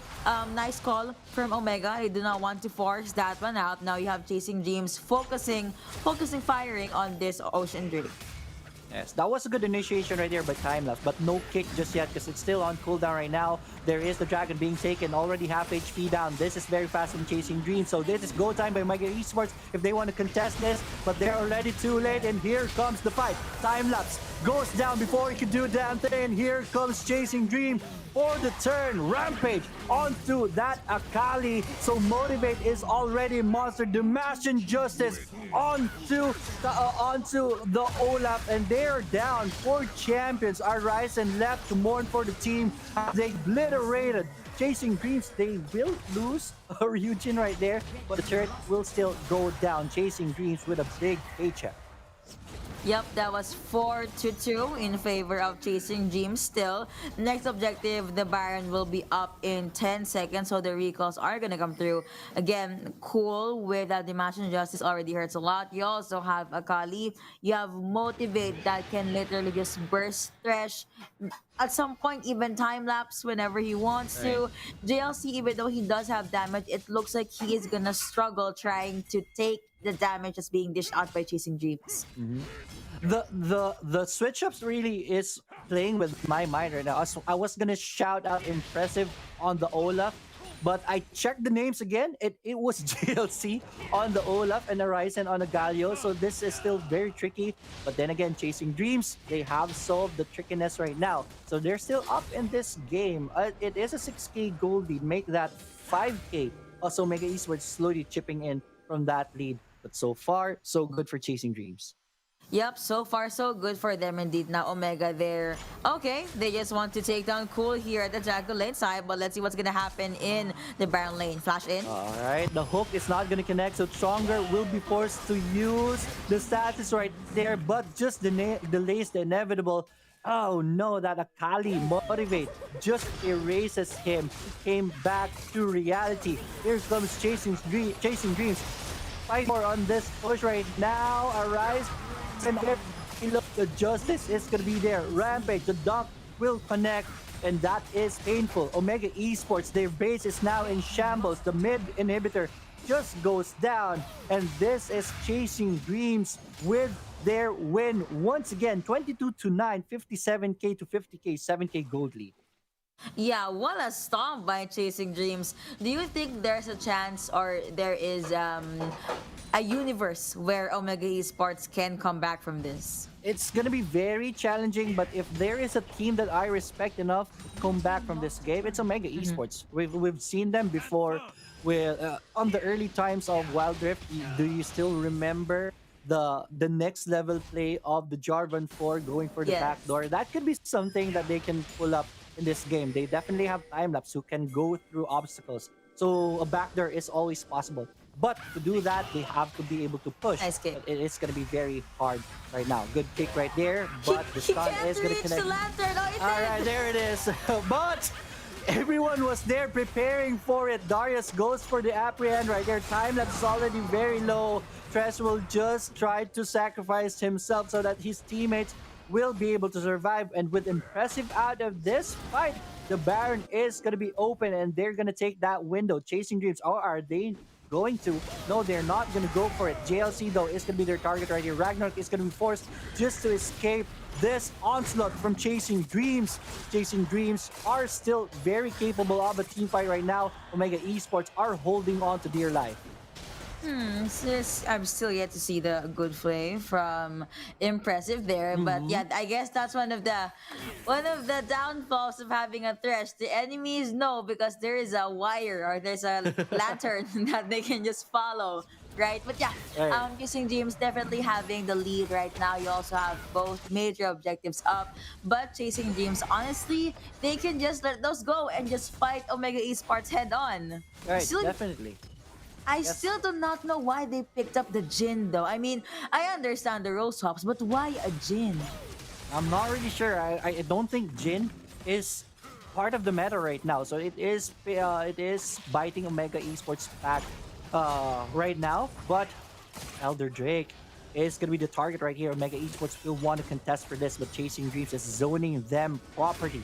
Elder Drake half HP down. It's go time for Omega Esports if they really want to go for this. Timelapse doesn't have the kick anymore. Jin sends out as Bullet comes in from far away. There it is. The fight will break on.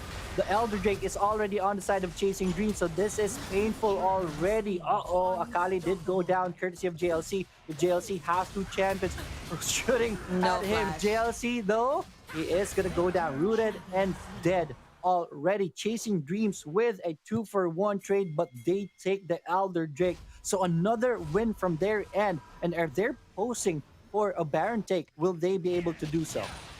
I feel like they will. Now, anyway, jumping back to the game, you have Cool already having his hands on this GA, and that was a good pick off by JLC, but he didn't have Flash to actually follow through. So the fact that the roots from Kome connected, it was pretty much his end in that fight. But yeah, Omega Esports, they're still pretty much holding on to dear life at this point. If ever they win clash against Chasing Dreams, they can just storm into the mid lane. And you also have a ward being placed by Omega there in the Baron pit, because obviously Chasing Dreams will want to get their hands on this purple worm. Omega, will Timelapse be able to show us an impressive steal, or will Chasing Dreams just end the dreams of Omega within the series with a 2-0?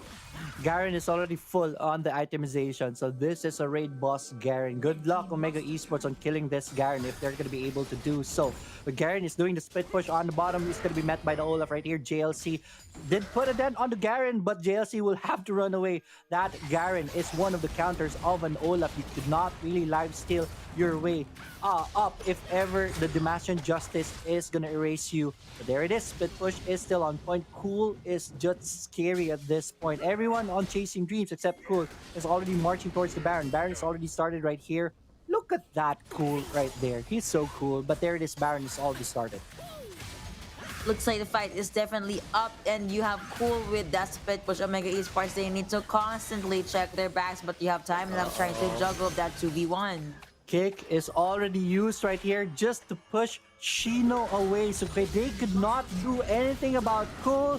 They could not do anything about the Baron buff. Omega Esports, this is very hard at this point. Bottom inhibitor is already taken down, and with the Baron buff, this should be an easy push on the top side. Time-lapse. Oh, look at that. Kome, a support, is hunting him down. This is bad omen right now for Omega Esports.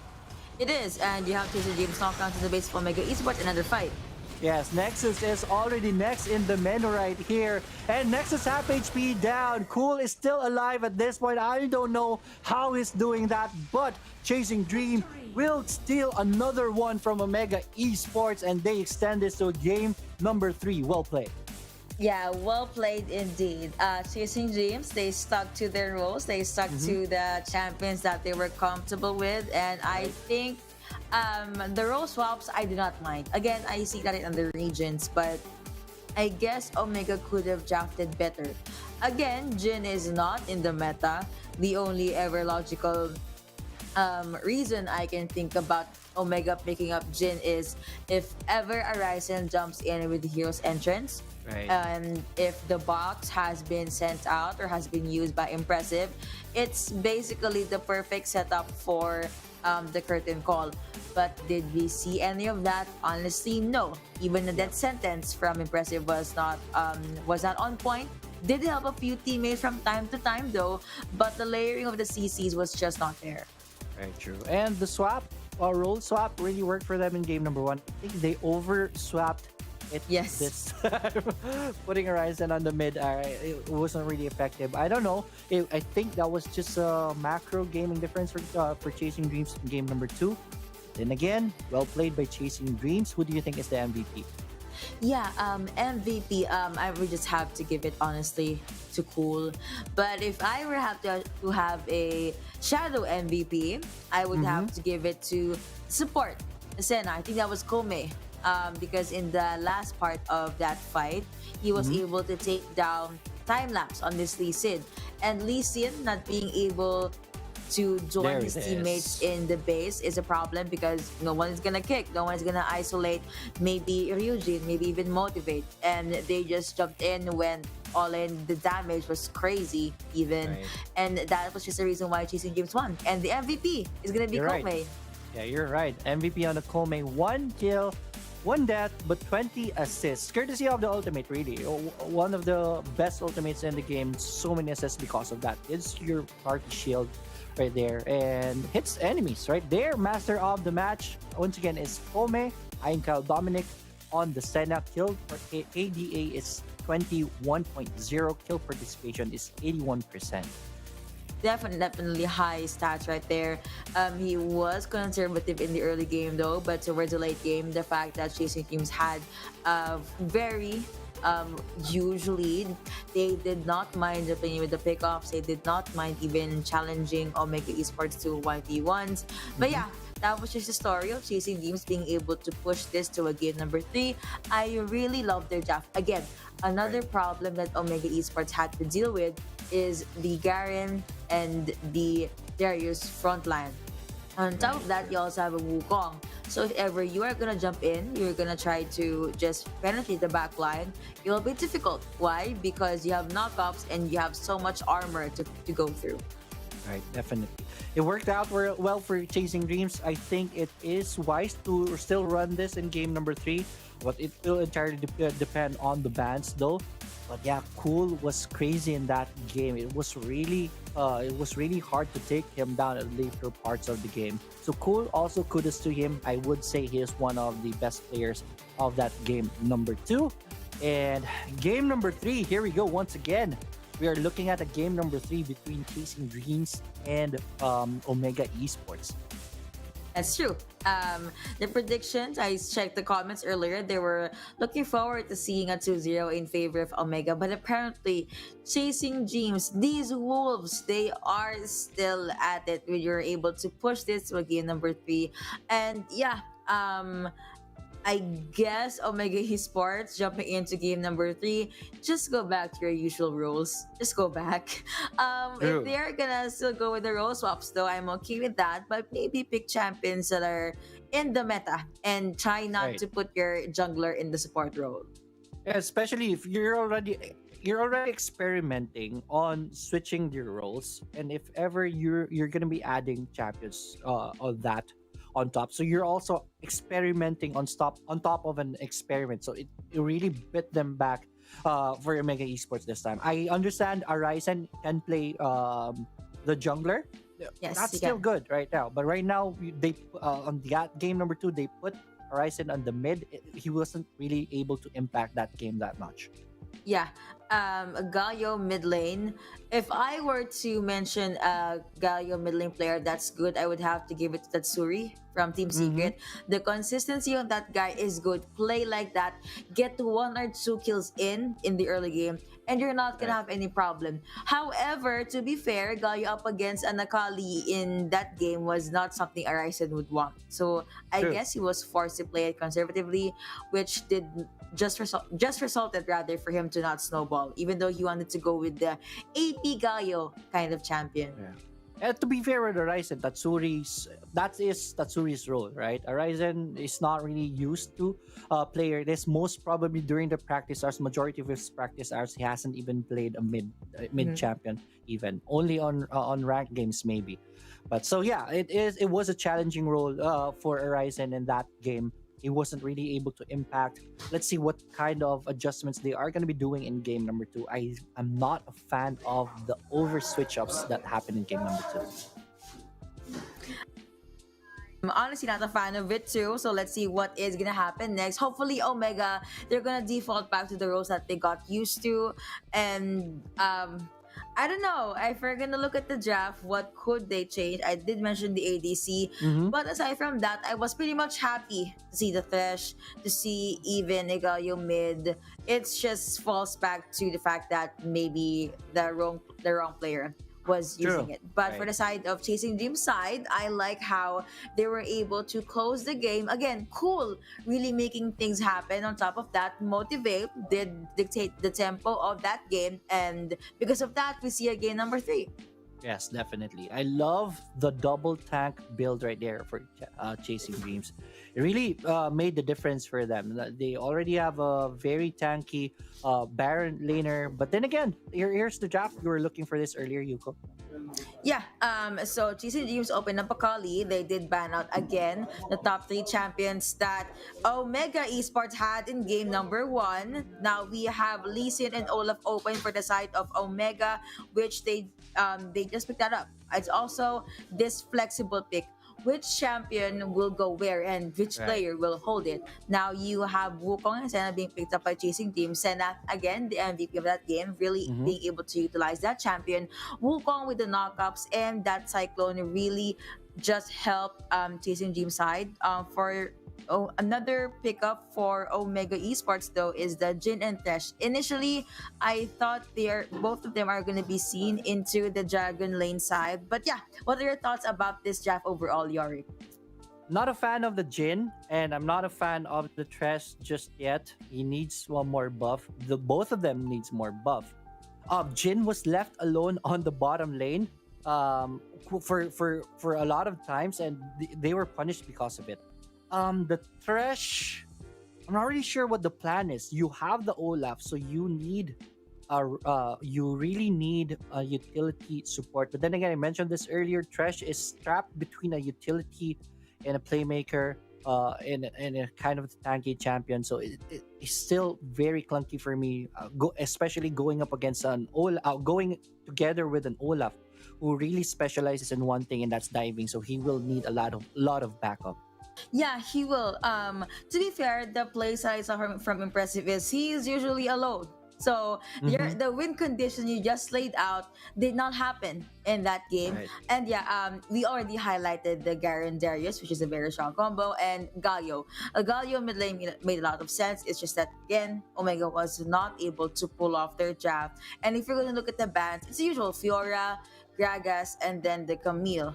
Fiora apparently they did not want Pool to have his hands on Right. that strong duelist, but him in this Darius and even in the Garen for game number 2 looks like he is one of the best Baron laners here in the Icon series. Yeah, a little flashback.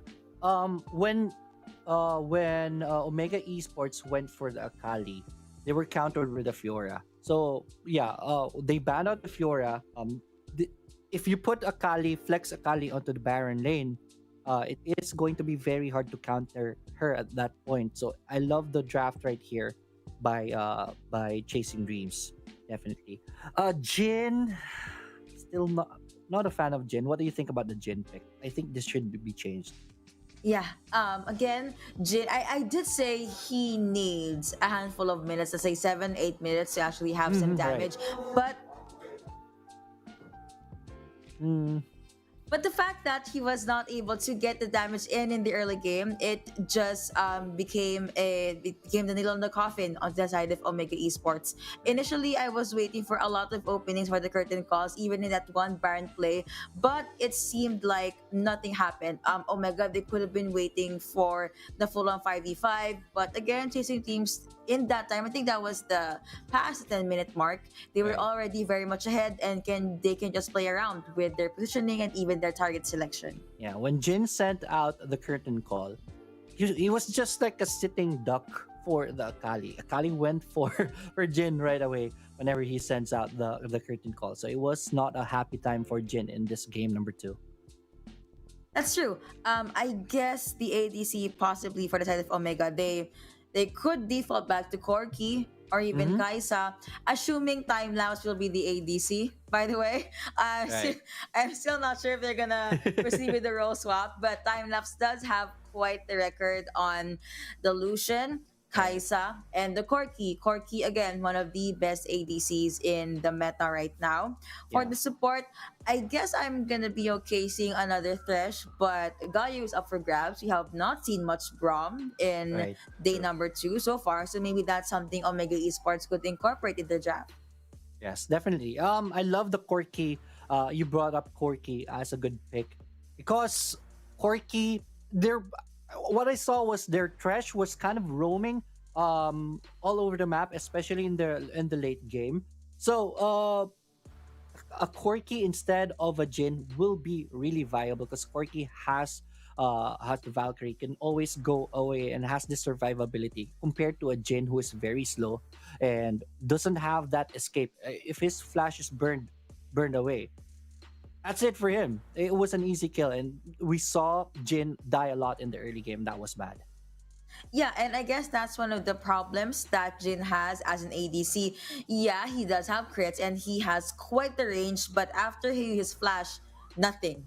Right. That's a vulnerable ADC in front of you, which Right. Chasing James really seized that opportunity. Again, being able to stop the Jacqueline duo from snowballing. So, for game number 3, I expect to see Omega jumping back first, jumping back to their roles. Second, switching up the ADC. And third, maybe have this draft that they're much more comfortable with, because obviously from game 1 and game 2 they were experimenting. Maybe they wanted to Right. see something else. True, definitely. But yeah, this is the best time to really bring the A game. I don't think they're gonna be experimenting in game number 3. I'm expecting the best Omega can be this game number 3. You don't want to miss that 75,000 Gold Cup points, right? That's a very huge win for you if you get that. Yeah, that's true. And of course, and aside from the Globe Cup points, you can say that you were able to win your series, like the glory, the bragging True. rights of being able to win a series in the Icon series. Do not forget to share the live stream, tag your friends, invite them to watch. Again, this is series number 2. We opened the day with a 2-0 in favor of DR, but now for second series, this could be the, I don't want to jinx it, I don't want Prod to be mad at me, but this could be the start of our 2-1s. Definitely. But hoping everything on the split side, a 2-1 is always good for the losing team, right? So if ever someone loses, you will always wish for a 2-1. But chat, what do you think? Who is going to win this game number 3? Post it in the comments as we go into the champion selection screen. Brought to you by Right Go. Yeah, it looks like that it's going to be Omega Esports into the blue side. They're still going to be banning Fiora. So Fiora, Gragas, and then Camille. Chasing Dreams, they could just stick with their bans in game number 2, which was Singed, Olaf. Okay, Olaf being banned already, right? All right, I guess there were some changes here and there. Singed, Alright. Riven, and of course, they could just change and maybe ban out. There's no specific champion that should be banned out in Omega, but they could just ban out Akali if they want. Oh, they are going to True. ban out Akali. Right, because Fiora was banned out. If ever Omega Esports goes for Nakali, they might have a hard time countering that champion right there at the Baron lane. So I love the Akali ban right here. They're still hovering over it, and there it is. It's locked. Ari open and being hovered, but do not forget the fact that Camille was open. All right, so looking back into the summer season, as you recall, Arisen is definitely one of the best Camille players out there. But the question still remains: is it going to be a Baron Camille? Is it going to be a jungle Camille? Because again, in the summer season, Impressive was very good on this Camille as well. Chasing Dreams would want to secure that Senna and that Darius. Both, of course, will go over to the support and the Baron lane role. Yes, definitely. But whoever brings this Camille is gonna be good. If it is a Baron lane, I would say yes, this is still good. Even if Arisen goes for the jungler and a Camille, it's still good on him. So yeah, this is very interesting indeed for Omega Esports. There it is. They're gonna go for Corki this time. No more Jin. Good. I'm very much happy. So looks like this is gonna be a Camille jungle because you now have Garen going over to the Baron lane. I hope Ari will be hovered and locked in, even though we do not know who will be the mid laner for Omega Esports side yet. And looks like they want to try the Senna Nasus combo. Senator Nasus is gonna be available here for Chasing Dreams. Have they practiced this? That's going to be the question, but it is a very strong setup, right? Unlimited scaling, especially if this will drag into the late game. You will want this into the late game because you have the Darius also. So yeah. Okay, I would like to say that I'm pretty sure Corky and All right. Nami will go over to the Dragon lane, but who will be the mid laner? I mean, Renekton. I guess could be Renekton. Yeah, the only ever logical mid laner in this lineup is gonna be Renekton. You're gonna have Garen hold his ground into the Baron lane, and you have Camille for the jungle. And speaking of jungle, the jungler for Chasing Dreams will be Vi. Single target will most likely focus on to Corky, Right. just penetrate the back lines, and yeah, try to get that -1 on Omega Esports side. Yes, definitely. If you take down Corky, you take down majority of the firepower. If Vi goes in, I'm not really sure how they're going to be following up. There is Ari. So yeah, that is Ari can always ult in for the charm for extra control. So right now for Chasing Dreams, I'm like Esports, more experimentation going on. Then again, they are still a team that I respect in it. Who carry this kind of lineup, it should be them. Yeah, that's true. You are right. Your call is going to be a Renekton mid lane, but Renekton versus Ari. Make sure the charms won't connect, and you're going to be fine. You're gonna have to scale, and when you do stun Ari in the earlier parts of the game, I guess that could be your leeway. And now we're gonna hop into game number 3 again. Omega Esports versus Chasing Dreams. Let's see who will be able to bag this. All right, here we go. The waves are already here. 2 champions from Omega side here in the mid. I guess it's Arisen going up to the top. So this is gonna be a Garen mid. All right, you're speechless. Yes, I'm very much speechless because I'm surprised with the changes that this have. But looking back into the game, looks like it's gonna be JLC in the mid lane. Okay, they're gonna hold their ground with their role swaps. Huzzah! All right, there we go. And another interesting lineup right here from Mega Esports. But then again, JLC is a good player, so this Garen should be okay in the mid. Kind of annoying still, because even if you poke him out, he's just gonna stay in the lane. Top lane though, there is good. Oh no, Arisen. Change up right here. Arisen Flash will be able to get that outplay. 1-0. Go first blood taken by Arisen. Yep, that is gonna be the first kill going over to Omega. Now I honestly thought he was the one that's gonna get taken down, but I guess the fact that he was able to land the stun, get some auto attacks in, pop the ignite, and use, I think he even saw Vi there, so he just flashed forward and then jumped back just to get the honeycrisp but boxing in the Dragon lane. This is the Omega that I want to see. They're now charging in. Senna is already down. Make that 2 champions as Shino goes down. No more Senna. Nasus. Charm is going to be connecting onto time lapse right here, but no follow-up at this point. It is going to be Motivate left to defend this. It's going to be successful. But what a play by Omega Esports. Yep, 3-0 now on the scoreboard. Early game definitely going over to Omega, but Chasing Dreams, they still want to get the pick off. Arisen, 2v1. Eugene goes for the charge right there. It's gonna be stalled right by Arisen. He gets one before he goes down. Another outplay on the Baron lane. Omega Esports is starting to control the early game. Yeah, even though he actually got stunned a bit by the second part of the entrance from Chasing Dreams, it still wasn't a problem for them. Like, yeah, I'm gonna die, but I'm gonna take someone down with me. So now, jumping back into the Dragon lane, so many fights happening in this match. Goodness me.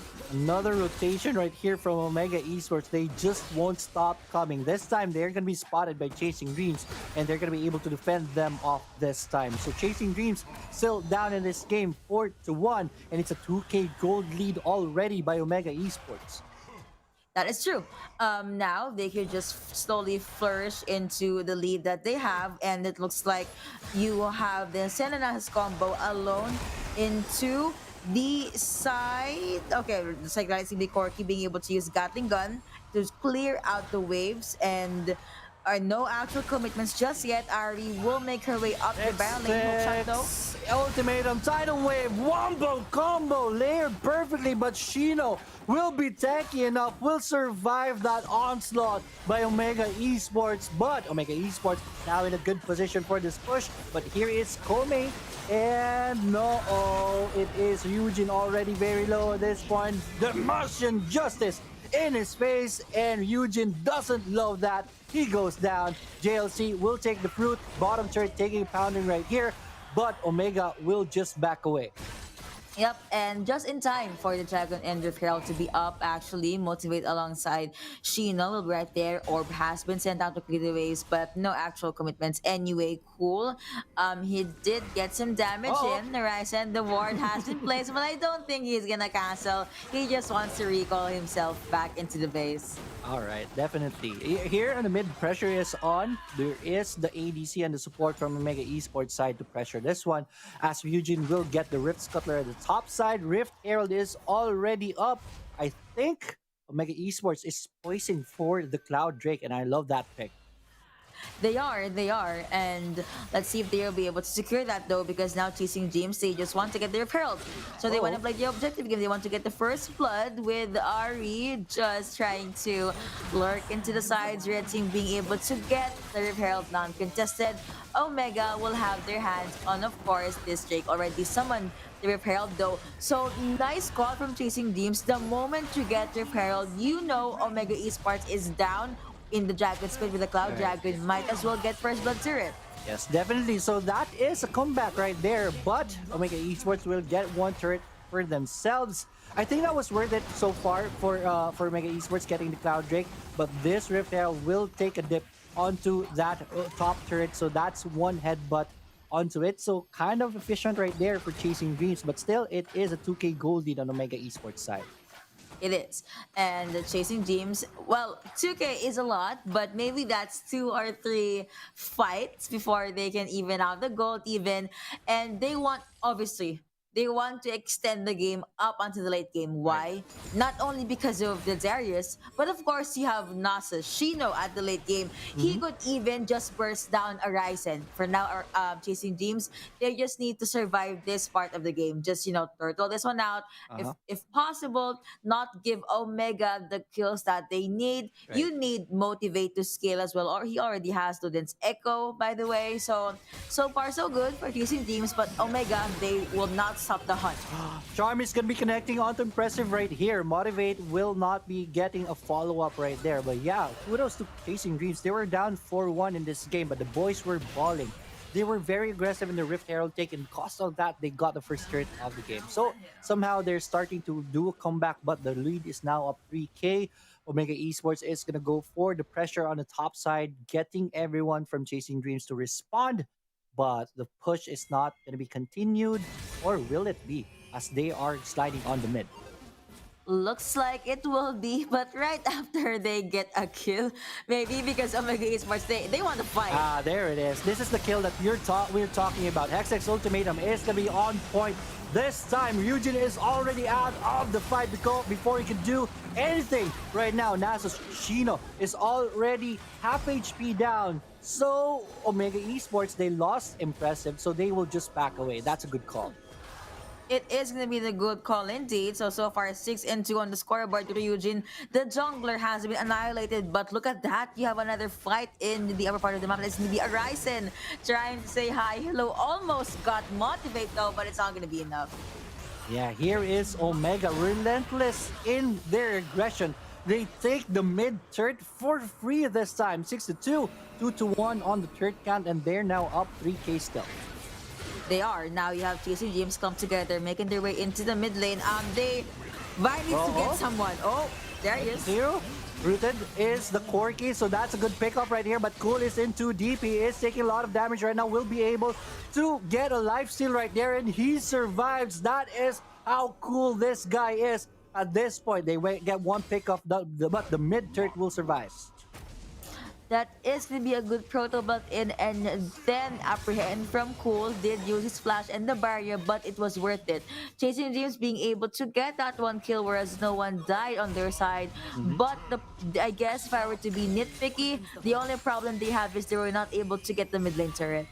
Yes, definitely. And knowing that their mid third is already down, this is map control in favor of Omega Esports. Let's see if Omega Esports will continue their aggression as the next 30 seconds, the Ocean Drake is going to be spawning.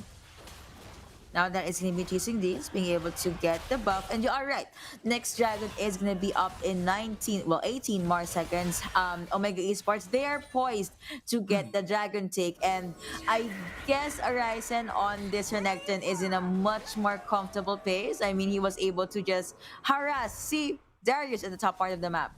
Right. One thing for sure is going to Chasing Dreams in this game is that they're always on point on... Oh, hold that thought. Darius, Cool this time will be haunted. Not so cool this time. Ari says Omega Esports, but Chasing Dreams is going to go for the Dragon Take. Tidal Wave is going to be used right here. That's going to be on point package. It's going to be used also by Impressor, but he is going to... Time-lapse is going to go down though. In the early part of the fight, Dragon will be taken by Chasing Dreams, and they will want to hunt for more. Stronger will be able to escape with a sliver of life. Ari will not have the same fate that he goes down. Oh, no. Urgent goes down. One more, and that is definitely a disaster for Chasing Dreams. That was an unofficial ace in favor of Omega Esports. They did lose the Dragon, but they take everyone down.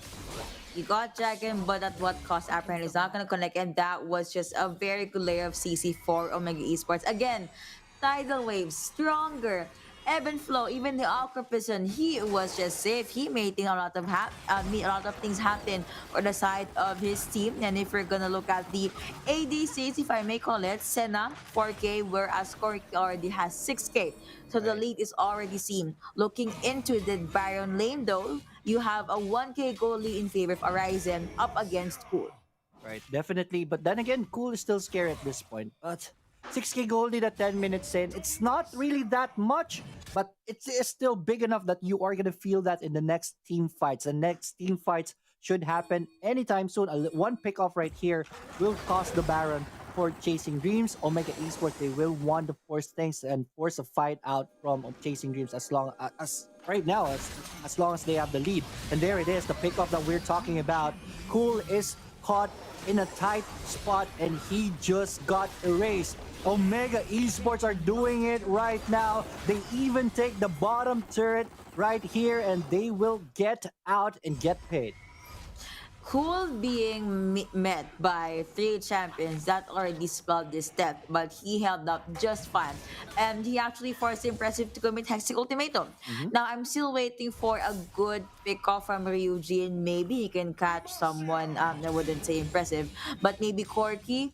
Or right. I wouldn't recommend Renekton. So only Corki for this buy. I mean, of course, you have to take into account the damage, the beefiness of the champion. But for now, they're still waiting for Shino to just scale.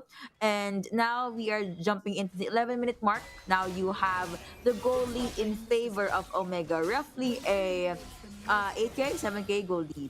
Yes, that's an 8K gold lead in favor of Omega Esports. So this is starting to get crazy for on the side of Chasing Dreams. They will have to pull something up their sleeves to get back into this game. And they have to. You don't really want to drag this into the late game because it is bad, especially you're going up against a Camille, going up against a Renekton and a Corki, most especially. So Chasing Dreams, pressure is on. Let's see what they can do to get back in this game. That is going to be the question. What will they do? I guess one of the things they could do, though, is just jump in with the pickups for Omega. They need to be able to separate Time-Lapse and Stronger. Oh, yeah, they can target Stronger even. That's going to be a lot of sustain that's going to jump out from the side of Omega Esports. But what will they do if Omega, right now, they're just taking the outer turret of the Baron and looking into the stats or into the scoreboard, Omega being able to get 4 turrets, whereas Chasing Dreams only got 1. All right, so we're going to have a pause right now. So a little break, most probably a technical issue from our players. But But then again, Omega Esports still is in full control of this game. We're looking at a 9K gold lead after that third take. Yeah, the question still lingers. I asked this. You asked this. What can they do? Chasing Dreams at this point of the game. Yeah, chasing dreams, they just really need to focus fire on the key targets. But if you're gonna look at the lineup for Omega, most of them are very tanky. The only not tanky champion is, again, the Jago Lane duo, which Right. of course they are safe in the back line. So Party. how will you get through a Renekton that has so much stuns? You also have a lot of, I don't know, a lot of pokes from Omega's side. And Right. chasing dreams, initially when I guess the micros from the Wild Rift game is you can try to lure them under the turret. Again, Omega, they are ahead when it comes to turret takedowns. So maybe that's another problem. That is gonna be one of the problems for the side of chasing dreams. And we are, again, this is match point.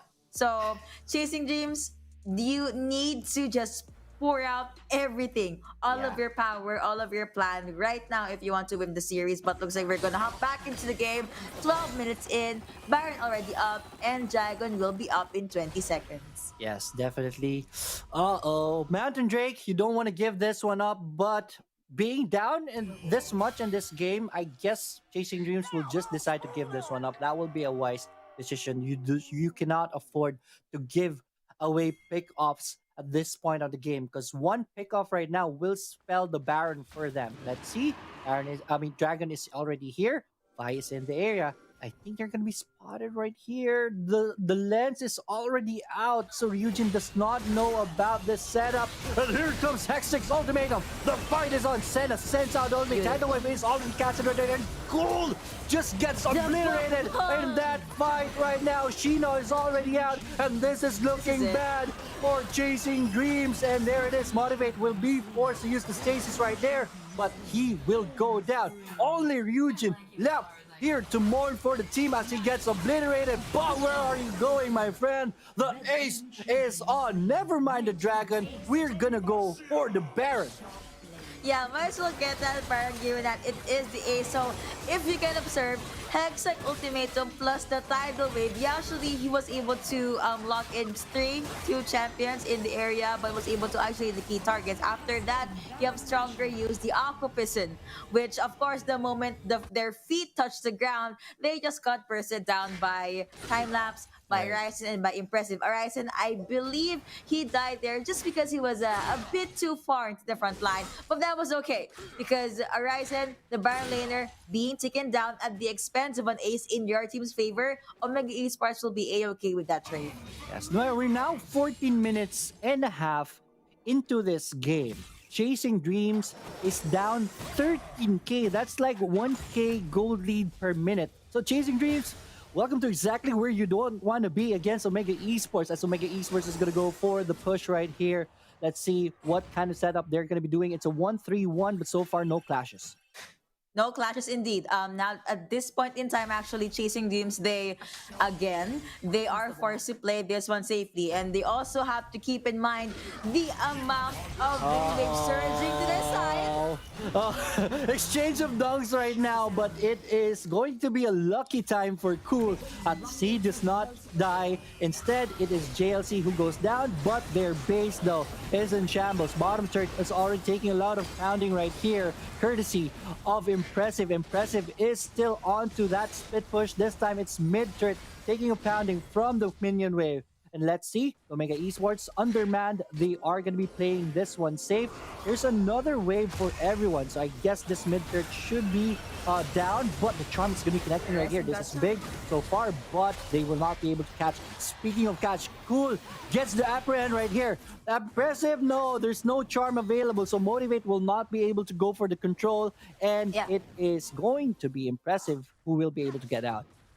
Yeah, Impressive surviving that one. I thought they were just gonna get that kill, and Rising was forced to use Dominus. So I thought Chasing Dreams was gonna utilize that, but apparently Omega is just very much ahead. Now you have the Mountain Dragon going over to the side of Omega, non-contested. Now Chasing Dreams, they are just left to eat the minions that Omega Esports is just feeding them. I mean, you have the minion base pouring into the side. Some wards there in the mid lane for chasing James, but they just need to group together at this point. But yeah, again, try to catch time lapse off guard. Impressive. You honestly don't know where Camille will come from at this point. This is why our pro teams ban Camille. Yes, definitely. And impressive. That's the reason why he is very good with this Camille. The split push is real. The inhibitor turrets are surviving so far. So at the very least, that's light at the end of the tunnel for chasing green. But here comes impressive. Goes in with a dash. Hex's ultimate is going to be captured right here. Charm is not going to be connecting. Senna sends out the ultimate. Time lapse is already very low. Being hunted right here by Ryujin though. Very focused on the Corki. Leaves everyone behind. But 2 all champions already dead. Cool will try to go for the Corki once again. I love the kites right now, and good golly, Miss Molly, this is Omega's game right now. Bubble to make sure he goes down. 3 champions dead on the chasing dream side, and the push is coming. Only 2 champions left to defend this. What can they do? Bottom third is going to be the focus of Omega Esports, because that is an additional wave to go for the Nexus. Timers are still very high up there. In 16 seconds, will they be able to do it right here and come back? No, they won't be able to do so. Nexus is already have HP down, and that's it. Omega Esports have done it in this game number 3. What a methodological play from Omega. See, I told you, the safety net, the default roles are what is gonna bring you the victory and the series win. Apparently, we reached game number 3, but still Omega being the better team in that fight. Chasing Dreams, again, cool actually was able to get the damage in, and him being put on this Darius was has a lot of pressure on his shoulders. But I was also waiting for Motivate to get the pickups, get the charms in, but apparently it would most likely just connect to either Arisen or maybe even the other tanky or frontliners from Omega Esports, and they were just not able to pull through. There were moments when they did shine though, but those were in the times that team just have to focus on the pickoffs during the latter part of the matches. Even though Omega, they would force these awkward fights on the chasing dreams in small spaces, and they would just get through with it. Right, definitely. I saw the plan for chasing dreams. Their win condition really was to the fight, to focus on the Corki. Man, kudos to time lapse with the kites right there. His HP was already very low. It was very tempting to really dive onto. So chasing dreams really just focused on him, but with they were just taking so much damage because of the kite. That was well played by time lapse. That is going to be a series, and here are your post-game stats. I actually want to look at something here. The mid laners. Stronger. Stronger still. Will be the MVP. I mean, he was my personal MVP in the previous games, but looks like him being put on this Nami is just what Omega Esports needed. And yeah, gold different. Oh, now I know why. Okay.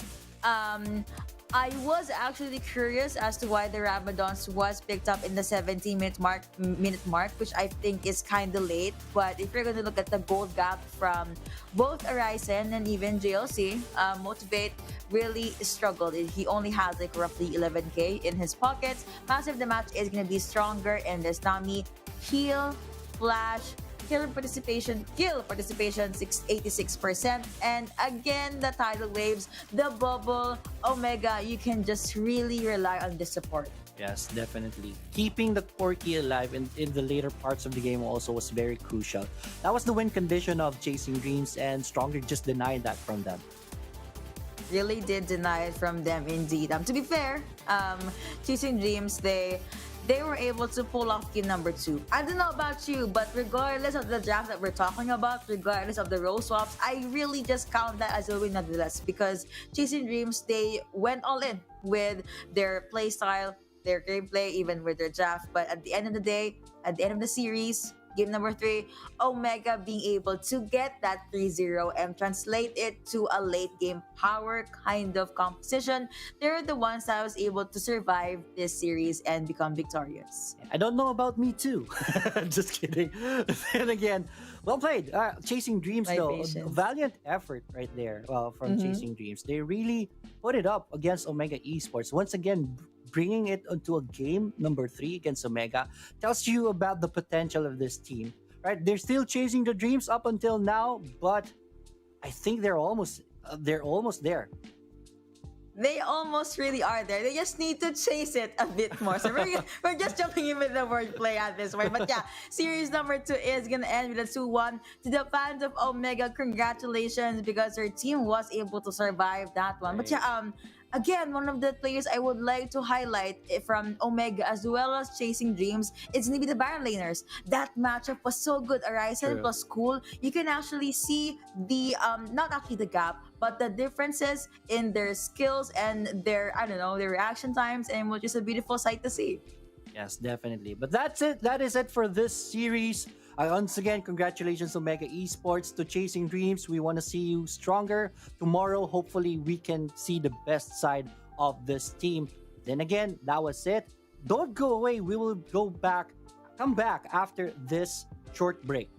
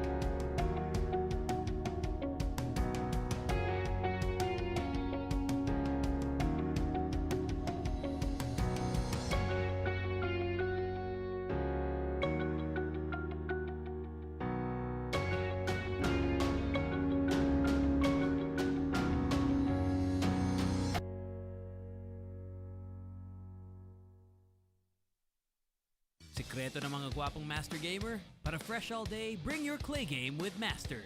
New Master All-in-One Clay Wash. Fights germs, controls oil up to 12 hours, and helps prevent pimples.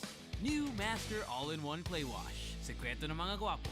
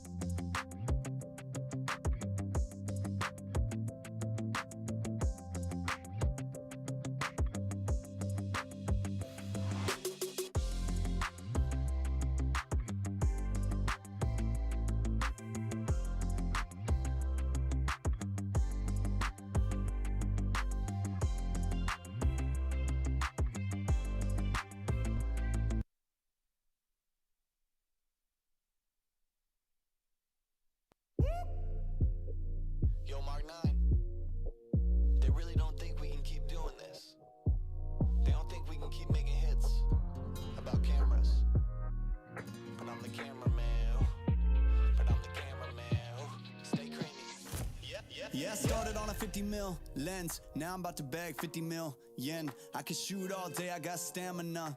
Turtleneck on with my camera, yeah. Stay creamy, man, that's what they say. Shoes laced up and I came to play. Yeah, I'm first team, I'm a superstar. They call me Cream, like Abdul-Jabbar. Yeah, you have to face it, let's get back to basics. I'ma take the shot like it's a vaccination. I don't have the patience, I'ma shoot right now. Yeah, we undefeated and you gon' lose right now. Like click, click, click, click, swish. I can switch it up anytime like this. I'm a videographer and I'm on the verse. So when I shoot my shot, I don't miss. I'm gonna take the shot, take the shot, take the shot. You know I'm gonna take the shot, take the shot, take the shot. Pull up and take the shot, take the shot, take the shot. You know I'm gonna take the shot.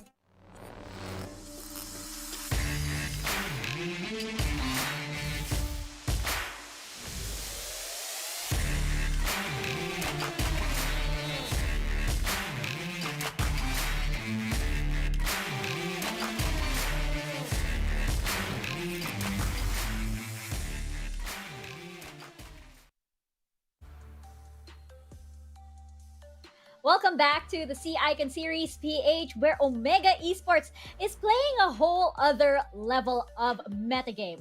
Chasing Dreams did manage to take one game, but in the end, Omega Esports will take the second match of the day, 2-1, and that is 75,000 Globe Cup points more to Omega Esports. Now let's jump into the series highlights. And we were talking about this, we were like, oh my gosh, how do we even begin to talk about this series? This is so tricky. Omega not only messed with their opponents, they messed with us. Omega's confusing us so much. Messed with us, messed with the stats, because right now we just saw impressive on the support, and that basically would mean that, you know, the stats for his jungle role will be affected definitely. And the thing here is, when we talk about what happened with Omega Esports, do not really think bad about it. This is actually them making do of the situation that they have. Again, Arise is not feeling too well, and this is the emergency situations that Horizon and the veterans is prepared to play, right? They just wanted to go for their comfort picks, and it worked on game number 1. On game number 2, though, I feel like they played around too much. They stick to their comfort. Kudos to them, though, in getting their ground and putting on game number 3. Yeah, it feels like Omega did their limit testing. I mean, for the reason, of course, that our Rice isn't feeling well, hoping that he get well soon, as we need to see him in action even further. But yeah, so far, this is really a treat for us, as we saw the capabilities of Omega from different roles, from different surprises, and Chasing Dreams. They were able to, again, score 1 point against one of the top tier teams here in Icon Series. And so far, we are seeing the Horizon not entirely fitting somehow with the lineup, but this time shaking things up with the role swaps really did a good change or a breathe of fresh air for the Omega. But at this point, I guess it was good enough that they were able to close out the game, but don't do it with the other best teams. That is true. But you know what? It actually shows Chasing Dreams. They're a team that they have a plan. Like you can tell by their play style. You can tell that by the way they draft, by the way they play. They don't exactly have a plan B though when Omega catches them off guard. You can see them sort of like scramble and not play into this fun, lose their cool in a way, even though cool is on their team indeed. But that's the thing with Omega Esports. They have a plan B, they have a plan C, they have a plan D as well. I mean, like even in real life, out of the game. If, for example, one player is not fit to play, they actually have this. So it just goes to show that Omega Esports, they do have those sort of like strategies in play.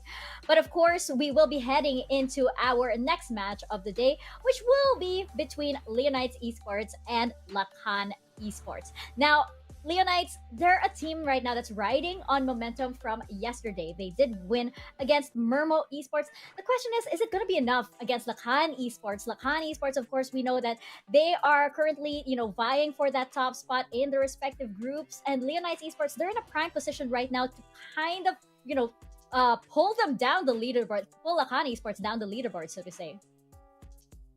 This is a substitute support player that we have here. So, Leonard Esports is building someone new. Keep distance, amigo. Right? So, that's basically how they are planning to go against Lakan Esports. And this is going to be a very important game. Remember, they're both tied at 2-2 apiece. And if Leonites does get a win over Lakan Esports, I believe their chances will definitely improve when it comes to reaching the playoffs. I'm just so excited to see what this new support player would bring. Just an insider info, Leonites also is not feeling too well. Some of their players have some flu bug and some sort of I just hope that it won't affect them and their performance.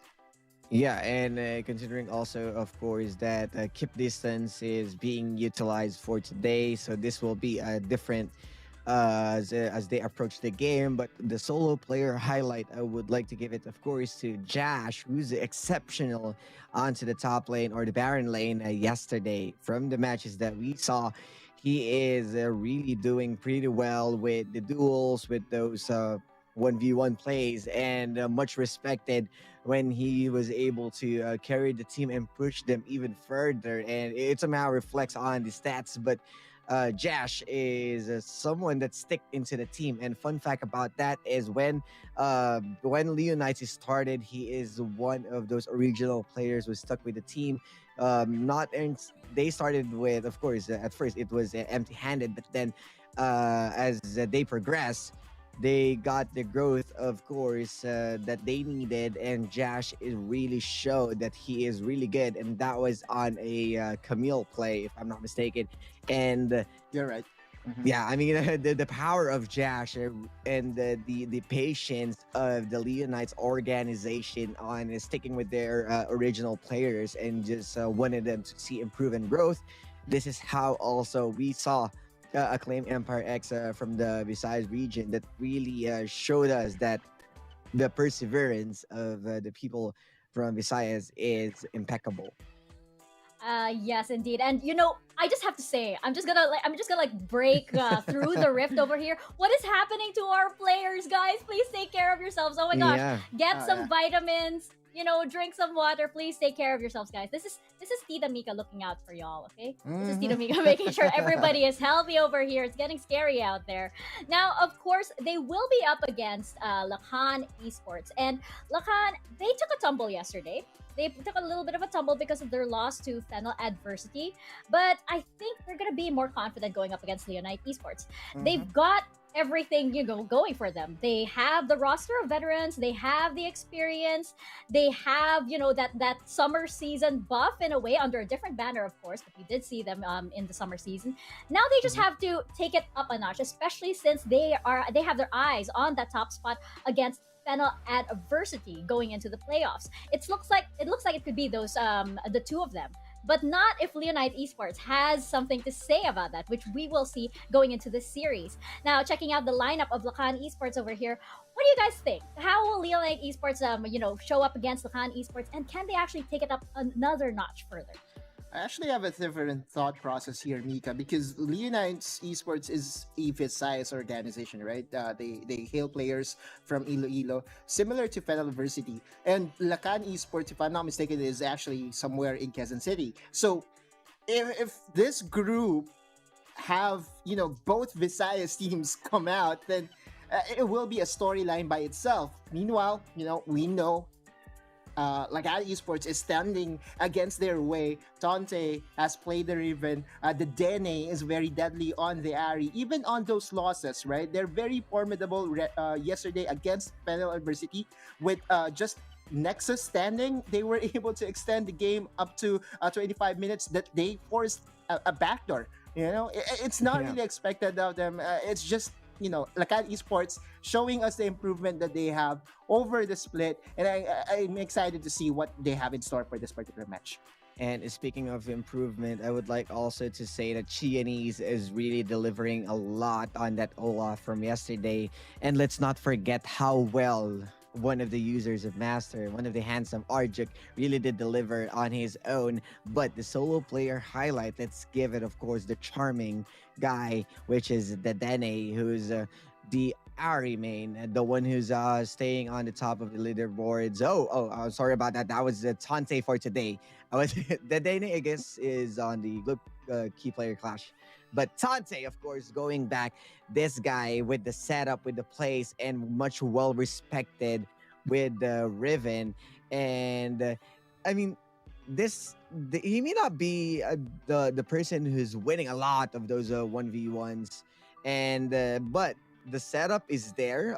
Whenever you give the Riven out, much respected for Fennel Adversity for keeping it open, and Power was able to deny him, but he is still delivering on that Riven play. Even though he got denied, he got back up and did his own plays across the board.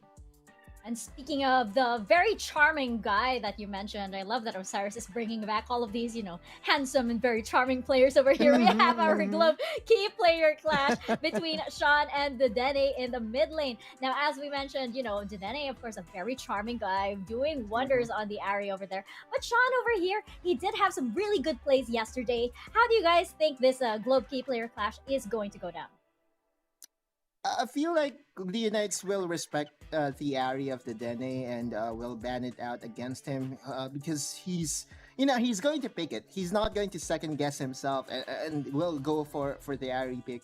And normally, if Lakan Esports does get the lead in the early game with the threat of a charm from the Dene that his very accurate. It will spell disaster for Leonites Esports. Remember, Leonites Esports is fielding a sub player, and they currently have some, so bad, not so good circumstance. So I feel like this key player clash in the mid lane, Sean and the Dene, will really dictate as to who's going to come out on top. Yeah, and you gotta respect, of course, the Dene with the original squad, and we are talking about the sub on the other side of Leonites. But this might also surprise Lakan. But the Dene, of course, deadly with Assassin, Sean being respected on his own terms with his own 1v1 plays. But this might be a tall order for Leonites, as having a sub is might be another adjustment phase for them, and facing an aggressive team. This is different. I don't know. Teams are mixing it up today. It's getting really confusing over here. Now, I have to ask you guys. Predictions, Leonites Esports or Lakan Esports? Who do you think is going to take match 3? I love the storyline of having two Visayas teams out of Group C, right? Much love to Lakan Esports, but I feel like Leonites and Fennel Adversity has this story behind them. And I feel like their match tomorrow will really dictate who's the king of Visayas. So I'm so excited to see that as well. I'm going to favor Leonites Esports for now, 2-1. And it's going to be very, very close. I'll go with, of course, with Leonites. Yes, they might be getting that sub, but Lakan is somehow shaky on some parts. And yes, they might be playing with Chianese, and we are playing on the other side with Keep Distance. So you know what I'm saying. This is two different type of players that's going to try and field their ability. Yeah, you know what? You make a good point about Leonites Esports. Lakan Esports might not be prepared to go up against Leonite Esports with Keep Distance. He might enforce that social distancing over there with Lakan Esports. But I think the experience of Lakan Esports here will still prevail. I think we're getting another game 3 though. I think. Don't kill me, Prod. I think we're going. I think we're getting another game nuggets. 3. More nuggets for us then. Oh no, I owe so many people some nuggets. Nuggets. Oh wow. My gosh. Guy. That's a tall order for me indeed. Of course, you guys can let us know as well your comments and reactions to this. Head on over to Twitter and use 2 simple hashtags, #DominateTheRift and #SeeIconSeries, and you can see your tweets featured on over here on our panel segment. I believe we do have 2 tweets coming right up, and yes, Prod. I see your message over there. Message received. Thank you very much. We have a tweet over here from Wild Rift Highlights. Loki wishing for a 2-0 series today. But syempre, dun tayo sa exciting. We do love our exciting matches indeed. Shout out kay Obs1 and Obs2 sa tabi ko. Oh. Well, Wow. thank you so much to Wild Rift Highlights and of course to our Obs1 and Obs2 over there. You guys are doing a great job here. I love that they're giving each other shout outs. We had that also earlier during our pre-show interview where we had, I believe, Pago get a shout out as well. So I believe OB1? OB2? Something. yes, indeed. Now, we do have Obs2 finally making his presence felt over here. I'm only here for Riku Bay. Happy weekend, everybody. So many hearts, so many emojis over there, and all of the appropriate hashtags. Of course, we love Riku. We love Riku over here at in Wild Rift in general, of course. So yeah, if you have a lot of Riku Bay, so do we. So do we. All right, but of course, we're getting a lot of love for the upcoming teams, which is Leonite Esports and Lakan Esports. This is match number 3, and this could have a lot of bearing into our leaderboards. We'll see if Leonite Esports has something to say between those two from Group C going into the playoffs as we step closer and closer once again to that big day. This is Leonite Esports versus Lakan Esports. Casters, take it away.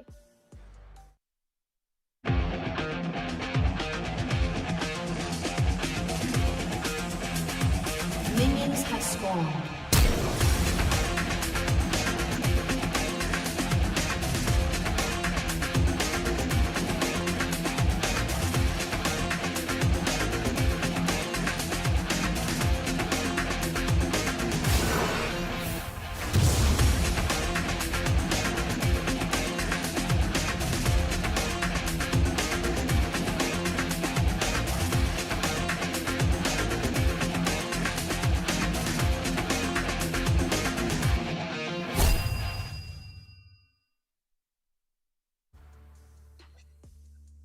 And take it, Rachel, Mika. Thank you very much for that wonderful analysis on that series too. But now it's gonna be a different story with very high stakes on the line for both Leonite Esports and Lakan Esports. As currently they're both tied, and now the stakes of this game is gonna be the second slot for Group C currently for this day 2. I'm Infinity, and joined together with me is Riku. And Riku, how are you feeling today? Yeah, feeling great, definitely. After the matches that we saw yesterday, imagine having to get 2-3 full games, going the full distance of our BO3s. The same thing could potentially happen, especially the match that we just saw earlier between Chasing Dreams and Omega. But now we turn our attention here on Group C as we again have Leonites Esports versus Lakan Esports. And Infinity, you mentioned that this is so important because they are tied. They are still running for that second slot. And of course, the head-to-head is very important because Lakan Esports in the first round robin managed to 2-0 them. So of course, Leonites want to take that into that even spot and see if they can do the same. Yeah, and this is going to be an interesting series to say the least because Lakan Esports was able to defeat Leonite Esports in the past in a very dominating fashion wherein they've gotten a 2-0 in the first week of this Group C. So now it's a question of how Leonites can handle Lakan Esports' dominance in this specific series on how they want to play this out, or is this going to be once again that repeat onto the past on having that 2-0 dominance on a clean sweep once again by Lakan Esports? Yeah, we could possibly see that again, or Leonites just changing the destiny right now as we go over to the champ select. And the first off, Lakan just wanting to ban out the Kaisa, most likely a targeted ban against row 1. We'll see if there are more jungle target bans against Boy J. It was Chanis actually that played in the first round robin alongside with Boy J as well. They would swap junglers here and there, but it was the Kazakhs that really struck hard in the first game between these two teams. Yeah, and banning it away is a huge respect coming in from Leonite Esports. Now Lakan Esports though, banning away the Gragas Galio, one of the few champions that are top picked in this respective group. Removing it away now forces out Leonite Esports in a different story, with Lakan being the first pick in this series. They could flex Camille into their composition. Yeah, this is a really good first pick from Lakan, especially that we've seen them conduct the 1-3-1 strat before. Akali is open. The fact that they've banned Gragas and Gallium means that assassins could pop in here and there. Now we get to see the Lulu and the Olaf. So I really like this pick as well. I mean, we've seen Seraphine being the number one pick alongside an Olaf, but the Lulu as well, just to make sure that the Olaf survives after Ragnarok and even during. Lakan, in the meantime, will go through the Corki, which has been, I feel like, has dethroned the Kaisa actually in some of these situations. And of course, the Dene will take that Twisted Fate in the mid lane. Yeah, and I think the reason for that is the recent items in patch 2.4 that really enabled Corki to now be that strong with that critical damage, as well as those spam skills with Twisted Fate to follow through. They want to target onto the tanky champions for Leonites, and Leonites is answering that with a Fizz and Tristana to be able to dodge sort of the CCs coming in from Twisted Fate and Camille. And Tristana is also a late game champion in synergy with the Lulu Olaf synergy. Yeah, I have to agree with you there. The fact that, you know, the playful trickster is able to get a lot, cancel out a lot of these ults. And now Lakan finishing this off with a Rengar and as well as Nami. So big, far away engage with the tidal wave alongside with, again, Thrill of the Hunt coming from the Rengar. So we could possibly see a 4-1 strat coming along, maybe even a 2-3 actually from what we've seen back in the Origin series. Leonites as well, though, gonna top this composition off with a Malphite. So their 5v5 is looking to be very strong. Very, very strong indeed. But the question here is how they're gonna play the early game, because every single champion that they've picked up currently for this draft is hovering into the mid game, late game power spike. A Malphite is strong in the late game because they're going for the 5v5 roam. And Tristana is a late game champion needing to have the 3 core items. Olaf and Lulu, as we all know, is needing that mid game, late game phase as well. While Lakan Esports went in for the Rengar, an early game champion, especially when you stacked up all your passives. You have Twisted Fate, level 5, Corki, level 5, very, very strong, with Nami as well. So this is going to be looking at a very aggressive playstyle for Lakan Esports. Now, Leonites needs to be patient. Yeah, you said it. Lakan here can use the Destiny, and then Rengar and as well as Camille will hunt for their targets deep inside the jungle, and it's just very, very effective. And they can basically rinse and repeat this, making sure that they're all isolated. And meanwhile, for Lakan, for Leonites, of course, this is a very strong 5v5. But also, when we look into the early game, there is that potential for that Fizz for Andy69 as well on the Olaf to see if they can take off and snowball in the early skirmishes.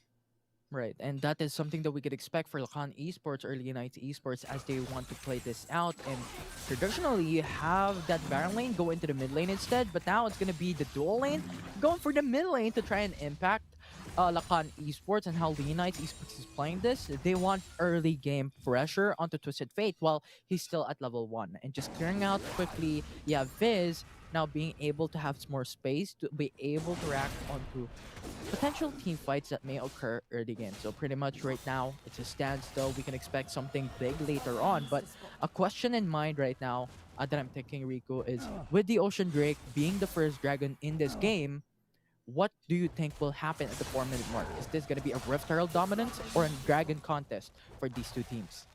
I think for Leonites, the pressure is definitely on them to take the Ocean Drake just because Lakan has so much poke.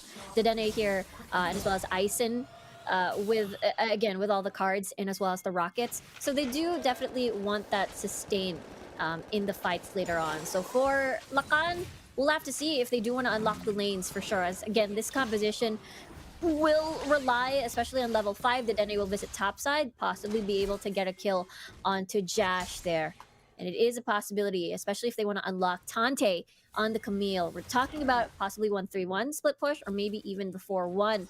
Again, Destiny, dive in deep into the jungle. Find someone from Leonites, because again, this composition relies to be all together for them to be effective. And there's a lot of information, as you stated, onto the Twisted Fate with the Destiny. It also gives you information, right?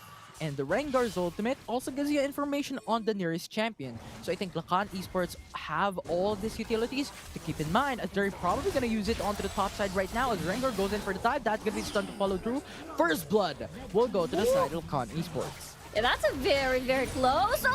Oh, the follow trade though for Leonites Esports as Fizz jumps down. That's going to be the the water, going in for the knockup, gets the trade down. It's a 2 for 2. What a clutcher from Sean. Really nicely done by Sean there. He's able to get double kill, and that's not what you want on a Fizz. And we talked about this before. Both Andy69 and Sean has the potential to be very snowballing, can spin the game out of control. And that's already pretty much one condition down, and it is Sean getting that first kill. On the other side of the spectrum, though, they've got Giannis here that has been able to get the 2 kills as well. So both assassins coming from Lakan and Leonites is able to get 2 kills. Now, the biggest question is, how will they transition? Because Lakan, in the mid lane, the Dene, it can keep Sean in check with the wave clear. But for Giannis, he can free roam. He is the jungler. That's right, and that is really just going to be a Destiny? difficult question. But what's also difficult is how Destiny is going to be popped onto the top lane. Beating out Jash once again. And you see how Rengar is now scaling into the early game. Exactly. They're speeding up the process. This is definitely not what Leonites wants. This is going to be very scary because they have to, just as you mentioned, Infinity, fight around these objective fights, especially 5v5s. They would want the unstoppable force coming through. Row 1 with the resets as well with the Tristana. And see if Sean is able to get picks here and there and maybe clean slate once everybody is pretty much low. So for Lakan, this is where they shine. This is where, when Leonites are pretty much separated, locked into their lanes, is when they can start to pick them one by one with the Rengar now that Giannis is 3-1-0. Yeah, and those two, that is onto the KDA Chinese one, are unique champion skills. So now he's stacking 2 passives already in the 4-minute mark at 10% increased damage potential. So Chinese one, an absolute reckon of a champion to play against in this early game. And Lina needs to think, we have to play it very slowly. We're now currently at the 3-2. We don't want to give more kills onto Lakan Esports as they go for a separate way. As the Leonites go for Ocean Drake, Lakan goes for Rift Herald. Yeah, this is a win for Leonites for sure as well, because again, they want that long sustained fights rather on their side. So the Vamp will increasingly help them. For Lakan, they want to unlock the lanes. They want to make sure that they're creeping slowly into the jungle of Leonites. But look at this, a fight could ensue. But the vision for Lakan Esports into the Tribe Rush gives them the prior knowledge that Leonite Esports wants to go for the gank, but here into the bottom lane, no information for Leonite Esports to utilize. Chump to Wonders, zoning them away, but look at the flash! In, tries to get the heal down, but the third damage is just too much, and the rocket jump is gonna go down, but the trade will go to the side of Detonate, but the third damage is just too much, and now there's a potential to go for the trade once again for Fizz, but Sean not gonna be a mobile champion up against 3 members for Lakan Esports. Yeah, that's gonna be too risky if Sean tried to push the issue there. But this is really nice timing coming from Chinese. He was basically everywhere. He's able to prevent the fall of the Dene. And look at him now. He's 2-0-2. He's basically everywhere in the map. And this is the strength of Lakan's composition. They are able to make active moves around the map, even at the 5-minute mark. And we get to see now Zonia's Hourglass being that early pickup. It's that soft counter. Once you get hit by Chum the Waters, just press stasis and you basically mitigate that ult from Sean. And also some of the successive burst damage potential coming from Leonite Esports, from Olaf, from Tristana, that can really just put a huge part for Twisted Fate, picking up the stasis and chance. But here into the top lane, Lakan Esports is doing it once again with a Destiny in. That will be a successful attack from Lakan Esports, putting down Jash time and time again, but Sean is just too late to the party to be able to try and get that trade off. So Lakan is going back away with a free kill on the top side of the map. Yeah, Leonites is having a difficult time trying to catch up to Lakan's movements here, as Andy69 coming from the back. Yeah, going for the Ragnarok to actually gain more mobility, to actually go in and get the kill. Corki will fall, but the Tower's Blood already came through for Lakan Esports. Yeah, not even you being able to use that Rift Herald to get that first blood tower. So Lakan can just keep it cool and utilize that later in the mid lane. Trail of the Hunt jumps onto Sean, goes for the Wild Road to sustain much longer, but the delay will not put his life into a more prolonged state, as Lakan Esports' damage is just too much to handle, and now they're going for the Rift Herald into the mid lane to try and get another turret. Yeah, the Dene and Chinese have been, look at that, It's not gonna be another fight, I suppose. Yeah, it's gonna be too risky. I mean, Leonites has lost the following skirmishes so far. So I bet their mission is just to protect the tower, make sure that there's no second charge. Josh, once again, is going to be pinned down, but alongside that one, Andy69 will fall to the hands of Lakan Esports, and you have Rengar just being too much to handle. That is a 2-4-0 trade. This is already starting to look like it's snowballing out of control. Leonites has no answer to this Rengar so far, especially, again, the lanes. While the lanes have been unlocked, that means Lakan can slowly creep into the jungle of Leonites and basically plant down deep vision and see whether or not they can basically get a pick or two. Leonites, of course, we'll see if they'll try to contest this dragon. Again, this could be served as a hotspot to reel in a potential 5v5, and this is where they will shine. Well, we'll see if Lakan will take the bait and decide to go for that 4-1 as we see Tante just split pushing a topside. This is their composition. You have a 4-1 setup, and you have a Rengar that's already so fed that enables them to do such moves like this. Right, Get those decks up and running. But now it's going to be Ragnarok from Andy69. Tries to go for the trade down. It's going to be the 3v2. You have the Wild Growth up and running already. That's sustainability for Andy69. Destiny will be casted down. Tidal Wave will go for the 2-man knockup. Destiny into the back lines. Go for the stun. Undo the Tristana. And that will be a clean house for Lakan Esports as they eviscerate Leonites Esports.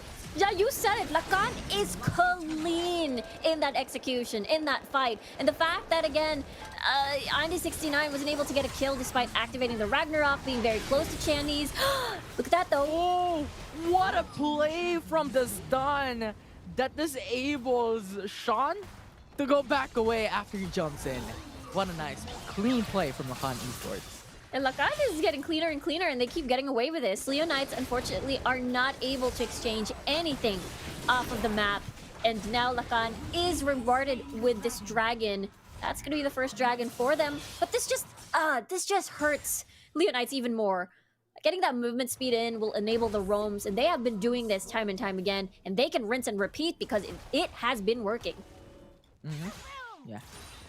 And you just have to do it. Leonites Esports' composition is really relying for that late game power spike, but Lakan Esports' playstyle in this early game stage, they cannot have that easy power spike as their winning condition. So Lakan Esports is just playing right with their task list of really punishing Leonites Esports in this early game. And Chansu is wanting to go for more. Chinese won. Is trying to get that kill down, but there are 3 members to go in for the United Esports. Tidal Wave going for the knockup onto Tristana. Gets a kill down. That's going to be a knockback coming in from unstoppable force. Coming through for the Valkyrie, but you have all these power from the United to now make it back away as they take 2 out of that. It's now a 2-for-2. The fight's not going to be over. Twisted Fate it's just hovering around the top lane. Chomps the water will go in for the knockup, but Stasis will save Denny's life. The knockback will not come through. Yeah, that's the power of the stasis for you. Look at that. Sean's gonna get spotted here. But the gold card is just gonna do that. Dene is gonna be flashing away. Exhaust will slow Sean's life. Yeah, that's it. 0-for-0. Yeah, that is a very textbooky result there. You know, the gold card to Denny just wanted to put it on Sean. Okay, playful trickster there. Is able to cancel it out. That could have been very, very crucial. Rather, that could have ended up in a way that Lakan wouldn't want it to be, considering the fact that Dedenne was pretty low. The 3rd dragon of the game, though, will be the Infernal Drake. So Leonites, of course, they want to get as much as get buffs as much as they can, because for me, Leonites can still rely on Sean. He has been able to get those early kills for the team, and Lakan, they like these aggressive pushes. They like these aggressive attempts inside the jungle of Leonites. So every time Sean is there, there is an opportunity to punish. And I think it's just dependent onto this massive CC coming from Chomps the Water and that mobility as we keep on emphasizing onto Sean. But here into the bot lane, is Josh gonna get pinned down once again in this late of a game? Forcing out the flash means that he can flash Unstoppable Force later on. Huge win for Lakan Esports. Yeah, they were able to bait that out. That means the flash As you mentioned, the Flash Unstoppable Force will not be available in the following fight, possibly here on this Baron. And now that the bottom lane is super open, Destiny getting popped just to teleport to the mid lane, just to see whether or not Lakan will be able to get that fight in the Baron. But yeah, more space. Meet at the bottom portion of the map. Passive super minions are just creeping in. Lakan therefore has more space to work with for the Baron take. And it's just an important buff to take in for Lakan Esports to finish this game off. The inhibitor turret is already open into the bot lane. When they get the Baron buff, they could continue to push this through and finish the game. So I do believe that Baron Nashor currently is going to be the end gaming factor for Lakan Esports, and Lean Knights is potential to make a comeback. But you have TPs now coming up for Lakan Esports, going for the tidal wave as well. Going for the two-man knockup. Trail of the Hunt going in, but Unstoppable Force goes for the knockup onto Chinese, and Chinese will say goodbye. Lakan Esports is now on the members' disadvantage, and 2-9 will fall though. Two junglers not going to be available. Special delivery goes for the knockback. There it Double is. kill for Tristana. Here we go. Tristana is making miracle Double plays, kill. but row 1 is very low. Sean is low. Denenase is still at full HP, and Ison as well. They're looking for a hunt here. Row 1 go for the recall. That's gonna be the Valkyrie missing out a shot, but he goes in for the face check. That was a clutch. 2 forever. Lakan Esports is able to take one more down. Now Denenase going for the 1v1 into the bot side of the map. Sean tries to defend the base, but this is gonna be an ace for Lakan Esports instead. And that is a crazy 1v1 between the Fizz and the Dene. He is just massive right now on this pick. And with that, that opens up Lakan to get to the Baron. And not only that, possibly even going through to get that Infernal Drake. No one can contest from Leonites as we see Andy69 moving closer and closer, but the Dene is there for the zone. Yeah, and Camille is there as well. The Hexic Ultimatum is ready for Tante to be able to impact Leonites Esports if they want to go for the contest. So that is going to be an easy take here for Lakan Esports. So now, Leonites need to go and play the defense. What do they need to do here, Riku, to survive a bit longer? They do have at least a decent amount of wave clear, I suppose. I mean, Tristana may perhaps a little bit, but I don't think it's going to be enough. Especially that Lakan is going to enable this 2-1-2. Rengar, Trail of the Hunt.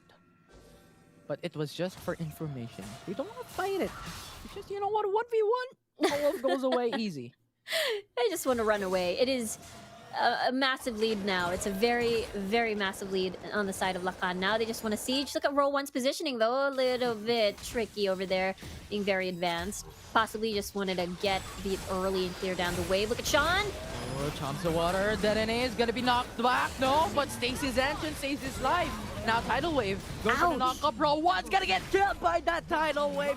What a play from Lakan Esports. Is now gonna be 2 members remaining for Leonites Esports to go and play defense. But Baron buff is available for Lakan Esports. Goes for the Unstoppable Force though for the Malphite. Jash tries to go for the defense onto the top side of the map, but he will get melted down by Lakan Esports, and this is gonna be game 1 for Lakan. What another showing coming from Lakan Esports. They're looking to see if they can repeat the same result coming from round number 1, in the first round robin rather, where Lakan was able to 2-0 Leonites Esports, and now it's looking to be the same thing. Yeah, it's a repeat. It's a repeat from what we've seen from the week 1 when these two teams have fought together, but still, there's still an opportunity. I can't say definitively that Lakan Esports is gonna win the series, because we have seen Leonites Esports played yesterday with this Olaf Lulu duo up against Mirmooo Esports, wherein they went in for the reverse sweep.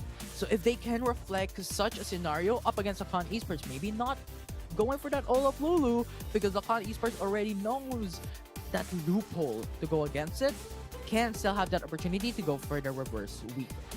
Exactly. They've just basically pressed on with their lead. They didn't even need to wait for Dedenne to reach level 5 to make moves around the map. It was the Twisted Fate manually walking to top side, gold card into Jash. Before he was even level 5 without the Unstoppable Force, a Malphite is pretty vulnerable. And Dante and Chinese was just basically everywhere. It was a very, very convincing and dominating win coming from Lakan, and basically everybody played a part in that victory. Definitely. I think Dedenne would not have been able to get those kills in the early game if it weren't for how Chinese one was able to respond as well very quickly and go for the jungle invade in the first 2 minutes into the matchup, and also how Tante played that very, very well. They played that phenomenally. And I think it's just depending now onto the compositions. I think Leonites Esports needs, at the very least, to have something in the early game to try and balance things out, because when you're heavily relying on the late game, when it doesn't reach the late game, they're pretty much just giving away a free game for the enemy team. So I think that will be something that changes that could happen. But before we dive in to a deeper hole, which changes that may happen for game 2, let's look at the master of the match. It's gonna be Dedenne on Twisted Fate for Lakan Esports. Yeah, this guy is everywhere. He was topside, manually walking to top, and then using Destiny, leveling up and then using Destiny, visiting the lane again at the dual lane. And yeah, he accelerated the game to the point that Leonites didn't have the chance to catch up, and he basically just unlocked the rest of the map for the whole team. It's a key to a keychain. That's a key to a keychain, locking it down. Oh, I just got it. Okay. Continue. But, I guess it's a bad analogy because keychains doesn't really have any key holes to actually put a key in, but I think there's a big hole in keychains, right? maybe in some scenarios, but yeah, as you've stated, right? There are really just necessary things that you need to do to be able to get the driver's seat of a game. Know your composition, know what is great and what is not great in that composition. And I think Lakan Esports was thinking, you know what, Leonites Esports is really, really amazing into the late game composition, late game phase, will punish into the early game because we have that power to do so. So they just did that. And I think that's just reflecting on how much knowledge they have when it comes to the game. And I wanna see something different from Leonites Esports, because they've already played this Olaf Lulu consistently, I think, for 3 games now, including the ones yesterday against Mirmooo Esports. And I think it's already read by Lakan on what they need to do. So changing that up may play the mind games up against Lakan to try and make this back into game 3. Yeah, I think that's the biggest question there. Maybe they fall back into week 2 where they used, I don't know, Wukong Diana. Diana basically has fallen off from Grace, but once the proper setup, maybe with a Jarvan 4, maybe with a Wukong, maybe with a Galio, I feel like there is still a possibility for a Diana to shine. So that is possibly Leonites' choice as well, since I feel like this is a team that shines when it comes to team fights, but Lakan is the complete opposite. This is a team that likes their 4-1s, they like their 1-3-1s, and I think the biggest question is that how can Leonites maneuver around that, survive the laning phase, and fight 5v5 and force these fights, especially in objectives such as the Rift Herald, such as the First Dragon. Yeah, and what if they go back into the Renekton and Diana, as you said a while ago? Because they've known and used this in the past. Maybe there are changes that affected this type of composition, but still, I think there is a power onto playing up a Diana and the Renekton that Leonites is very, very known to do so in their first week of their group stages. So I think playing that out means you have a balance of single targeted CC and also that AoE damage potential coming in from the Diana. So yeah, maybe picking up the Diana for yourselves changes things up, and Lakan Esports needs to play sort of the mind games on what they need to change onto Porky, onto Twisted Fate, onto Camille, right? On top of all that, you also have Wukong available that Leonites Esports have played in the past. So there are a lot of options for Leonites Esports coming down to it. And Riku, what are sort of changes or champions that you think are actually a good fit on top of Diana, as you said it a while ago? Yeah, I think when we look at the composition of Leonites, I was thinking that maybe at the last pick, instead of a Malphite, could have been a Garen. But they were lacking heavy, reliable engage. And that's the reason why they were Eeny, Meeny, Miny, Mo. Okay, Malphite fits the bill to engage for the team, but also be tanky enough to miraculously maybe survive against a 3-man gank, because once you're level 5, you can outplay with the unstoppable force. Garen is also an option just because you have that silence, and he's pretty tanky as well, insanely tanky coming into the late game.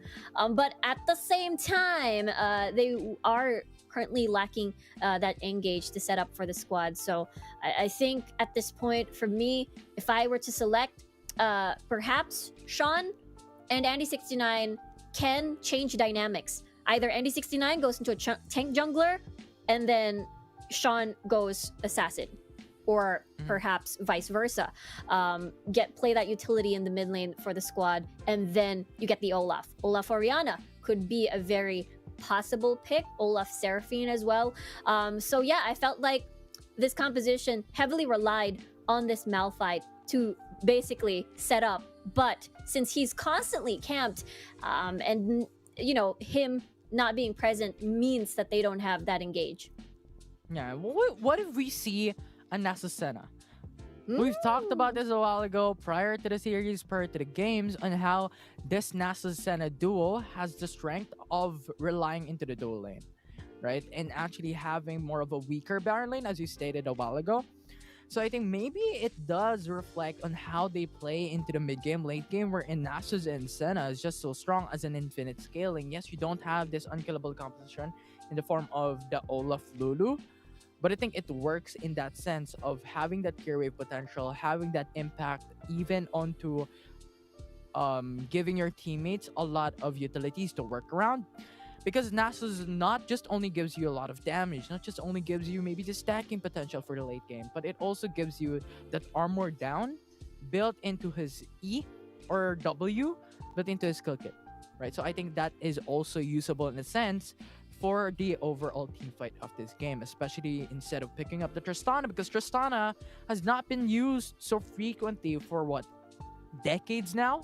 Decades? Really decades. Decades in the form of Wild Rift. Right. Okay, I get it. The time difference might be different from the real world and the Wild Rift time. You know what? I get it, yeah.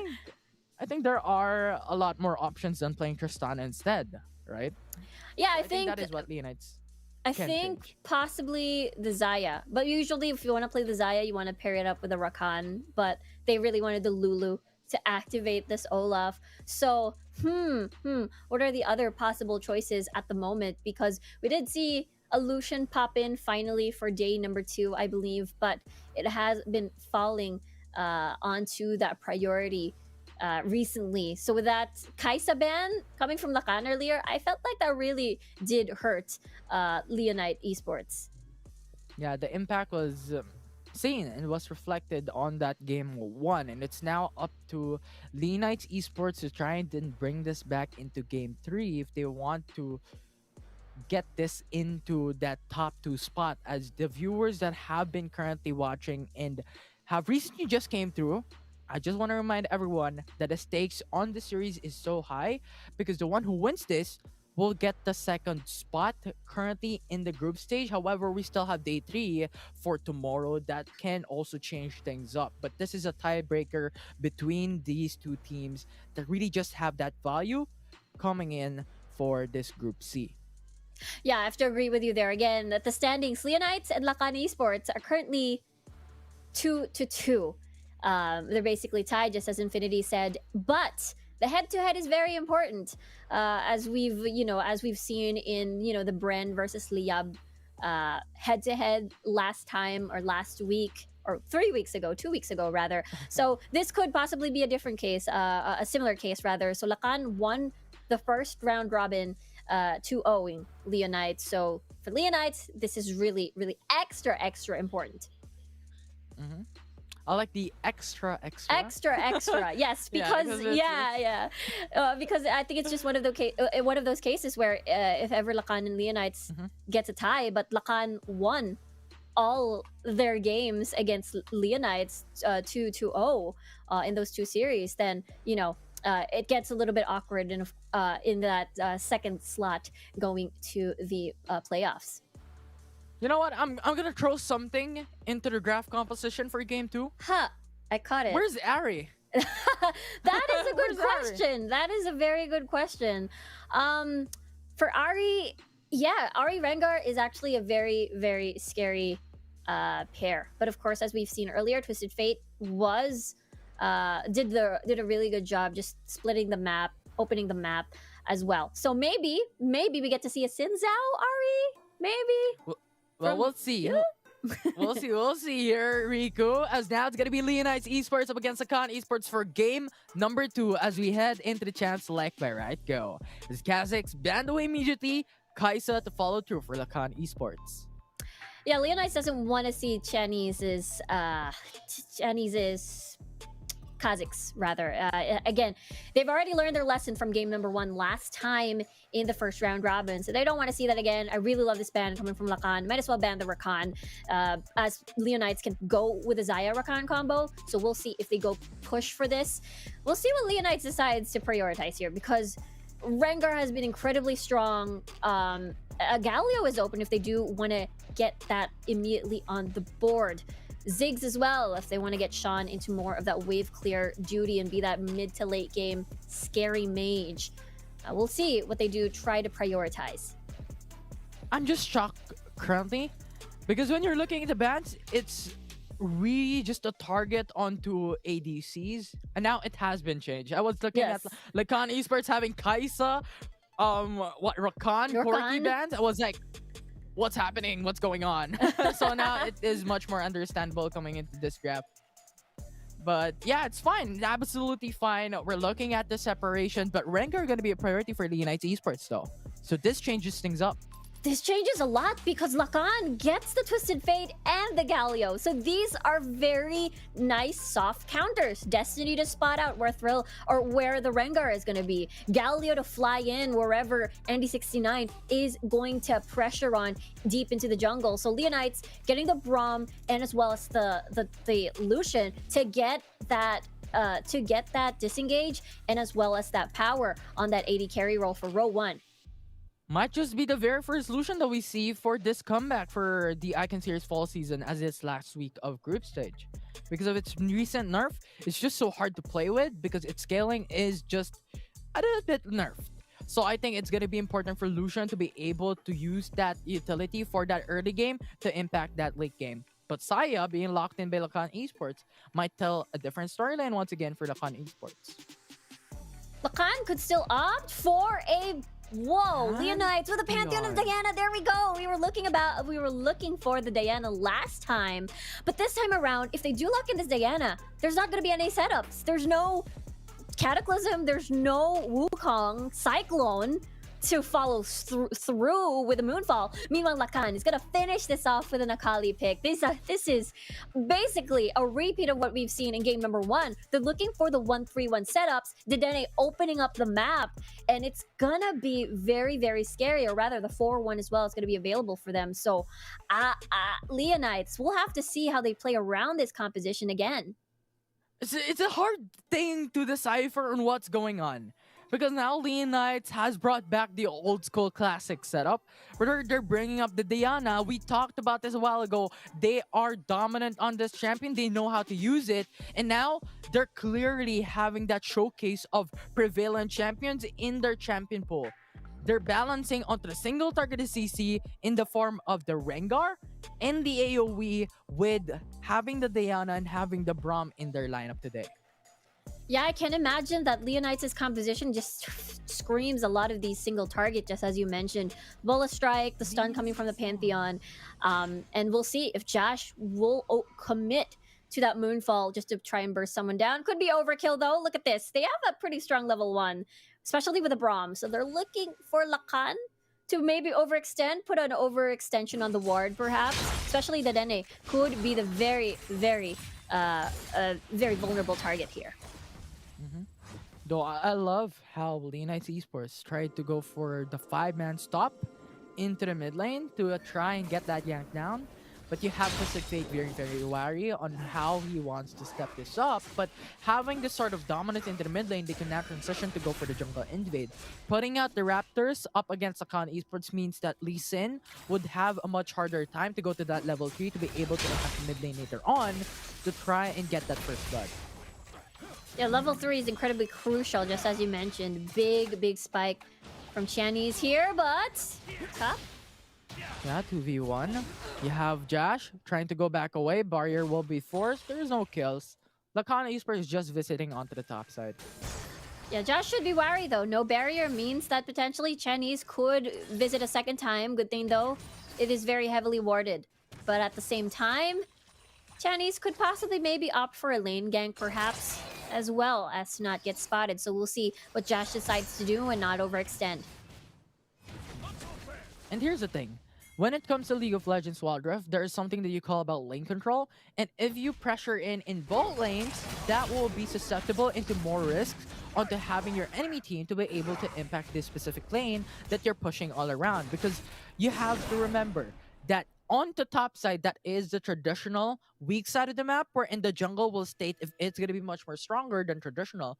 But having this dual push is so hard, and that is what Lakan Esports is doing. But this is an extra pressure also for Leonites Esports. So there are pros and cons. There are advantage of doing just that. And you look at how Leonites Esports now has taken onto the bot side River, Risk out there, and Lakan. There it is. The stun, the Sonic Wave will jump in. The Aegis will save his life. Braum with the shield though. The double shield combo. Leonites Esports saving Sean's life.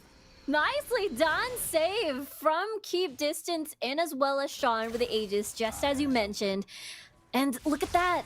The Dene Chinese, no flash. So any of the flash Dragon's Rage is not gonna be available as a play. No flash gold card as well. If they want to visit topside, look at Josh. He's overextended as we see Andy69 looming over for the lane gank. Yeah, and this is the best scenario that I was talking about. You have the jungle roaming into the top side, and this enables you to now pressure in that lanes to be able to go for that fast push, because you're looking at Akali, the only one on top side. You also have a ward onto the tri-bush, so it gives you extra vision and knowledge on what Leonites Esports wants to do. So clever move coming in from Leonites, as now you have Diana going in, tries to go for the knockback, but you have Lakan Esports very, very, very safe. Tante just hovering onto the turret is safe. No first blood 3 minutes into the game. Yeah, Tante was like, okay, what is happening here? Maybe Andy69. This is the point where level 5s are going to kick in. This is the point where my life could be in danger. So I really like how Tante just shifts playstyle and be a little bit more reserved to prepare for the next objectives. Again, it's going to be a first Ocean Drake, so that sustain is going to be very important. Oh, but a kick down, that's gonna push away onto the Lucian, but the Glacial Pressure is on away. The enemy Pantheon will now go for the ultimate, as the Lakan Esports will take 2 out of 1 for Leonites Esports. Now, it's going to be a 4v3. Everyone's low. Who's gonna take it down? Pantheon will fall. Sai will get the double kill away for Leonites as they take 4 out of that. This is gonna be a huge early lead. What fight for Ison there, and really nicely done by Arjuk on that taunt, just to peel and make sure that Ison can still land those autos, has that space to kite around. Sean even consumed a flash just to get that last auto attack, but unfortunately failed. And that means Lakan has a lot of control over this Ocean Drake and can potentially even transition over to get the Rift Herald. Whoa. He's one. Wow. The risks is there, but he doesn't care.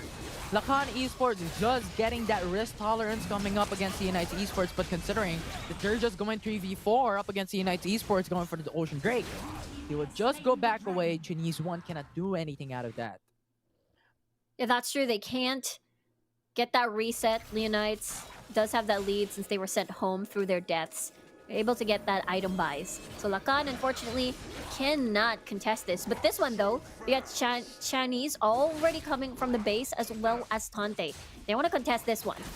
Akali Lee Sin coming into the fray. Lakan Esports wants to go for the contest. The ward will be there. Information will be up. Sonic Wave will be readied up. The golden card will be for Denene.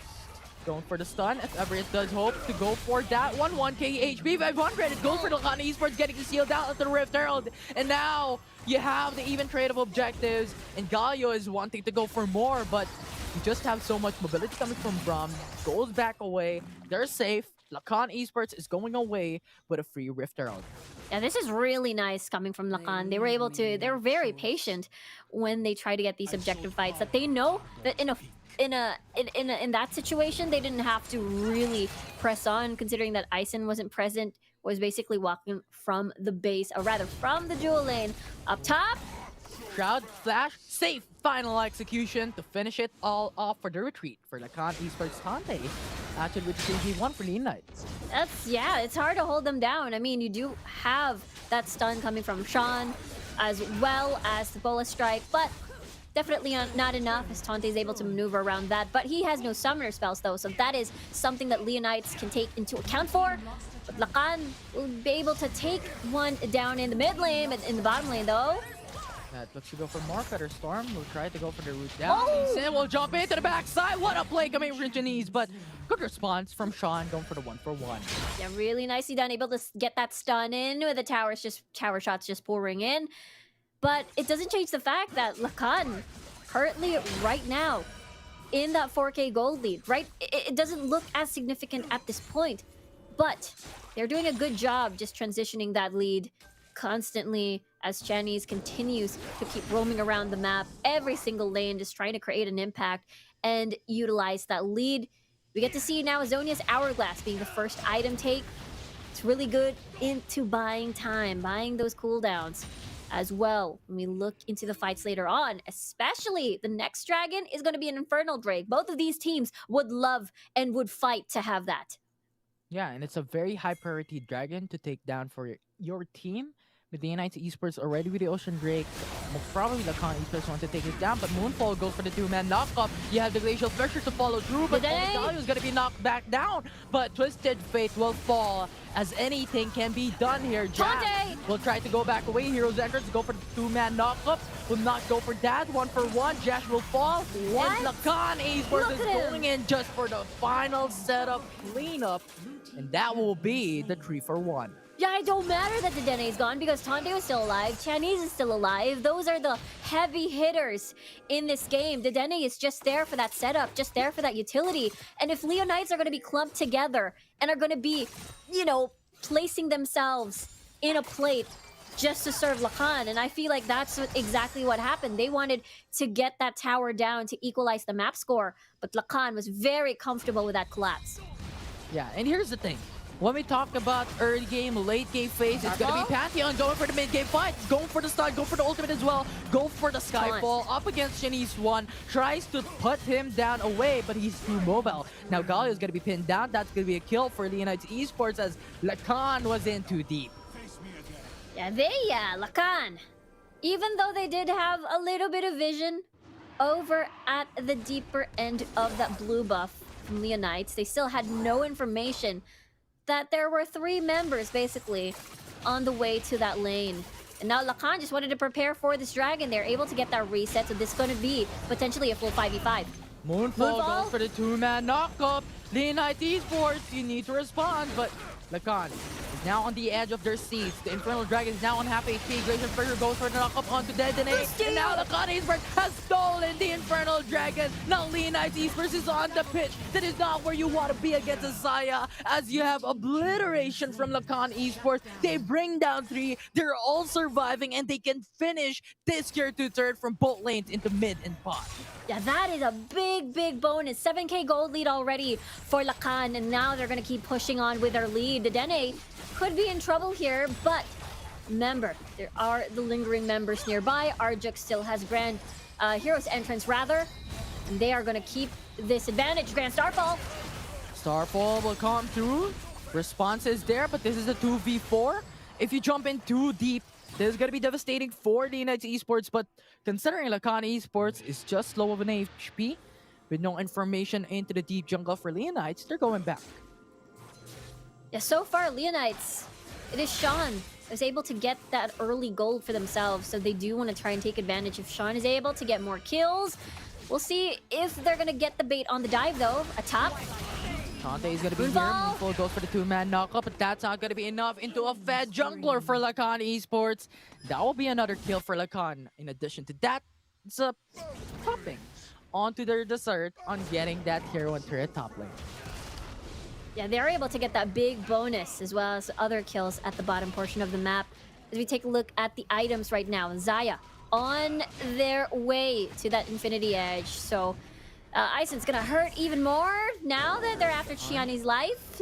Jumps into Chinese, but you have the safeguard. Jumps over the wall, he's safe. It's gonna be safe. It's very, very hard to hold these champions down. Akali, as well as the Lee Sin. A self-peel coming from Ison. Tankiness of Arjo. Yeah, Look at the this flash, setup. taunt. But it's just a tiny bit of CC. They don't want to go all in. It's Top a side, though. For Lakan Esports. But right, top side is a different story. It might not be a prank because now Rengar is going to be pinned down. That's going to ignite, burning him away. And now HP will be gone in a couple of seconds. Lakan Esports once again has gotten a kill out of that. And Leonites has lost their jungler. So Lakan Esports has Go Signal, Baron Nashor. Yeah, this is going to be a free Baron. Just as you mentioned, no jungler. And now Leonites has no choice but to watch this happen unless... The Glacial Fisher will go for the knockoff. Pantheon will get in for the Starfall. This might be it. Moonfall was down into the backup, but Lakan Esports will gain the ace, will gain the kill, will gain the Baron buff, and they're now able to push down as they get huge advantage away against LK. What? Such focus coming from Chinese. Imagine, he was on stasis. Everyone from Leonites Esports were basically focused on his life. So he had to watch out for his HP, watch out for the Baron's HP, and is still able to secure the Baron for the squad. It could have ended disastrous. But Lakan, with great focus, still able to secure that, and they take more towers down. Yeah, it's a huge difference currently. It's 13k gold. It's just too much. How can you be able to respond to that? Especially having the Infernal Dragon already for the side Lakan. Baron buff is still active in this game. In 28 seconds, it's gonna be the Mountain Dragon Knights. And Leonites, Rengar specifically, still doesn't have any kills to be able to stack onto the passive. So it's a really, really hard situation for ND69 currently. And it's a very awkward situation. Lee Sin, Dragon Rage, that's gonna be a 3-man knockup. Heroes entrance, zone away the enemy team. Jash now going for the stasis to delay much longer when it comes to the time. Moonfall goes in. Pantheon with a Starfall. 2 ultimates now gonna be brought down. Calling to follow through, massive amounts of damage, but damage is no longer gonna be there, but because it doesn't hit around anyone, and Ison will just go into the backside, goes for the Feather Storm, and take the triple kill away. Now Leonites Esports is gone. Lakan Esports with a Baron buff can now finish the game. It's still 25 seconds. They're going for the inhibitor into the mid side. They're going in for the Nexus base. It's open. 4k HP will be gone in 1 second, and Lakan Esports will take this in a 2-0. It's a sweep win for Lakan. Yeah, it is domination for Lakan, and they're able to get that repeat victory from the first round robin, now the second, and take down Leonites. And it's now on the record 2-0. What a clean game for both games in this series for Lakan. Right. What a series. What a series. It is incredible. They had so much control in this game, and it's very, very impressive. I gotta say, Chinese's performance in this entirety of the competition has been shining, and every single time he's able to get a jungler that is able to roam around the map, and pairing it up with the Dene on the Twisted Fate, I feel like it is such a deadly combo. And when we look into the mid game, the way Tante moves as an Akali is something to fear about for sure. And unfortunately, Leonites did not have an answer. Yeah, and just a deal breaker was on the early game. The requirement for Rengar is to gain all of those 5 kills uniquely.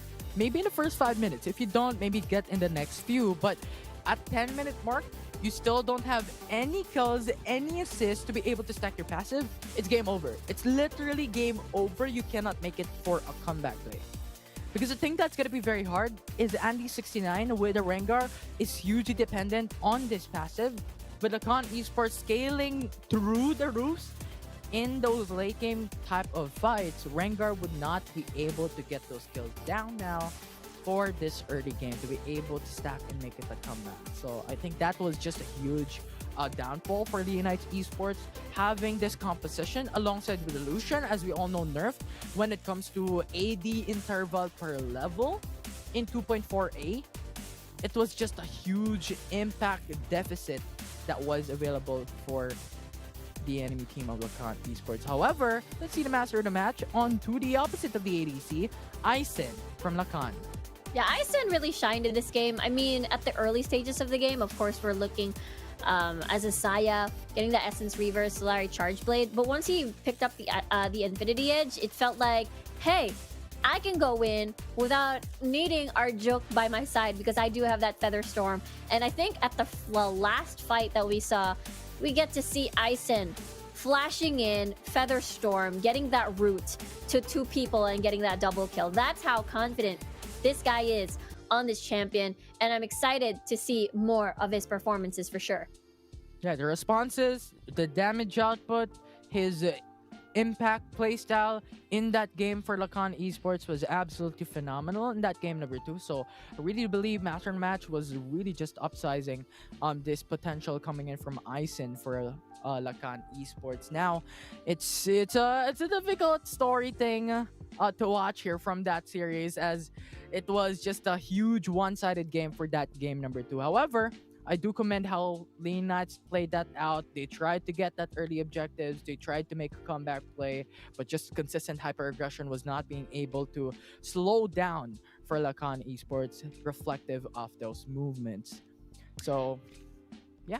Yeah, they were able to, I mean, Leonites, they were able to get Sean ahead, I think consistently rather, on the Fizz, on the Pantheon. So I think there is that strength that there is that pillar rather that they could rely on, of course, on their last game for tomorrow. But now that Lakan has won this match, that means they have won that mini tiebreaker, I suppose. We'll see if Lakan loses their game tomorrow and Leonites wins their game as well on Sunday as the last day of Group C and D. It's crazy. We'll find out. But before then, we're gonna have one more series later on, with Series 3 gonna be analyzed by the panelist desk to be thrown to you guys. Take it away.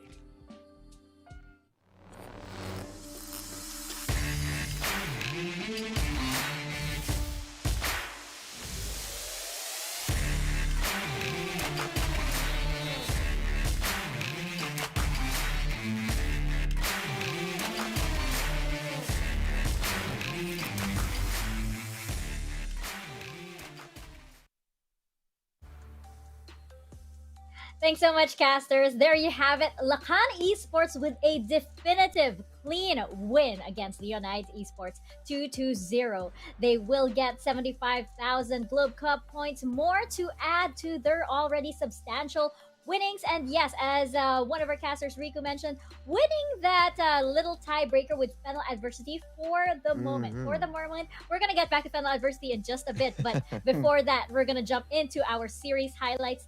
This was such a clean game for Lakan Esports. And, you know, yesterday, yes, they did take a little bit of that tumble. But my goodness, today, they were that unstoppable force that we first saw during the first week of Group C and D.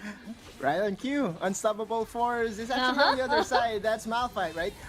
But you know, the idea of picking Malphite against the Camille does make sense. He's basically an armor stacking champion, and they drafted Olaf, so they were planning to give resources to Andy69 to replicate what happened yesterday, in where he just popped off. However, the big difference here is that the Dene is on Twisted Fate, and Twisted Fate, you know, he's like the third summoner spell of Tante here. Shionis will be there, and if you are being ganked by 3 people, well, the chances of you being able to outplay that to your favor will be very, very low, very minimal. And that's the thing, right? Lakan Esports just knew their win condition. Do not, you know, let Andy69 throw off or just, you know, pop off similar to yesterday. Very good performance. Similarly, onto the other players of Lakan Esports here, Ison and Arjuk really is just, you know, making a case for being the best Dragon lane that we have here in this group. Yeah, and we saw also that if you're going to play Olaf, you wanted to deny the firepower of the opposing side. But having a Rengar, a Twisted Fate, and a Camille, you know that after the Ragnarok, it will spell that into the Valhalla. So game 2, moving on, it feels like, yes, I love how Sean really answered most of the plays of Dedenne, but the firepower is a bit lacking. You already have a Diana and a Rengar. Yes, you supposedly got that damage, but You got this Chianese on the early game Lee Sin, and of course the assassin potential of Tante under Akali.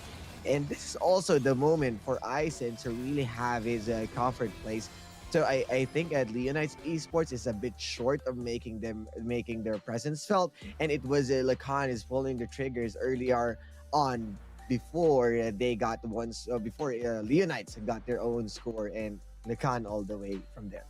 Yeah, and I think Otlus mentioned this. I do think that Lakan, they were really watching Andy69 yesterday, who had such a good game. So, when they saw him popping off, they're like, okay, that can't happen into our match. And that's exactly how Lakan was able to get that leg up. And congratulations to them. They will get that 2-0 and 75,000 Club Cup points. For now, again, winning that tiebreaker with Fennel adversity, but not for long, I think. Not for long, because for our last match of the day, we do have Mirmooo Esports versus Fennel Adversity. Now, again, Mirmooo Esports, I have told you guys this. There's something about this team. I do like this team. And here's the amazing thing. They didn't take down Fennel Adversity before. They did. Yeah. So they were that miracle team that came out and suddenly took down what was a favorite of this group. They still are the favorite of this group, but that's something. The big question is, are they actually going to take it all the way this time? Are they going to get that 2-0? It's a tall order indeed, but they've done it before. Does that mean it can happen again? What do you guys think as we check out the Mirmooo Esports lineup? They were using the Sona Seraphine the last time that they were able to upend Fennel Adversity, right? And I don't think we will see Sona and Seraphine in this particular match at all, right? I believe Fennel Adversity has learned their lesson that if they are not comfortable playing against a double AP composition, let alone in patch 2.4a, I don't think Sona and Seraphine is really the way to go. This is going to be a very tough order, right? But if there is someone that can make the difference here for Mirmooo Esports, I believe it's going to be XDXP and Mirmooo himself, right? Because XDXP yesterday, he played the Jarvan and he was master of the match using a tank Jarvan, and he was like, legendary. Yeah, I believe so. He completely denied the core key from Chasing Dreams, if I'm not mistaken, from Rowan, I believe. I think that was Leonites. Oh no, I'm mixing things up because of how intense our matches and are. everything's been mixed up. I mean, rosters have been going left and right.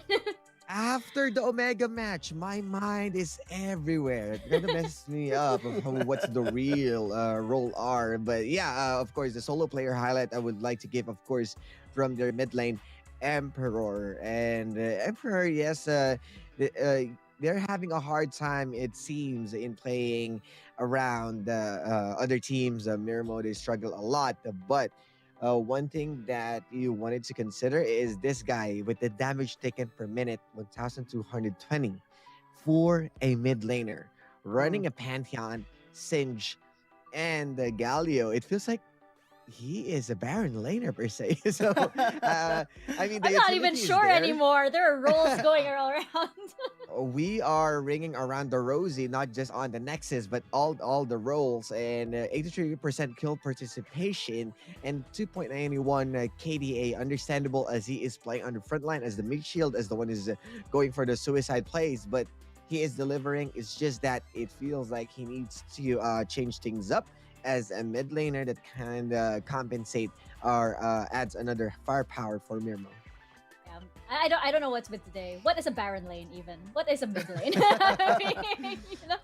But of course, they will be up against Fennel Adversity. And this is the little, grudge match that we have over here, especially since I think Mirmooo Esports, that fateful day, they managed to take that win when Fennel Adversity weren't exactly prepared. Maybe they were caught with their pants down a little bit. They weren't in their best form. And I think Fennel's going to be out for blood. They're going to be out for blood, especially since they're not just resolving this grudge match, but they're resolving the tie with Lakan Esports. They do want that leg up, especially since this is the second to the last day. Tomorrow is the very last day, so they want to get those points in. Well, definitely Fennel Adversity again, going back. Their lone series loss was actually against Mirmooo Esports. In fact, during game number 1 of that fight, it was Fennel Adversity with a clear advantage. But on games 2 and game 3, right, Sona and Seraphine happened.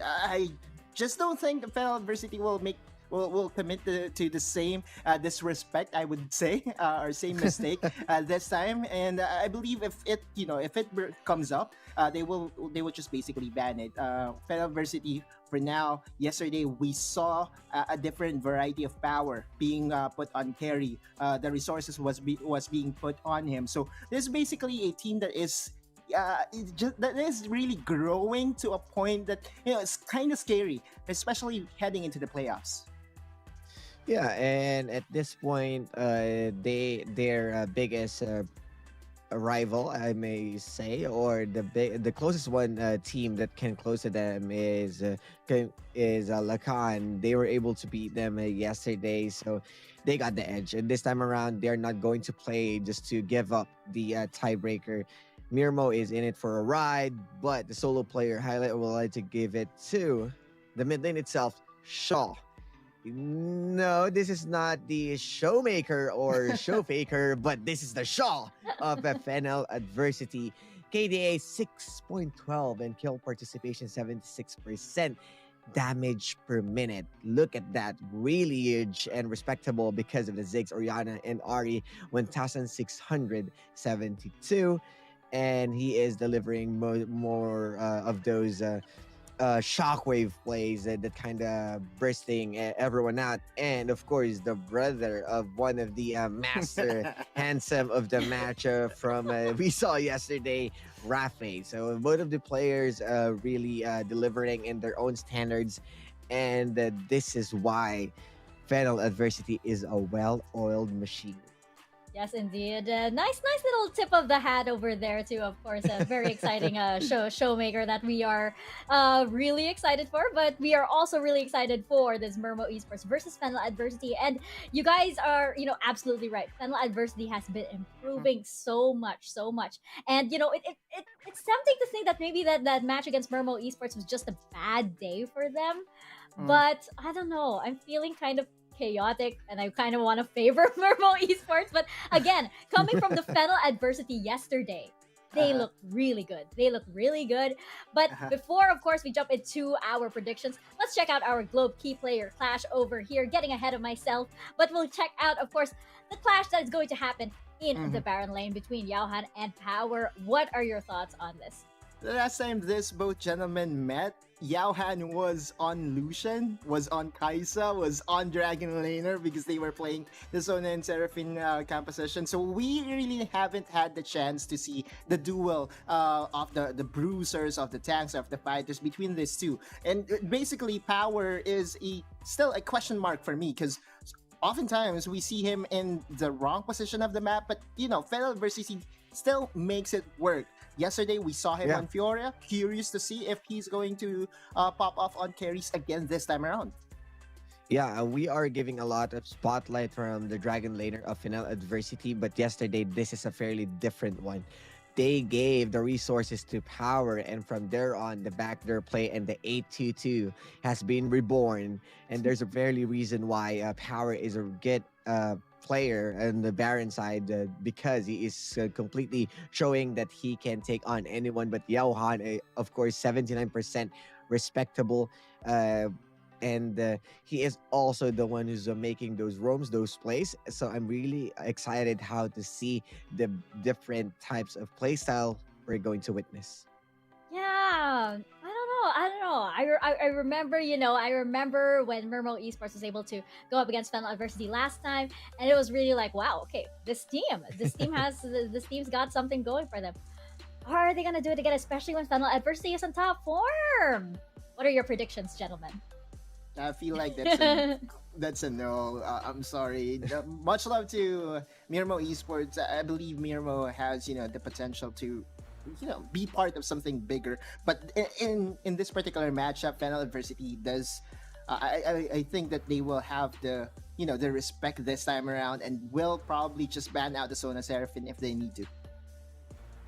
And they just have to be Fennel in their own way. I mean, there's nothing left to be fixed so far. They are they're doing great. So I'm not saying that they need to change something, but they just need to watch out for any surprises and be reactive from there, or maybe not be reactive. They just have to play what they want and how they approach those games. Oh, fine. I'll behave.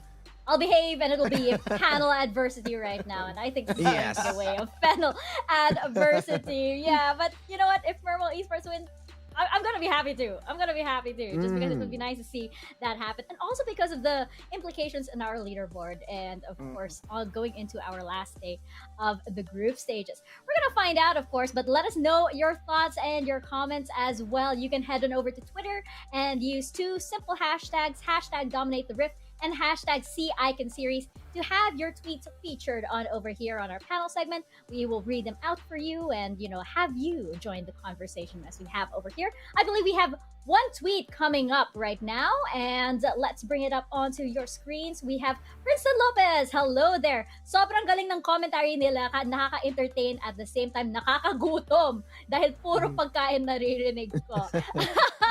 This reminds me of our lovely bonus question that we would ask the players back in the summer season, of how they would be celebrating and of course what they would be eating and their boot camps and everything, and which made us hungry. It was really just us making ourselves hungry also, because it would be like a late broadcast. We would be thinking about dinner, so we'd be asking the players, "Oh, what did you have for dinner? What are you having for dinner?" So yes, indeed, food is very popular here in the CI series. Of course, why not? And you guys can also head on over to the PPGL Discord community server and let's watch the matches together. We have some special guests joining in from time to time, so we would love to see you guys on over there.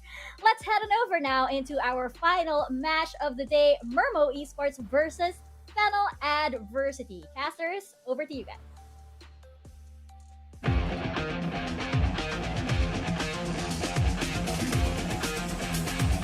Minions have spawned.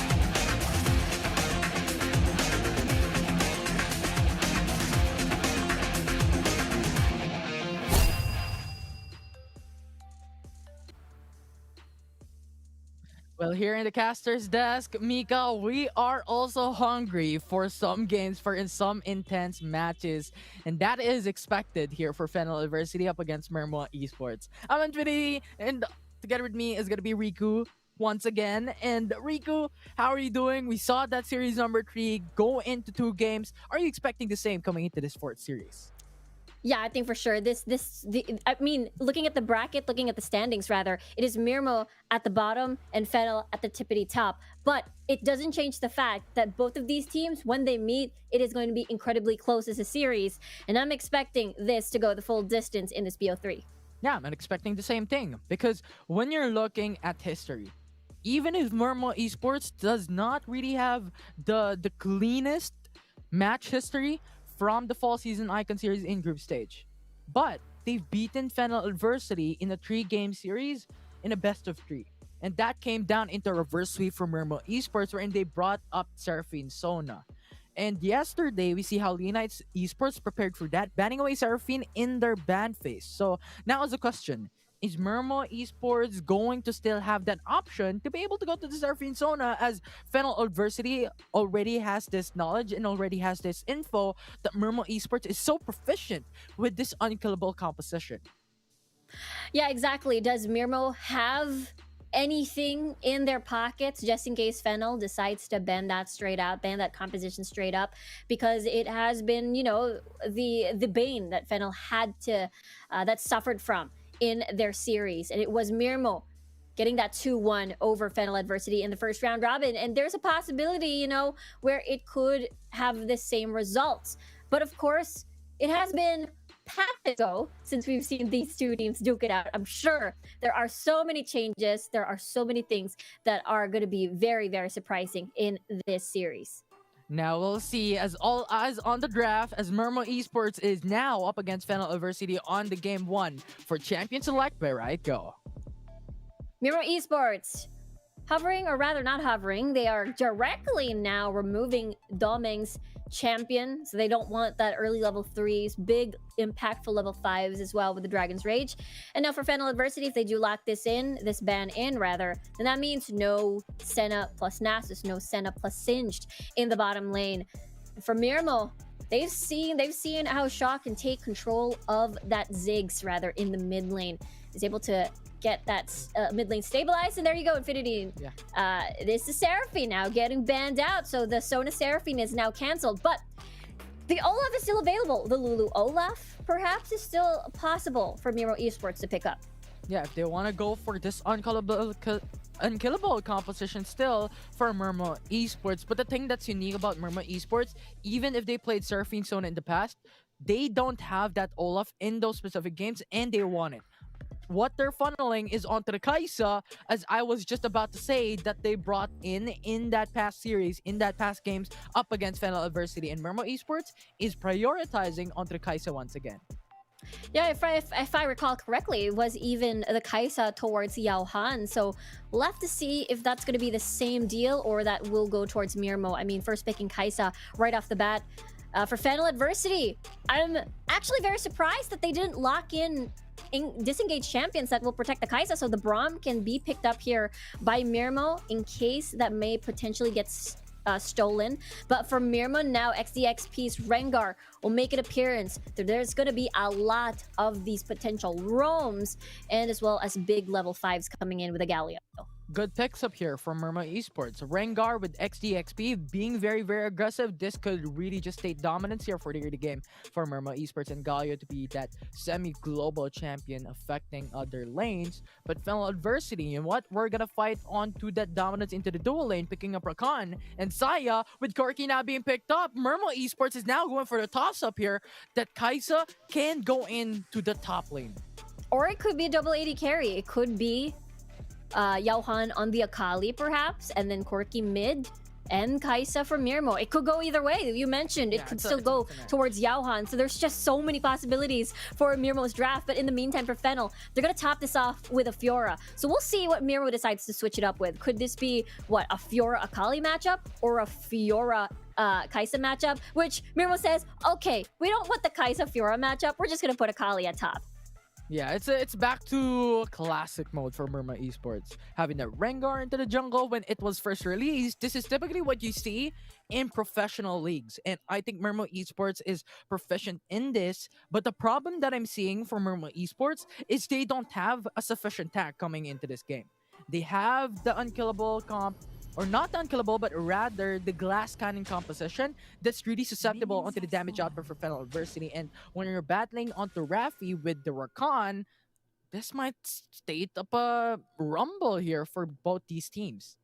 Yeah, I have to fully agree with you there. Mirmooo is a pretty all-in composition right now. They don't have disengage at all. No Braum, no Lulu. So this is a full-on engage. So they are going to be looking into, again, getting into these fights. Wura, so close. 1 HP literally for Wura. The Ignite will not burn him down, as Ignite is scaling onto levels, and level 1 is not exactly the level that you want to cast out your Ignite. So Mirmooo will be safe. Fennel Adversity will not take the first blood, but I think this is a statement that they want to say against Mirmooo Esports. You know what? Pick up the Kai'Sa for yourself. Pick up the Rengar. We're going to be staying as dominant as we have did in the past series. Yeah, exactly. This is gonna be a painful lane for the Mirmooo dual lane. You are facing a Rakan and a Xayah. Level 3s are also very strong for this. They're gonna keep going. I mean, Wura doesn't have exhaust anymore and no heal, so all the honey fruits are going to Wura's side. Yeah, he just came back from recall, coming into the lane once again. He's pretty much just 1 HP, forcing out the honey fruit, and now Kai'Sa will no longer have that option to get that honey fruit for those prolonged fight later on against Fennel Adversity. So that's also a downfall for Fennel currently, or not? Oh, Wura! Mirmooo Esports currently. He died. Ooh. First blood for Sion to the bot lane. We haven't seen that fight, but I'm expecting you have Raffy just setting up consistently onto those plays for Fennel adversity into the bot lane, as we've seen in the past minute, wherein you have Raffy consistently going for the grand entrance. Yeah, and the fact that, again, Danny and Raffy got level 5, level 3 rather. No, they're just visiting.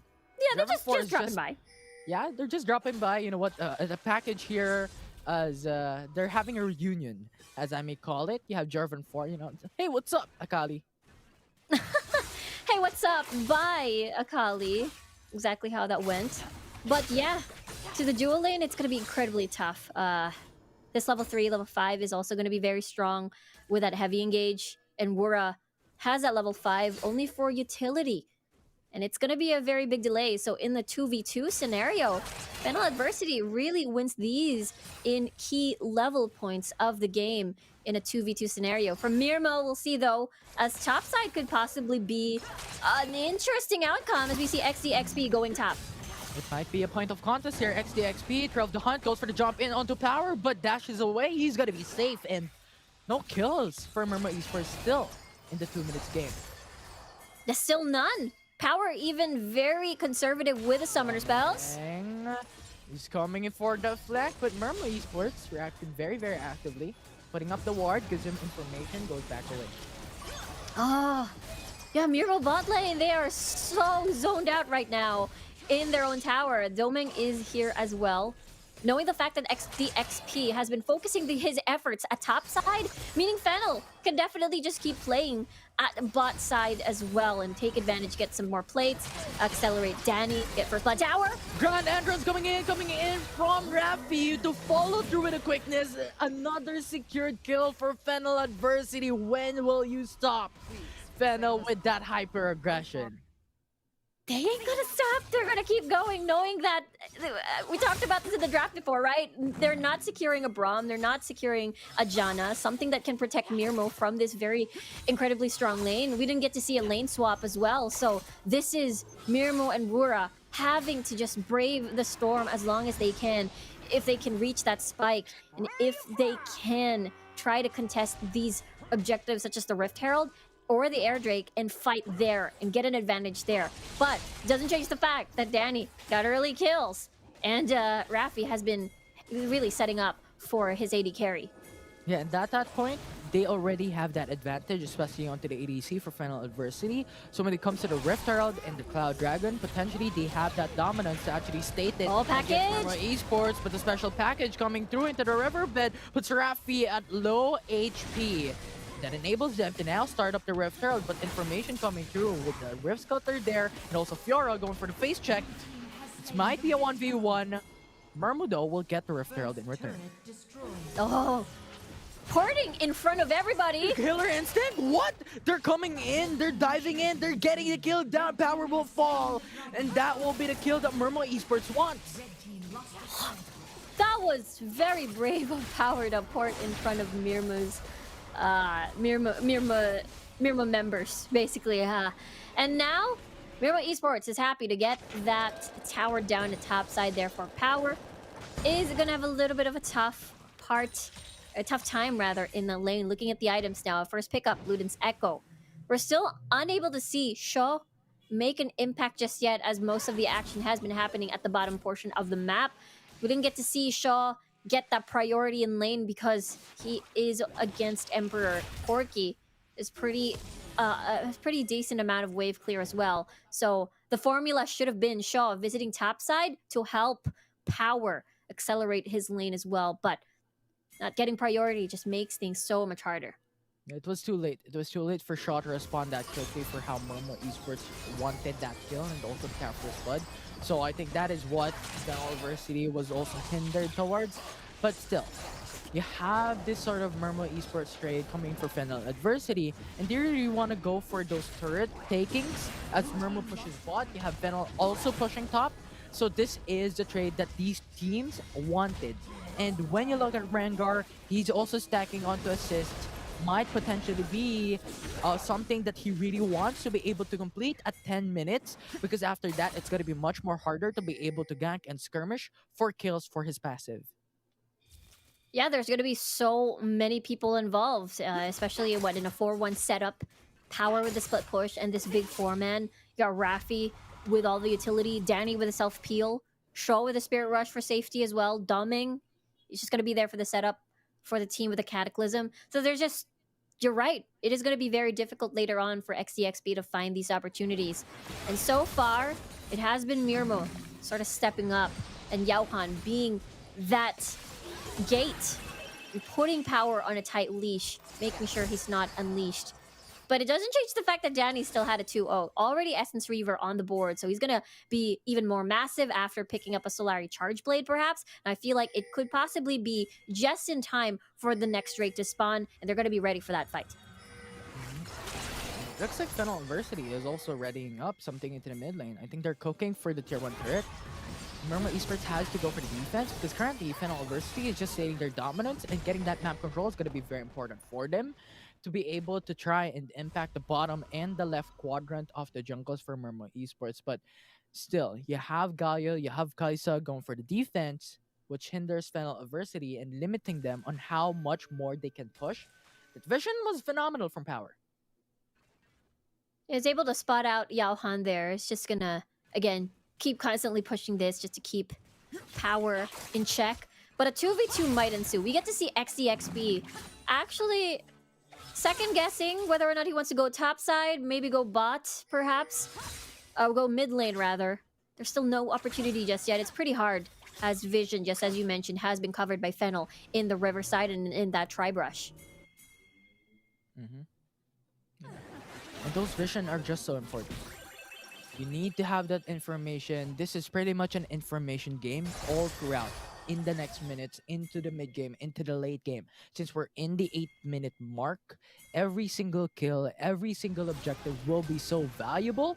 And I don't think Fennel University wants to give that for free for Mirmooo. And in similar manner, Mirmooo doesn't want to give that for free for Fennel University. So it's really just up to those ward placements that are going to be very important when you're looking at it. Fennel University has all throughout onto the tri-bush on top side.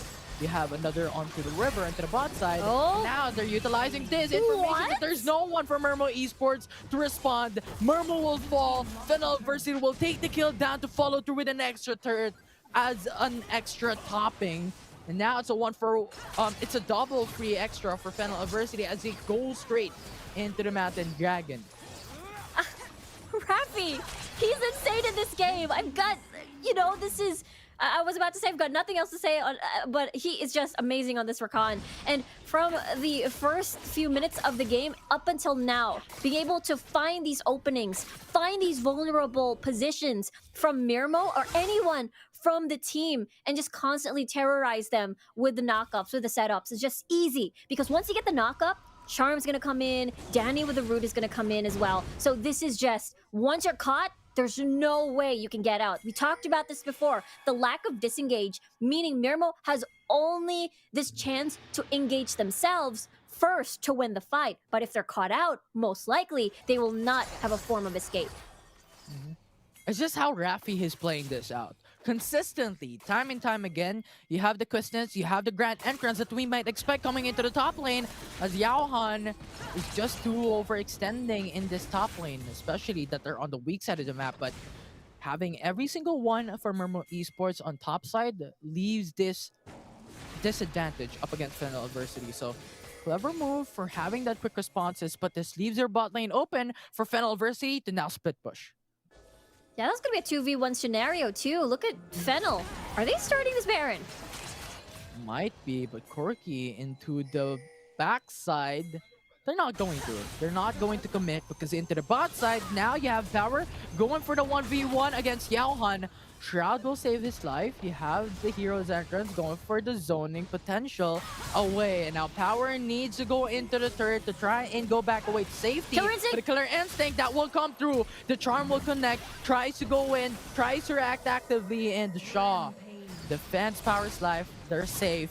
And into the mid lane, you have Cyan taking kill once again against Emperor. And Ari takes the kill onto Mirmooo. What's happening all around here? Fennel Adversity is taking this game into a separation mind play against Mirmooo Esports. And now, Mirmooo has lost 2. They're fighting 3v5. Yeah, they're losing all these towers as well. So they are so good at splitting up the map, baiting out the hero's entrance rather, and then moving forward, resetting the fight. Look at them. They're even setting up this death brush. They're maybe what Yao Han could push forward? No, maybe he's kind of extended into the lane. Twin Shadows. That will slow him down. Information from Fennel Adversity. What will happen here? Flag There and it Drag is. will be casted down. Cataclysm will be in, locked down, but a flash away will save his life. And Yao Han still well gonna be safe. The flash will still remain. I think that was a shuriken flip, saving Yao Han's life. So more time to come in for Mirmooo Esports. Yeah, it's still fine. It's still good for Yao Han. Get to see Wura being that human ward over there in the brush, just to see and try to sniff out any of the wards. Grand challenge, 1v1. Power! Power going in. Rengar will fall. No jungler for Mirmooo Esports. And Baron Nashor, keep in mind, it's still going to be alive. And you have Fennel Adversity now pinging up into the Baron buff. This might be the end gaming objective. 2v1, that's going to be Killer Instinct coming through with the follow-up knock-up onto Power as Power will fall. It's a 1-for-1, but Fennel Adversity is straight going to the Baron buff. They're going for the Baron Nashor. Mirmooo Esports, what will you do? They don't have any information into the Baron's pit. Yeah, they don't have their main AD carrier. Mirmooo has been getting a lot of these kills, so he needed to be present, and as well as the Galio for that setup to try and contest this one. A collapse can potentially happen as we get to see Mirmooo just trying to run for the hills. This might be it. There is a big potential. Uh-oh, Yeah, Emperor! coming through. There have it. Shaw diving through. You have the hero's entrance to save his life. But it will not be enough because the Ari will dash away. And now you have Yao Han just playing around the farm members for Fennel Adversity, but he can't handle those Fed champions. And now Fennel Adversity will take the lead down as they take 2 away from Mirmooo Esports. They're going for the Ocean Dragon. What is happening? Fennel Adversity is just basically forcing Mirmooo to dance into their own tune, and Mirmooo so far has no choice. They've been caught constantly in these choke points, and mid-retreat that Fennel gets a lot more out of the deal. They're gonna take more or less the inhibitor search into bot lane. That opens up the Nexus space up against Mirmooo Esports. Fennel Adversity has taken 2 out of that, and they're going back away. I think is much more intelligent for Fennel Adversity because they have gold from inhibitor turrets into mid lane and in bot lane.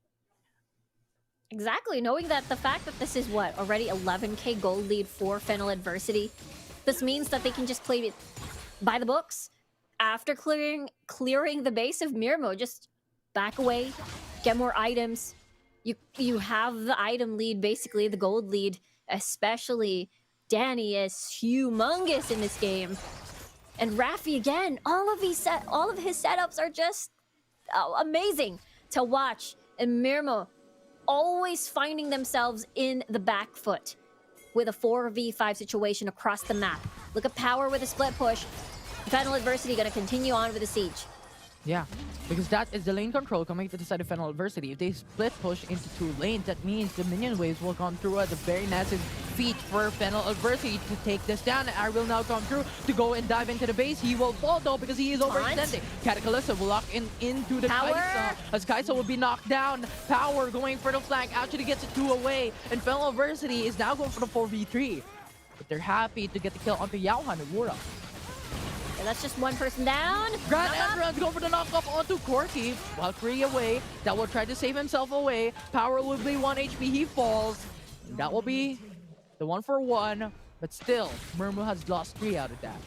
Yeah, mission accomplished already for Fennel. They've opened up the map. There are going to be super minions building passively in all 3 lanes. And Fennel has more space to work with, even more. Taking a look at the items, Danny's almost maxed item build, by the way, so he is just huge. Proto Belt, Featherstorm, Phantom Dancer. How can Mirmooo even reach and try to kill him at this point with how Raffi has been performing in this game to help engage for the squad? Every single time he gets that knock-up down, every single time the quickness is activated.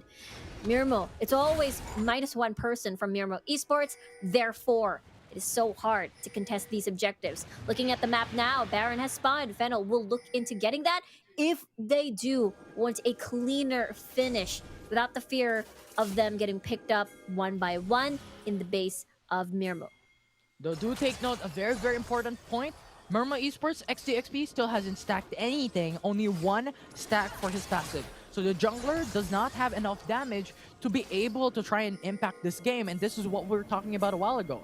10 minutes passed, you don't have your 5 stacks, it's gonna be so difficult, might be impossible, as Fennel Adversity has that lead. Go for the Cataclysm, locking onto one. Kaisa, Gaio, gonna be locked down, it might be it. Heroes Entrance zoning away the enemy team, that might be the wrong possession, and Fennel Adversity has taken 3 for 0. Yaohan will be alive, Wara will be alive, but this is the cat and rat chase, as Danny will be able to get the kill. 3 members for Fennel Adversity now looking for the Nexus base. They're going in, TPs are not coming through. 1.5k HP remaining, will be 0 in a matter of seconds.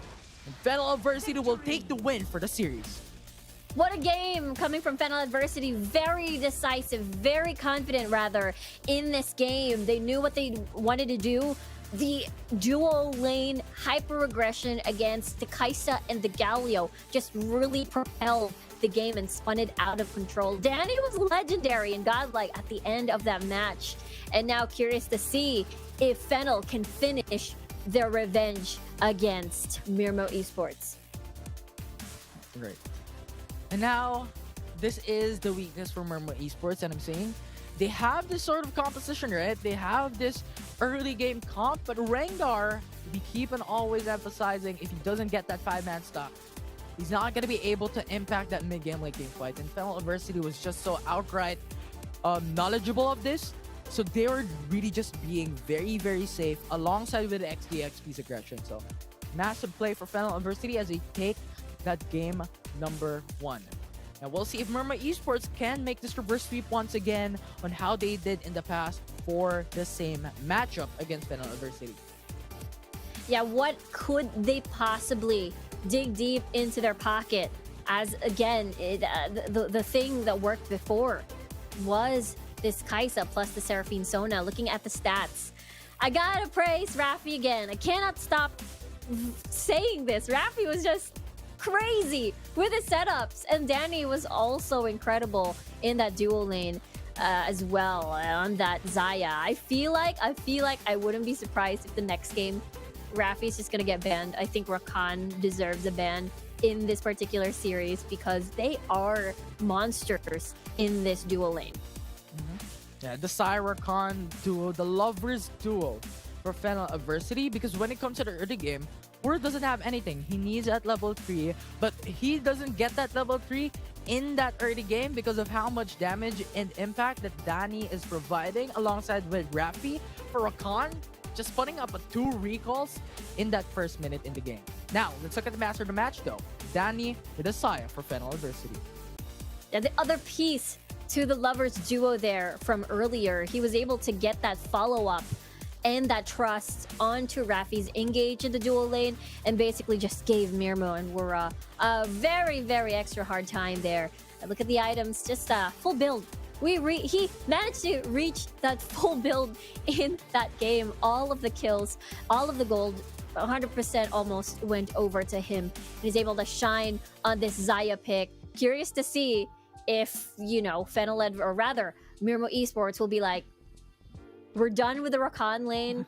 We're just gonna ban out Rakan, or maybe get a disengage, get a support champion that can make the Kaisa feel safe in the lane, like a Janna or a Braum perhaps, or what we usually see, the lane swaps.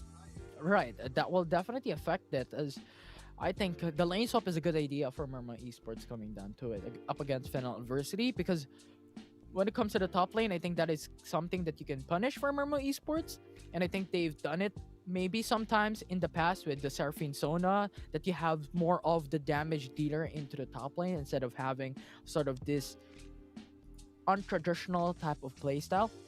So I really do agree with that. And when it comes to the draft composition, it's really hard for Gaio to try and affect this dual lane for the lovers duo. So I think they need to change that up.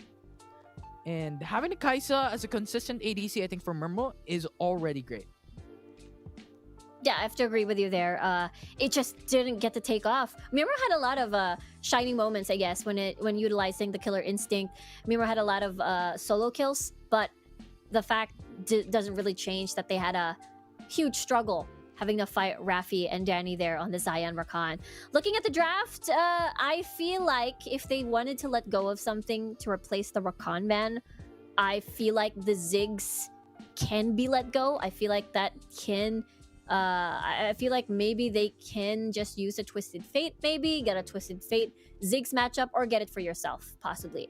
I feel like the Rakan is just too much and too good to let go against Fennel adversity. Rafi, I think this is the last time I'll say it, unless Rafi plays the Rakan again in the next game. He is amazing in this champion. What if you ban away the Rakan? we see these sort of bans coming through, disables the side to come through, and Rafi yes, exactly. has played this. So I think it's just a good ban coming through if Mirmooo decides, you know what, let's ban away the Rakan, disables the Lovers duo for Fennel adversity, but we'll stick with some of these champions that we've banned away because we know it's comfortable for Fennel adversity to use it. So I think banning away the Rakan is a good option for Mirmooo Esports, can maybe play into this game number 2 to try and win this and take this into game number 3. So now still a big question. What will be the changes that will come into fruition if Rakan is gone? If it's banned away from Mirmooo Esports, what do you think will be the changes for Fennel adversity?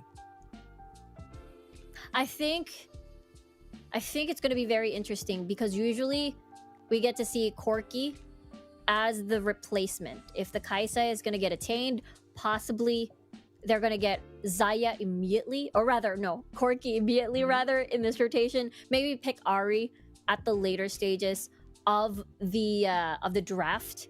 Take a disengager, I suppose. Take -1 disengager away from the Kaisa. That's why I was saying earlier, maybe a Braum or a Janna for that first rotation. But, of course, Jarvan for it's incredibly strong, as we've seen Doming performed in this champion. He's able to get that setups, that Cataclysm, that dive. Especially Galio and Jarvan for actually is a very strong duo, perhaps. So maybe that was the thought process coming from Fennel adversity, just minusing the threat of continuous dives. And they decided to just take away one piece out of it.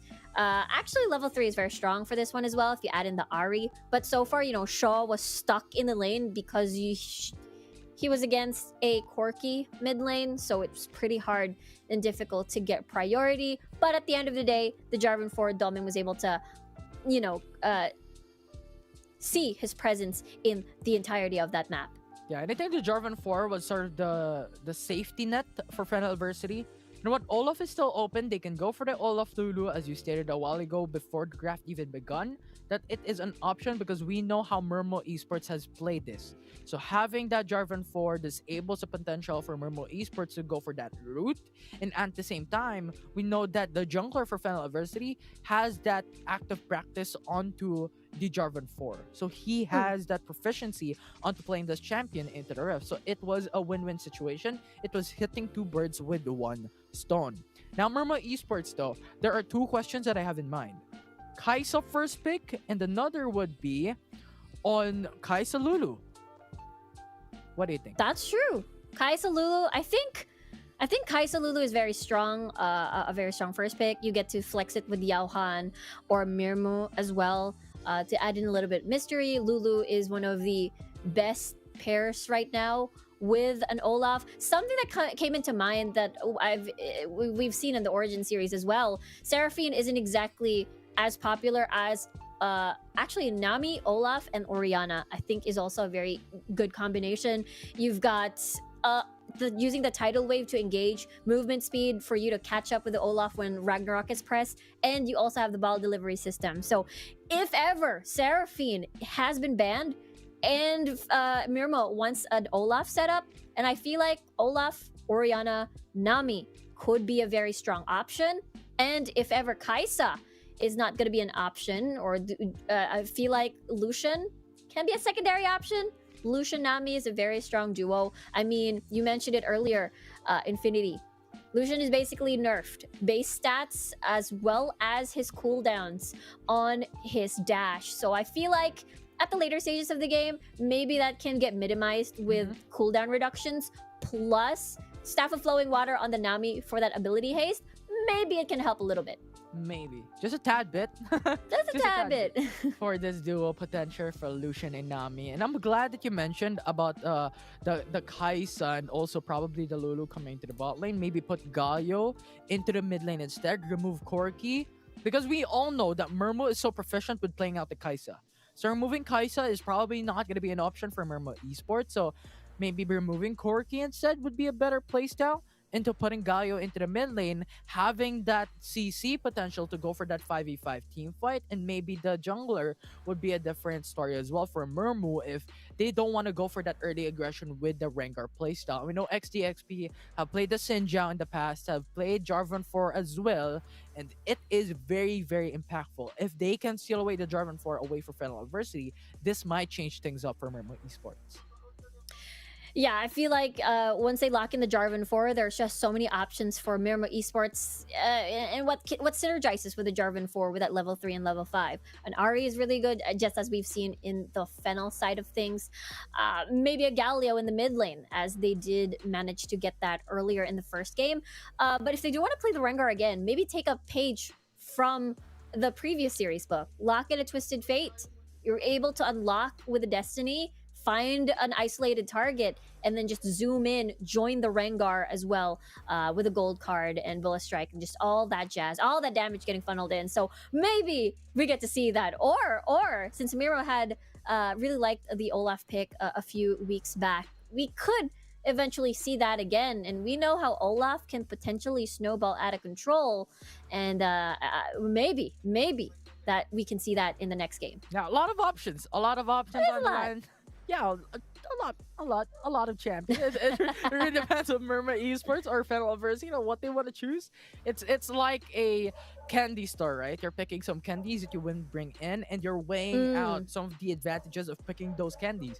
It's just gonna be great for movies or something like that, or something similar. If the analogy makes sense, it's because you have a lot of selections, but what you want the most and what you're most comfortable with is now gonna be much more valuable than picking up sort of the champions that's really strong in the meta, but you don't know how to use, right? So that's gonna be an important keynote to take for this game in the next matchup for Mirmooo Esports and Fennel Adversity. You're weighing out the early game, you're weighing out the mid game, and you're weighing out the late game.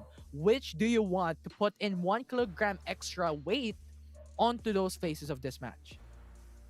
Yeah, who do you want to play around on? Do you want to focus on mid lane? Do you want to focus on the dual lane, especially Mirmooo? Or do you want to focus on Yalhan last time, as we've seen him on that Kaisa pick? So there are a lot of options for Mirmooo, but the biggest question is how and where will they focus all their candies on, I guess, their resources on.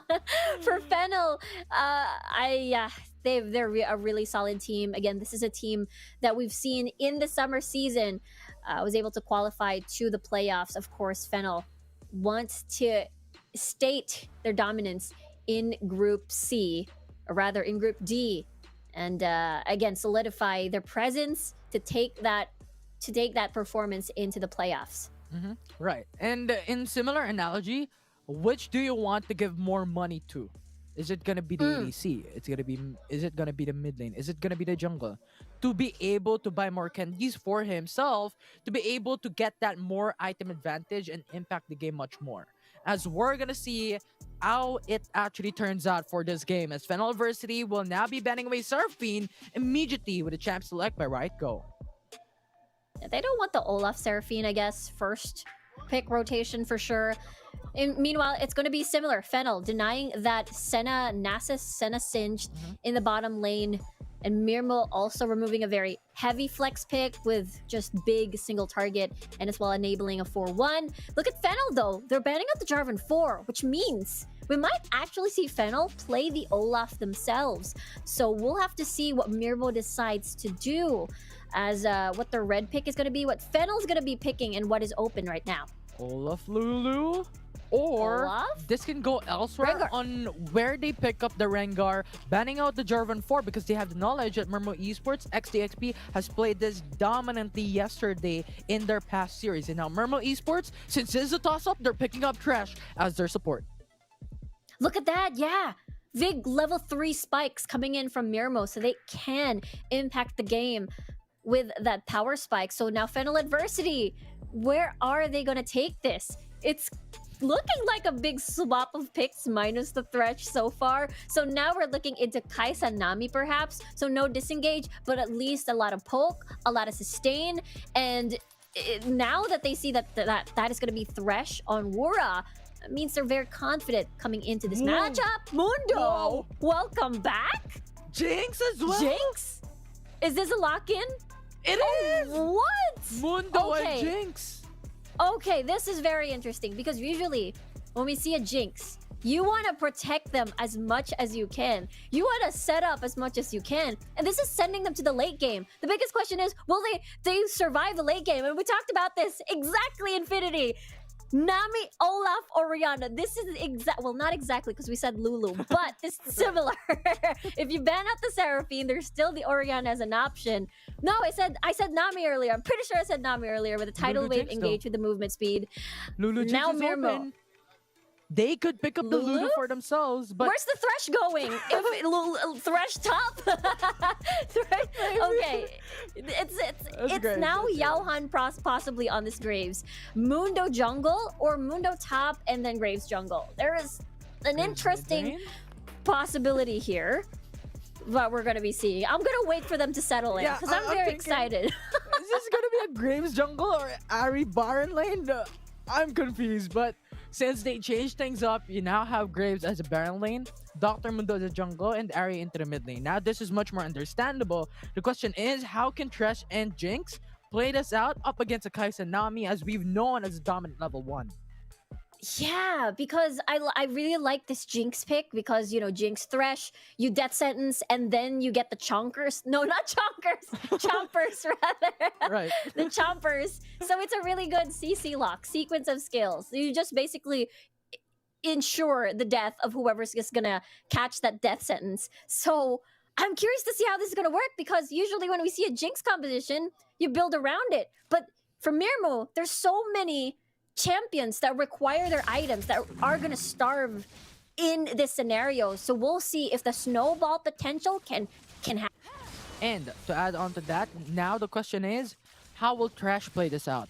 Because I think currently, Thresh is probably like 0% win rate so far in this game. Omega Esports has played this a while ago in their game and has lost. And yesterday, Mirmooo Esports has played this, I think, and they've lost as well. So where is Wura gonna go with this Thresh? Is this gonna be a dominant Thresh? Or is this gonna be some squishy champion that is gonna be kept on dominated onto a Dani and Raffy combo with Kai'Sa and Dami available for Fennel Adversity? Yeah, they're actually getting pushed in already. Because you usually...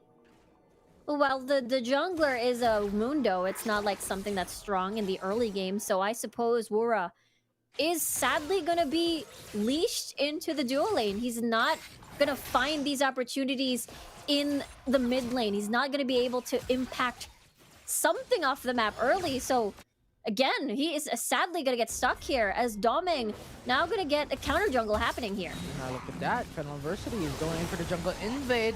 You have the blue buff actually being stolen down. That's going to follow through with Acrobrissa and First Blood for Fennel Adversity as Orianna take the attack down. And to add on to that is an extra toppings. And Fennel Adversity takes 2. And Mirmooo gets none. That is... Look at power! Did he get the Sculler away from Emperor here? He did? He does. And Emperor is too low of an HP to even try to go for the 1v1. And Emperor, you're gonna say goodbye. You're dashing away to buy much more time. But Power just slams you down with his 2 axes. That's gonna be 3-4-0 in the first 2 minutes in the game in favor for Fennel Adversity. This is... Imagine, it's just 2 minutes into the game, Doming is able to deny the blue buff away from the Mundo, is able to get a bonus kill as well. You've got Orianna getting first blood, you've got Doming already getting his first kill within the 2-minute mark. And so far, it is looking good for Fennel, not looking good for Mirmooo. And once again, when we look at the composition of Mirmooo, Yao Han on this Mundo can be the tankiest, crazy tanky member and was able to soak away all the damage. Topside though, Emperor's gonna be fine. Yep. He's just gonna use it for information. You know what? Dr. Mundo, I see him, but I want to make sure that Dr. Mundo is there. So let's just use up the Trail of the Hut. Yeah, it's just gonna create pressure at topside, see if they can potentially snowball power as well. Seen this happen before. And yeah, for Mirmooo, this is a pretty all-in setup once more. They're basically going to win with full-on damage. But the biggest question is, will they survive the laning phase? Because no disengage once more. All you have is, what, a measly box from the Thresh. And as well as the Lantern, I suppose. But it is something only for a single person and not for the entirety of the squad. So we'll see what the action is going to be, because 20 seconds on the clock, more or less. The next objectives on the map, the first objectives off the map, rather, are going to be spawning. And Rift Herald, I feel like that's going to be very juicy for Fennel. And Air Drake to enable the roams, for sure. Especially on Doming on this Rengar. And look at the setup from Mirmooo Esports. They're going for 3-man roam. Power doesn't have any information that he's going for it. The hook will connect, but the Ragnarok will be there. Gets the kill down from Mirmooo Esports as they take their first kill of this game. And Mirmooo is immediately going for the Rift Herald. Yeah, really nicely done by Mirmoo's adjustment there. They sneakily rotated Mirmooo and Wura at topside, managing to read that Power is going to be very aggressive against the Graves at topside once more, and then getting that Rift Herald. Meaning they can possibly funnel all their gold onto Mirmooo here. Get First Blood Tower, get all the platings, and then see if they can balloon and speed up the process of a late game carry Jinx. Again, this is a double AD carry composition. There is an Ahri as well for that assassin. No Ragnarok yet, just yet, so Emperor can survive a little bit and rest easy. But then, for setups, they've got the Charm, they've got the Death Sentence, they've got the Chompers for the follow-up CC. I'm just trying to paint a picture on how the fights may potentially go. Yeah, Mirmooo can get picks for sure off of the map before they can fully commit into the fight.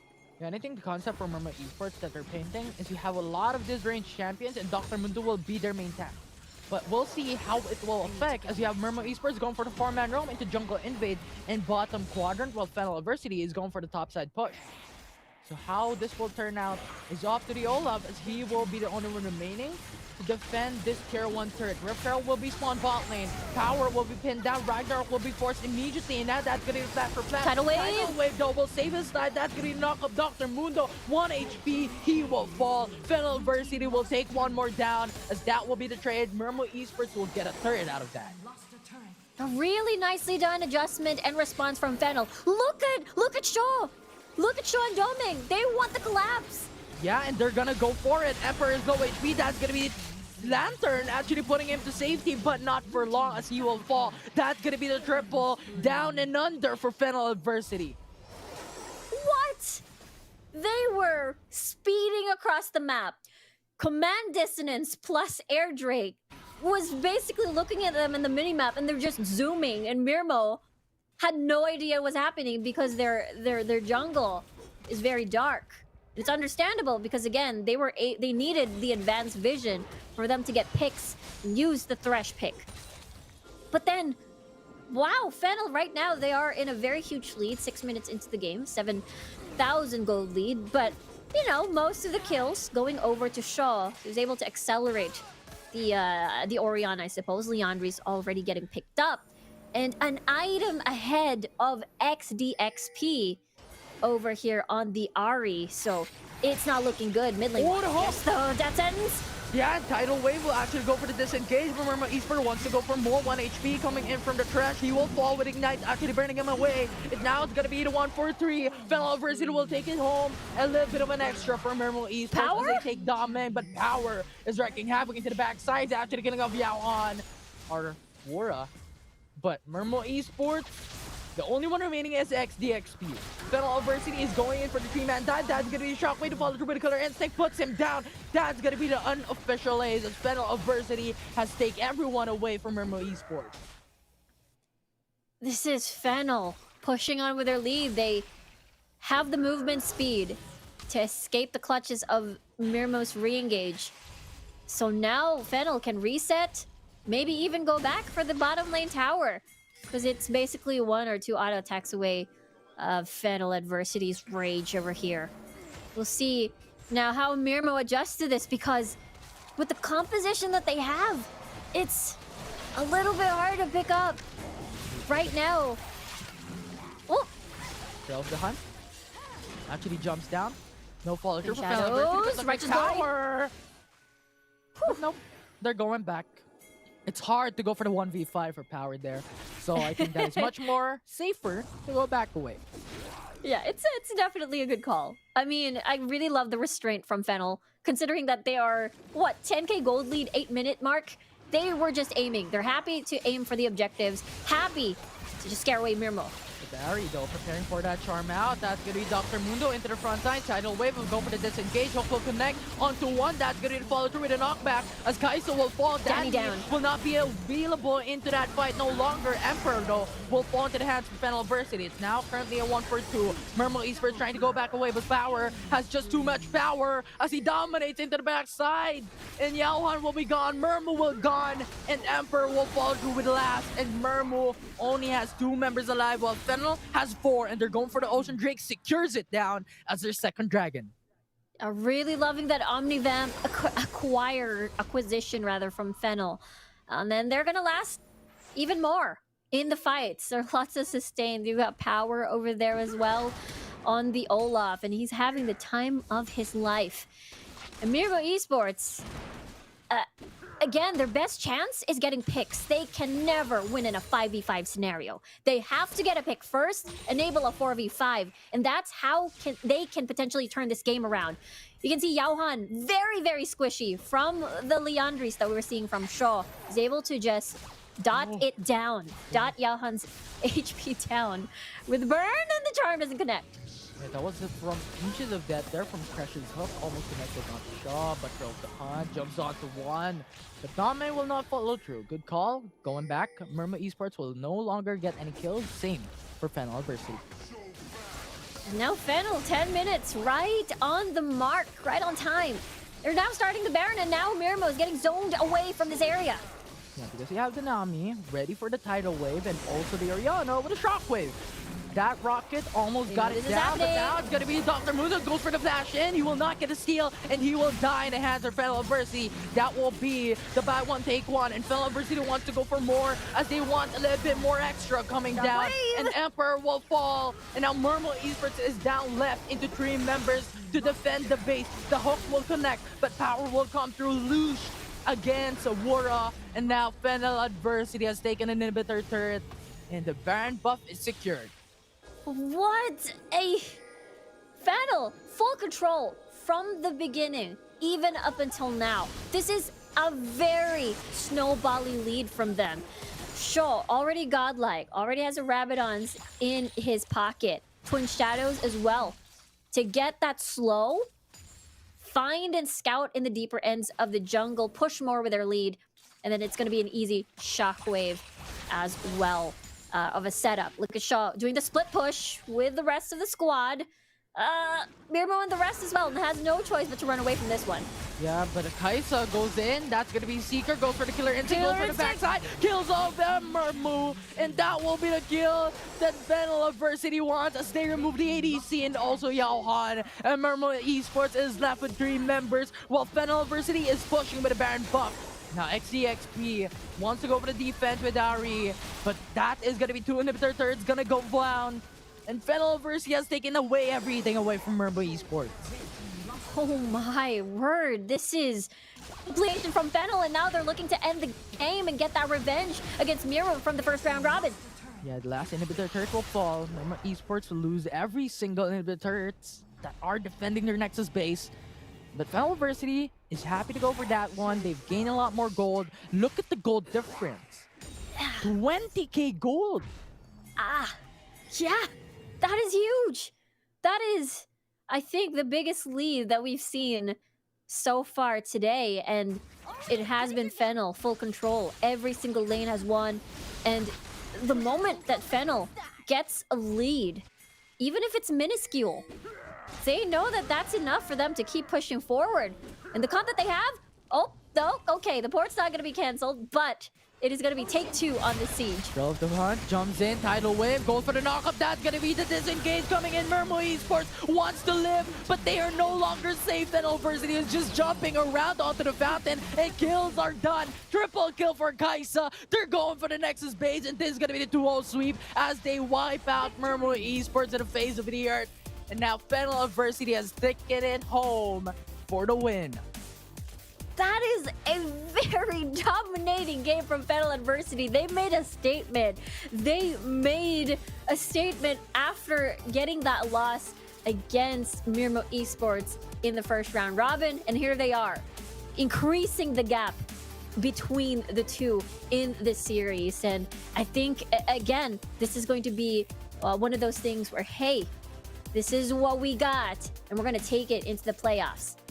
Yeah, and they're poised and ready for that high-level play as they're showing their potential currently on this matchup. But let's talk about what happened there based on its stance and the stats that we're seeing right now. Fennel Adversity, 8-0-14 for Shaw.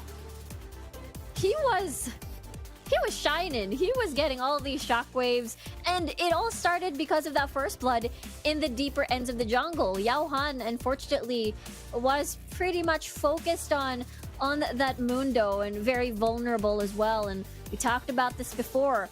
Not a lot of utility for to help Mirmooo, to help anyone who can be in trouble. Just a lantern coming from Wura. And Fennel Adversity knew this, and they took advantage of that. And we get to see so much aggression and power as the laning Olaf being propelled by Shaw, by Raffi as well on this Nami. And I have to admit it, you know, we forgot to address the other thing, the cat ball. Doming on the Rengar, invisible, thrill on the hunt. And Shaw with just the shockwave with the invisible ball delivery system. It was just perfect. Yeah, he's happy with those kills. He's happy to go invisible. Now you see me, now you don't. And next time you see me, you're dead. And I think that is the active play here for Doming that was able to really impact that early game.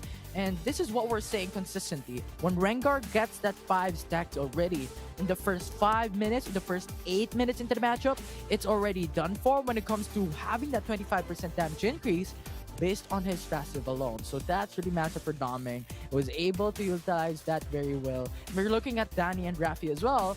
They're really just stating their duo synergy with its dominance into the dual lane, and Mirmooo and Wura was not able to capitalize on their late game comp because Jinx, as we all know, is a very, very late game champion. Yeah, it is a very late game champion. It's again, having to survive the laning phase was the biggest question. And of course, it was Fennel answering that, and they said no. But what's not a question here is going to be the master of the match, having Shaw for Fennel Adversity on the Orianna. He was amazing on this champion. He felt like he was really in his element. He was able to provide for the team. I mean, usually Orianna early game is just going to be there to help you for the setup, but he got a lot of early game kills. He was able to get Leandris right away, just melting through the Mundo there, melting through Yaohan there, and then Rabadon's after. Therefore, boom, big impactful shockwaves on Mirmoo's face, and that is a very, very dominating series for Fennel Adversity. Yeah, with a lot of commendable ultimates, right? The tidal wave, the shockwave, a lot of these are just being thrown out by Fennel Adversity. But however, I think the panelist has more insights coming down, and I think we are ready to be learned from the analyst desk. So here we are, it's Infinity, and this is Riku. We're gonna step away for now. When we come back, it's gonna be the panel.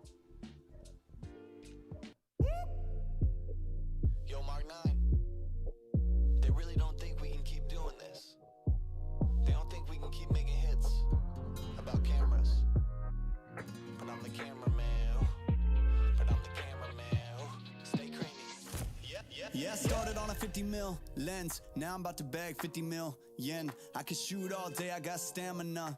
Turtleneck on with my camera, yeah. Stay creamy, man, that's what they say. Shoes laced up and I came to play. Yeah, I'm first team, I'm a superstar. They call me Cream, like Abdul-Jabbar. Yeah, you had to face it, let's get back to basics. I'ma take the shot like it's a vaccination. I don't have the patience, I'ma shoot right now. Yeah, we undefeated and you gon' lose right now. Like click, click, click, click, swish. I can switch it up anytime like this. I'm a videographer and I'm on the verse. So when I shoot my shot, I don't miss. I'm gonna take the shot, take the shot, take the shot. You know I'm gonna take the shot, take the shot, take the shot. Pull up and take the shot, take the shot, take the shot. You know I'm gonna take the shot, take the shot, take the shot. Yeah, kid noon, I've been shooting my shot, ooh. The into it, I've been moving the rock, yeah. My shit's wet like I've been using a mop, ooh. You get that, yeah, I've been proving I'm wrong. I've been taking shots and now I'm starting to stutter.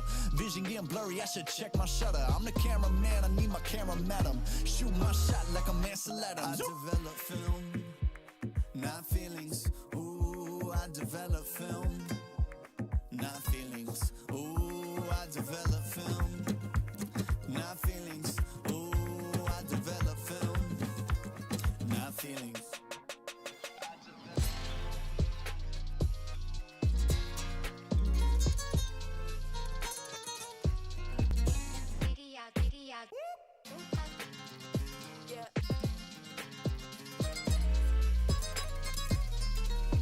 You know I'm gonna take the shot, take the shot, take the shot. You know I'm gonna take the shot, take the shot, take the shot. Pull up and take the shot, take the shot, take the shot.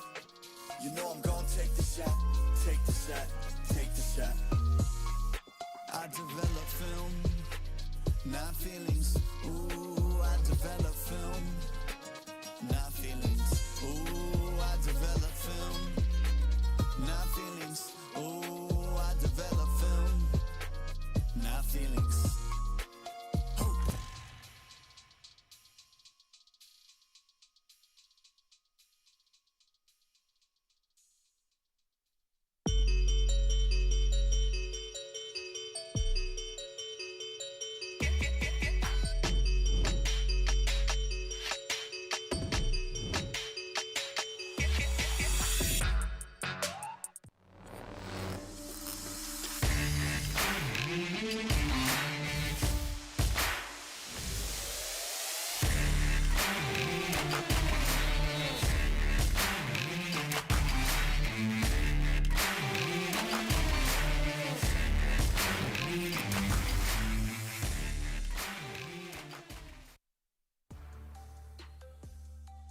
Welcome back to the Sea Icon Series PH, where Fennel Adversity secured the final match of day 2-0 against Mirmooo Esports. That is 75,000 more Globe Cup points to add to their winnings already.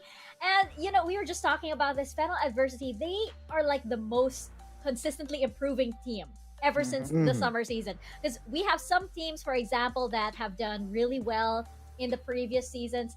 Coming into the fall season, maybe they're leaving us with some question marks over our heads, but Fennel Adversity have been just so consistent. It's been an upward trend for them this whole time, ever since the summer. And we are seeing the fruits of that right now. They are one of the best teams that we have in the fall season. Let's check out the series highlights, actually, as we have from that game.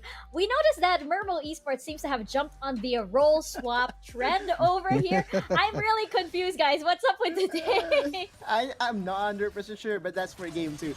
For game number 1, though, again, power was put on Fiora, but the show is still in the Dragon lane. Look at Raffle, look at Danny, just winning the lane, getting a, I would say, duo kill, right? I think that's a solo kill without the help of jungler. But don't be mistaken, Doming has also proven to be, you know, a very good player in this particular game. Just setting up those cataclysms were very on point. That left Mirmooo and the squad no chance at all to recuperate and retaliate. In this game so far, again, Mirmooo Esports, 36% of their damage comes from Mirmooo himself. So as soon as you are able to control the Dragon lane, your chances are a lot better. Yeah, and I want to change that auto is that the show is on the mid lane, but the showmaker, it seems like it was Danny and Rafi to the bottom side, because, I mean, come on. We've talked about this on the team discussion that it has been always that Fennel Adversity is showing their impeccable performance, and in game two, it's fairly convincing. I mean, they got a 24 and 24 to 4 or 27 to 4. I think they're Look at this above 20 brand. kills, and you Oh. can see that when he received the lantern, he also got inside it with Tresh, as of course, Final Adversity was able to nail them down. And the role swap, where we are talking about this is a double-edged sword. There are times that you can surprise your enemies, but there are times that they may surprise you because they know that how the team functions, and that they are not that proficient on the other roles that kind of pay the price. And at that point, it was really Fennel showing that they are the most dominant team in their group. What's interesting is Fennel Adversity hasn't done lane swaps this week, right? If we remember during week number 2, they have been doing a lot of lane swaps, but in this particular weekend, straight out classic Wild Rift, and is dominating with it. It seems that they are expecting the role swaps, so not going for the lane swap. Maybe. Like, if everybody's changing things around, we're gonna stick with what we know. But you know who we can ask directly about that? We can actually ask Domeng from Fennel Adversity all about that, as we have him here joining us for our post-show. Domeng, thank you so much for taking the time to chat with us over here, and congratulations on Fennel Adversity's win, and congratulations in general to Fennel Adversity for doing so well here in the fall season. So we wanted to ask, I want to ask, starting this off, you know, you guys are looking more and more confirmed for the playoffs. What's your mindset going into the playoffs, and which team are you looking to go up against the most? Pwede pa ulit? First of all, what's your Sorry. mindset going into the playoffs? Like, it's already next week, and I think you guys are pretty much confirmed. Naghahanda po kami sa playoff. Nang positive lang po kami sa playoff ngayon na nabalik po namin yung laro namin. Kasi po nag-locking po kami last time sa Mirmooo. That's good. And at least you guys, we mentioned this a while ago, not sure if you heard it, but you guys are consistently improving this whole time. So I'm pretty sure those preparations are doing you very, very well. As a follow-up to that, which team are you looking to go up against the most in the playoffs? RRQ po siguro, tapos UCFC. Pati Oh, DR po. Para sa akin interesting. po, ang kaya po namin sila lahat kung ready lang po kami at positive lang po kami sa laro namin. Well, I think that positive mental attitude will definitely do you guys wonders, and really looking forward to that challenge against RRQ and UCFC. Otlus, what about you? Domeng Otilus here. Just a quick question.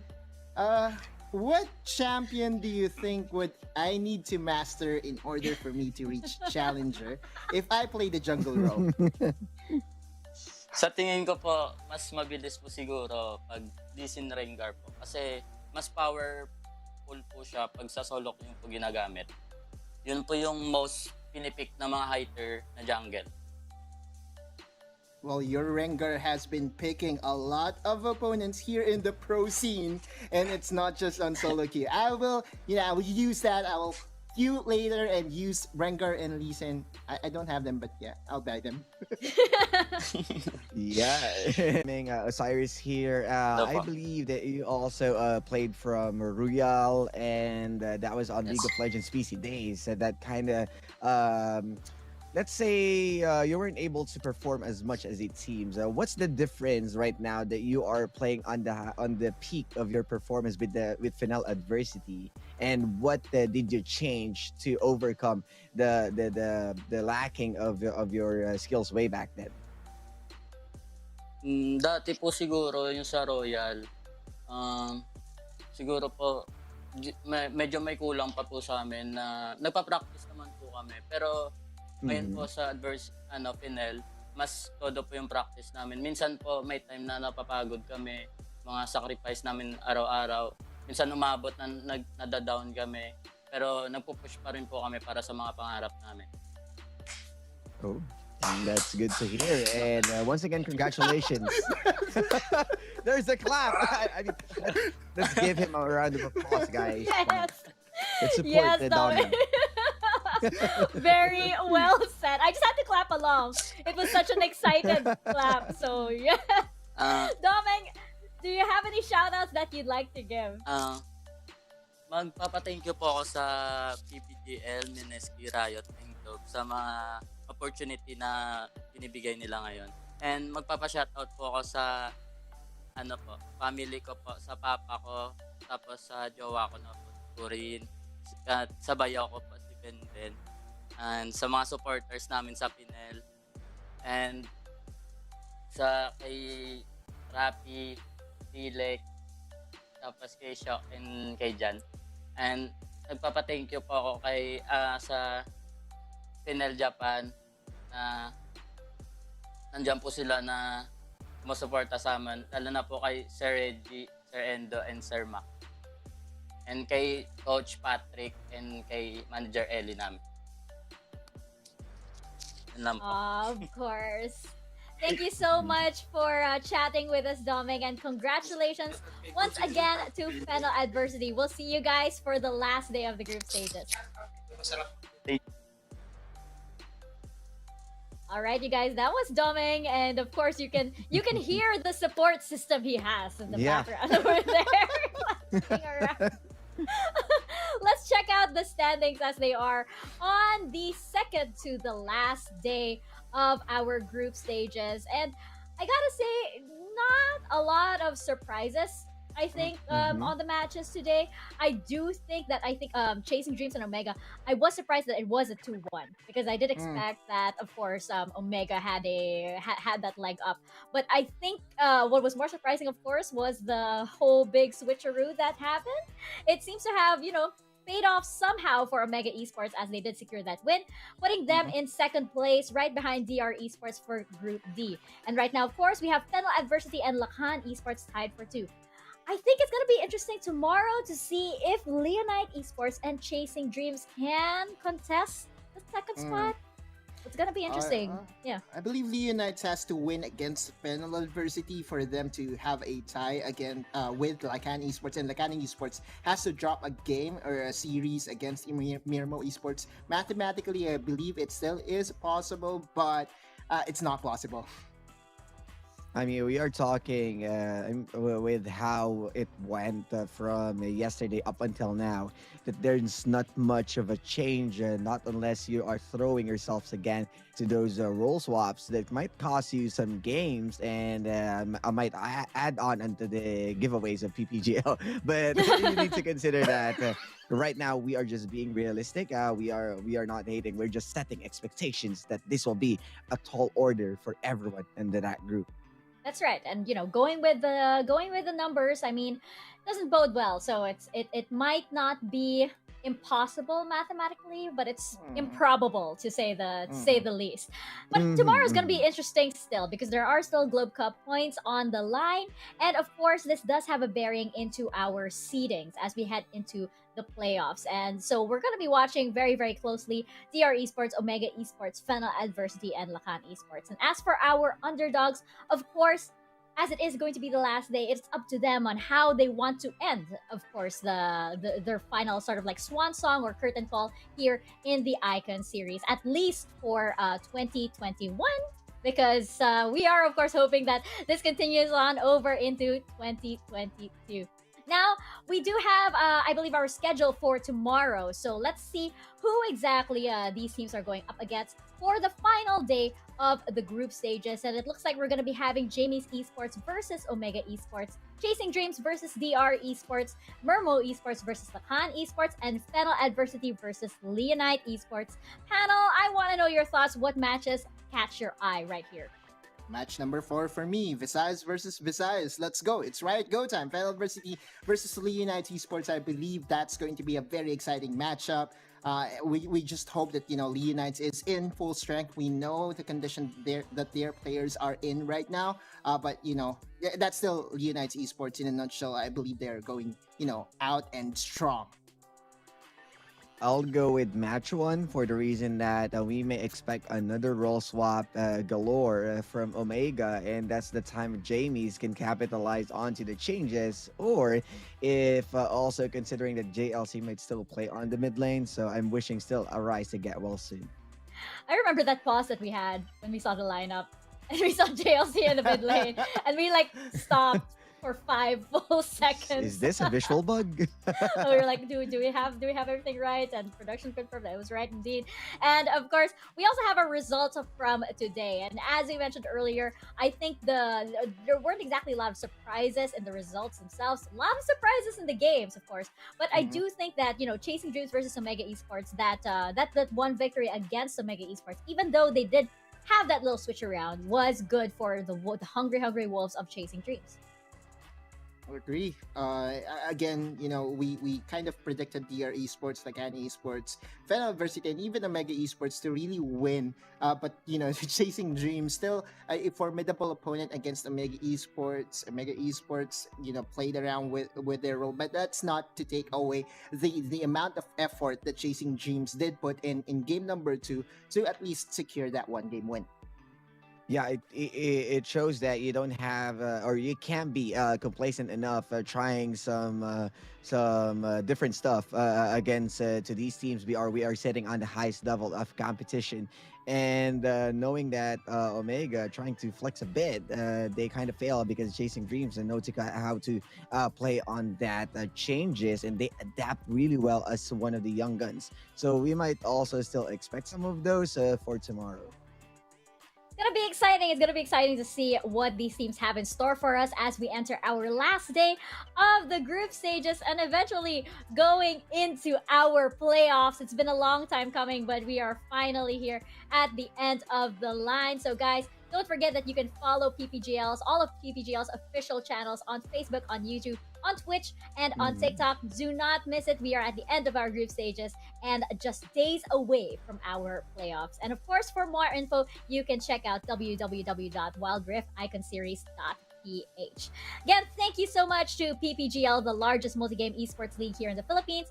And of course, thank you so much to Riot Games and to Meneski Philippines for organizing this event, as well as Globe Telecom. With Globe Telecom, you can reinvent your Wild Rift journey like never before. If you also don't have Rengar or Lee Sin like Autolus, you can level up your Globe Wild Rift game with Go 50 for 5 gigs for all sites, plus Go Play 10 for an additional 1 gig to play Wild Rift for 1 day. And of course, you can also experience gaming at full speed with Oppo A94 with its Helio P95 chipset, 6.43-inch Full HD AMOLED screen display, 4,310 milliamperes, and 30 watts VOOC flash charge 4.0. Victories and ranking up will be easy. Live life at full speed with the Oppo A94. At syempre, nandito din ang sekreto ng mga gwapong gamers. Kahit buong araw na naglalaro, hindi mo kang na-GG, fresh pa rin at para fresh all day. Bring your clay game with new Master All-in-One Clay Face Wash. It cleans 99.9% of germs, controls oil up to 12 hours, and helps prevent pimples. All-in-one, bring your clay game with Master. Sekreto ng mga gwapo. And even if you don't have Lee Sin or Rengar, that's not a problem as long as you have the best seat in the house from Secret Lab. Outfitted with a built-in adjustable lumbar support mechanism, fully adjustable armrests, and super supportive patent-pending cold cure foam for maximum comfort, helping every gamer and Teemo user secure that is. I just have to say that Autolus is an amazing Teemo user, I have to say. Use that on jungle, my dear friend. Yes, but we'll see how he does, when he finally gets the Rengar and the Lee Sin, of course. Maybe when he subscribes to Riot Go and he can own the enhanced gaming experience on League of Legends Wild Rift with the new Riot Go promo. Register now to get exclusive champions, again, like Lee Sin and Rengar, Autolus. So on my end, I don't have Thresh yet. So maybe I could get him on there. Emotes, kill bobbles, and a whole lot more. You can get it now via the Gcash app and the Globe One. That is it for our second day of the final week of our group stages. And tomorrow we have the very last day. It is all gonna come to a close, and it is all gonna come to a head once we enter the playoffs. So we hope you see you guys right here, same time, same place for the last day of the Sea Icon Series fall season group stages. Mika Fabs over here with Otolus and Osiris. And on behalf of the whole production, stay safe, guys, and we will see you in the rift.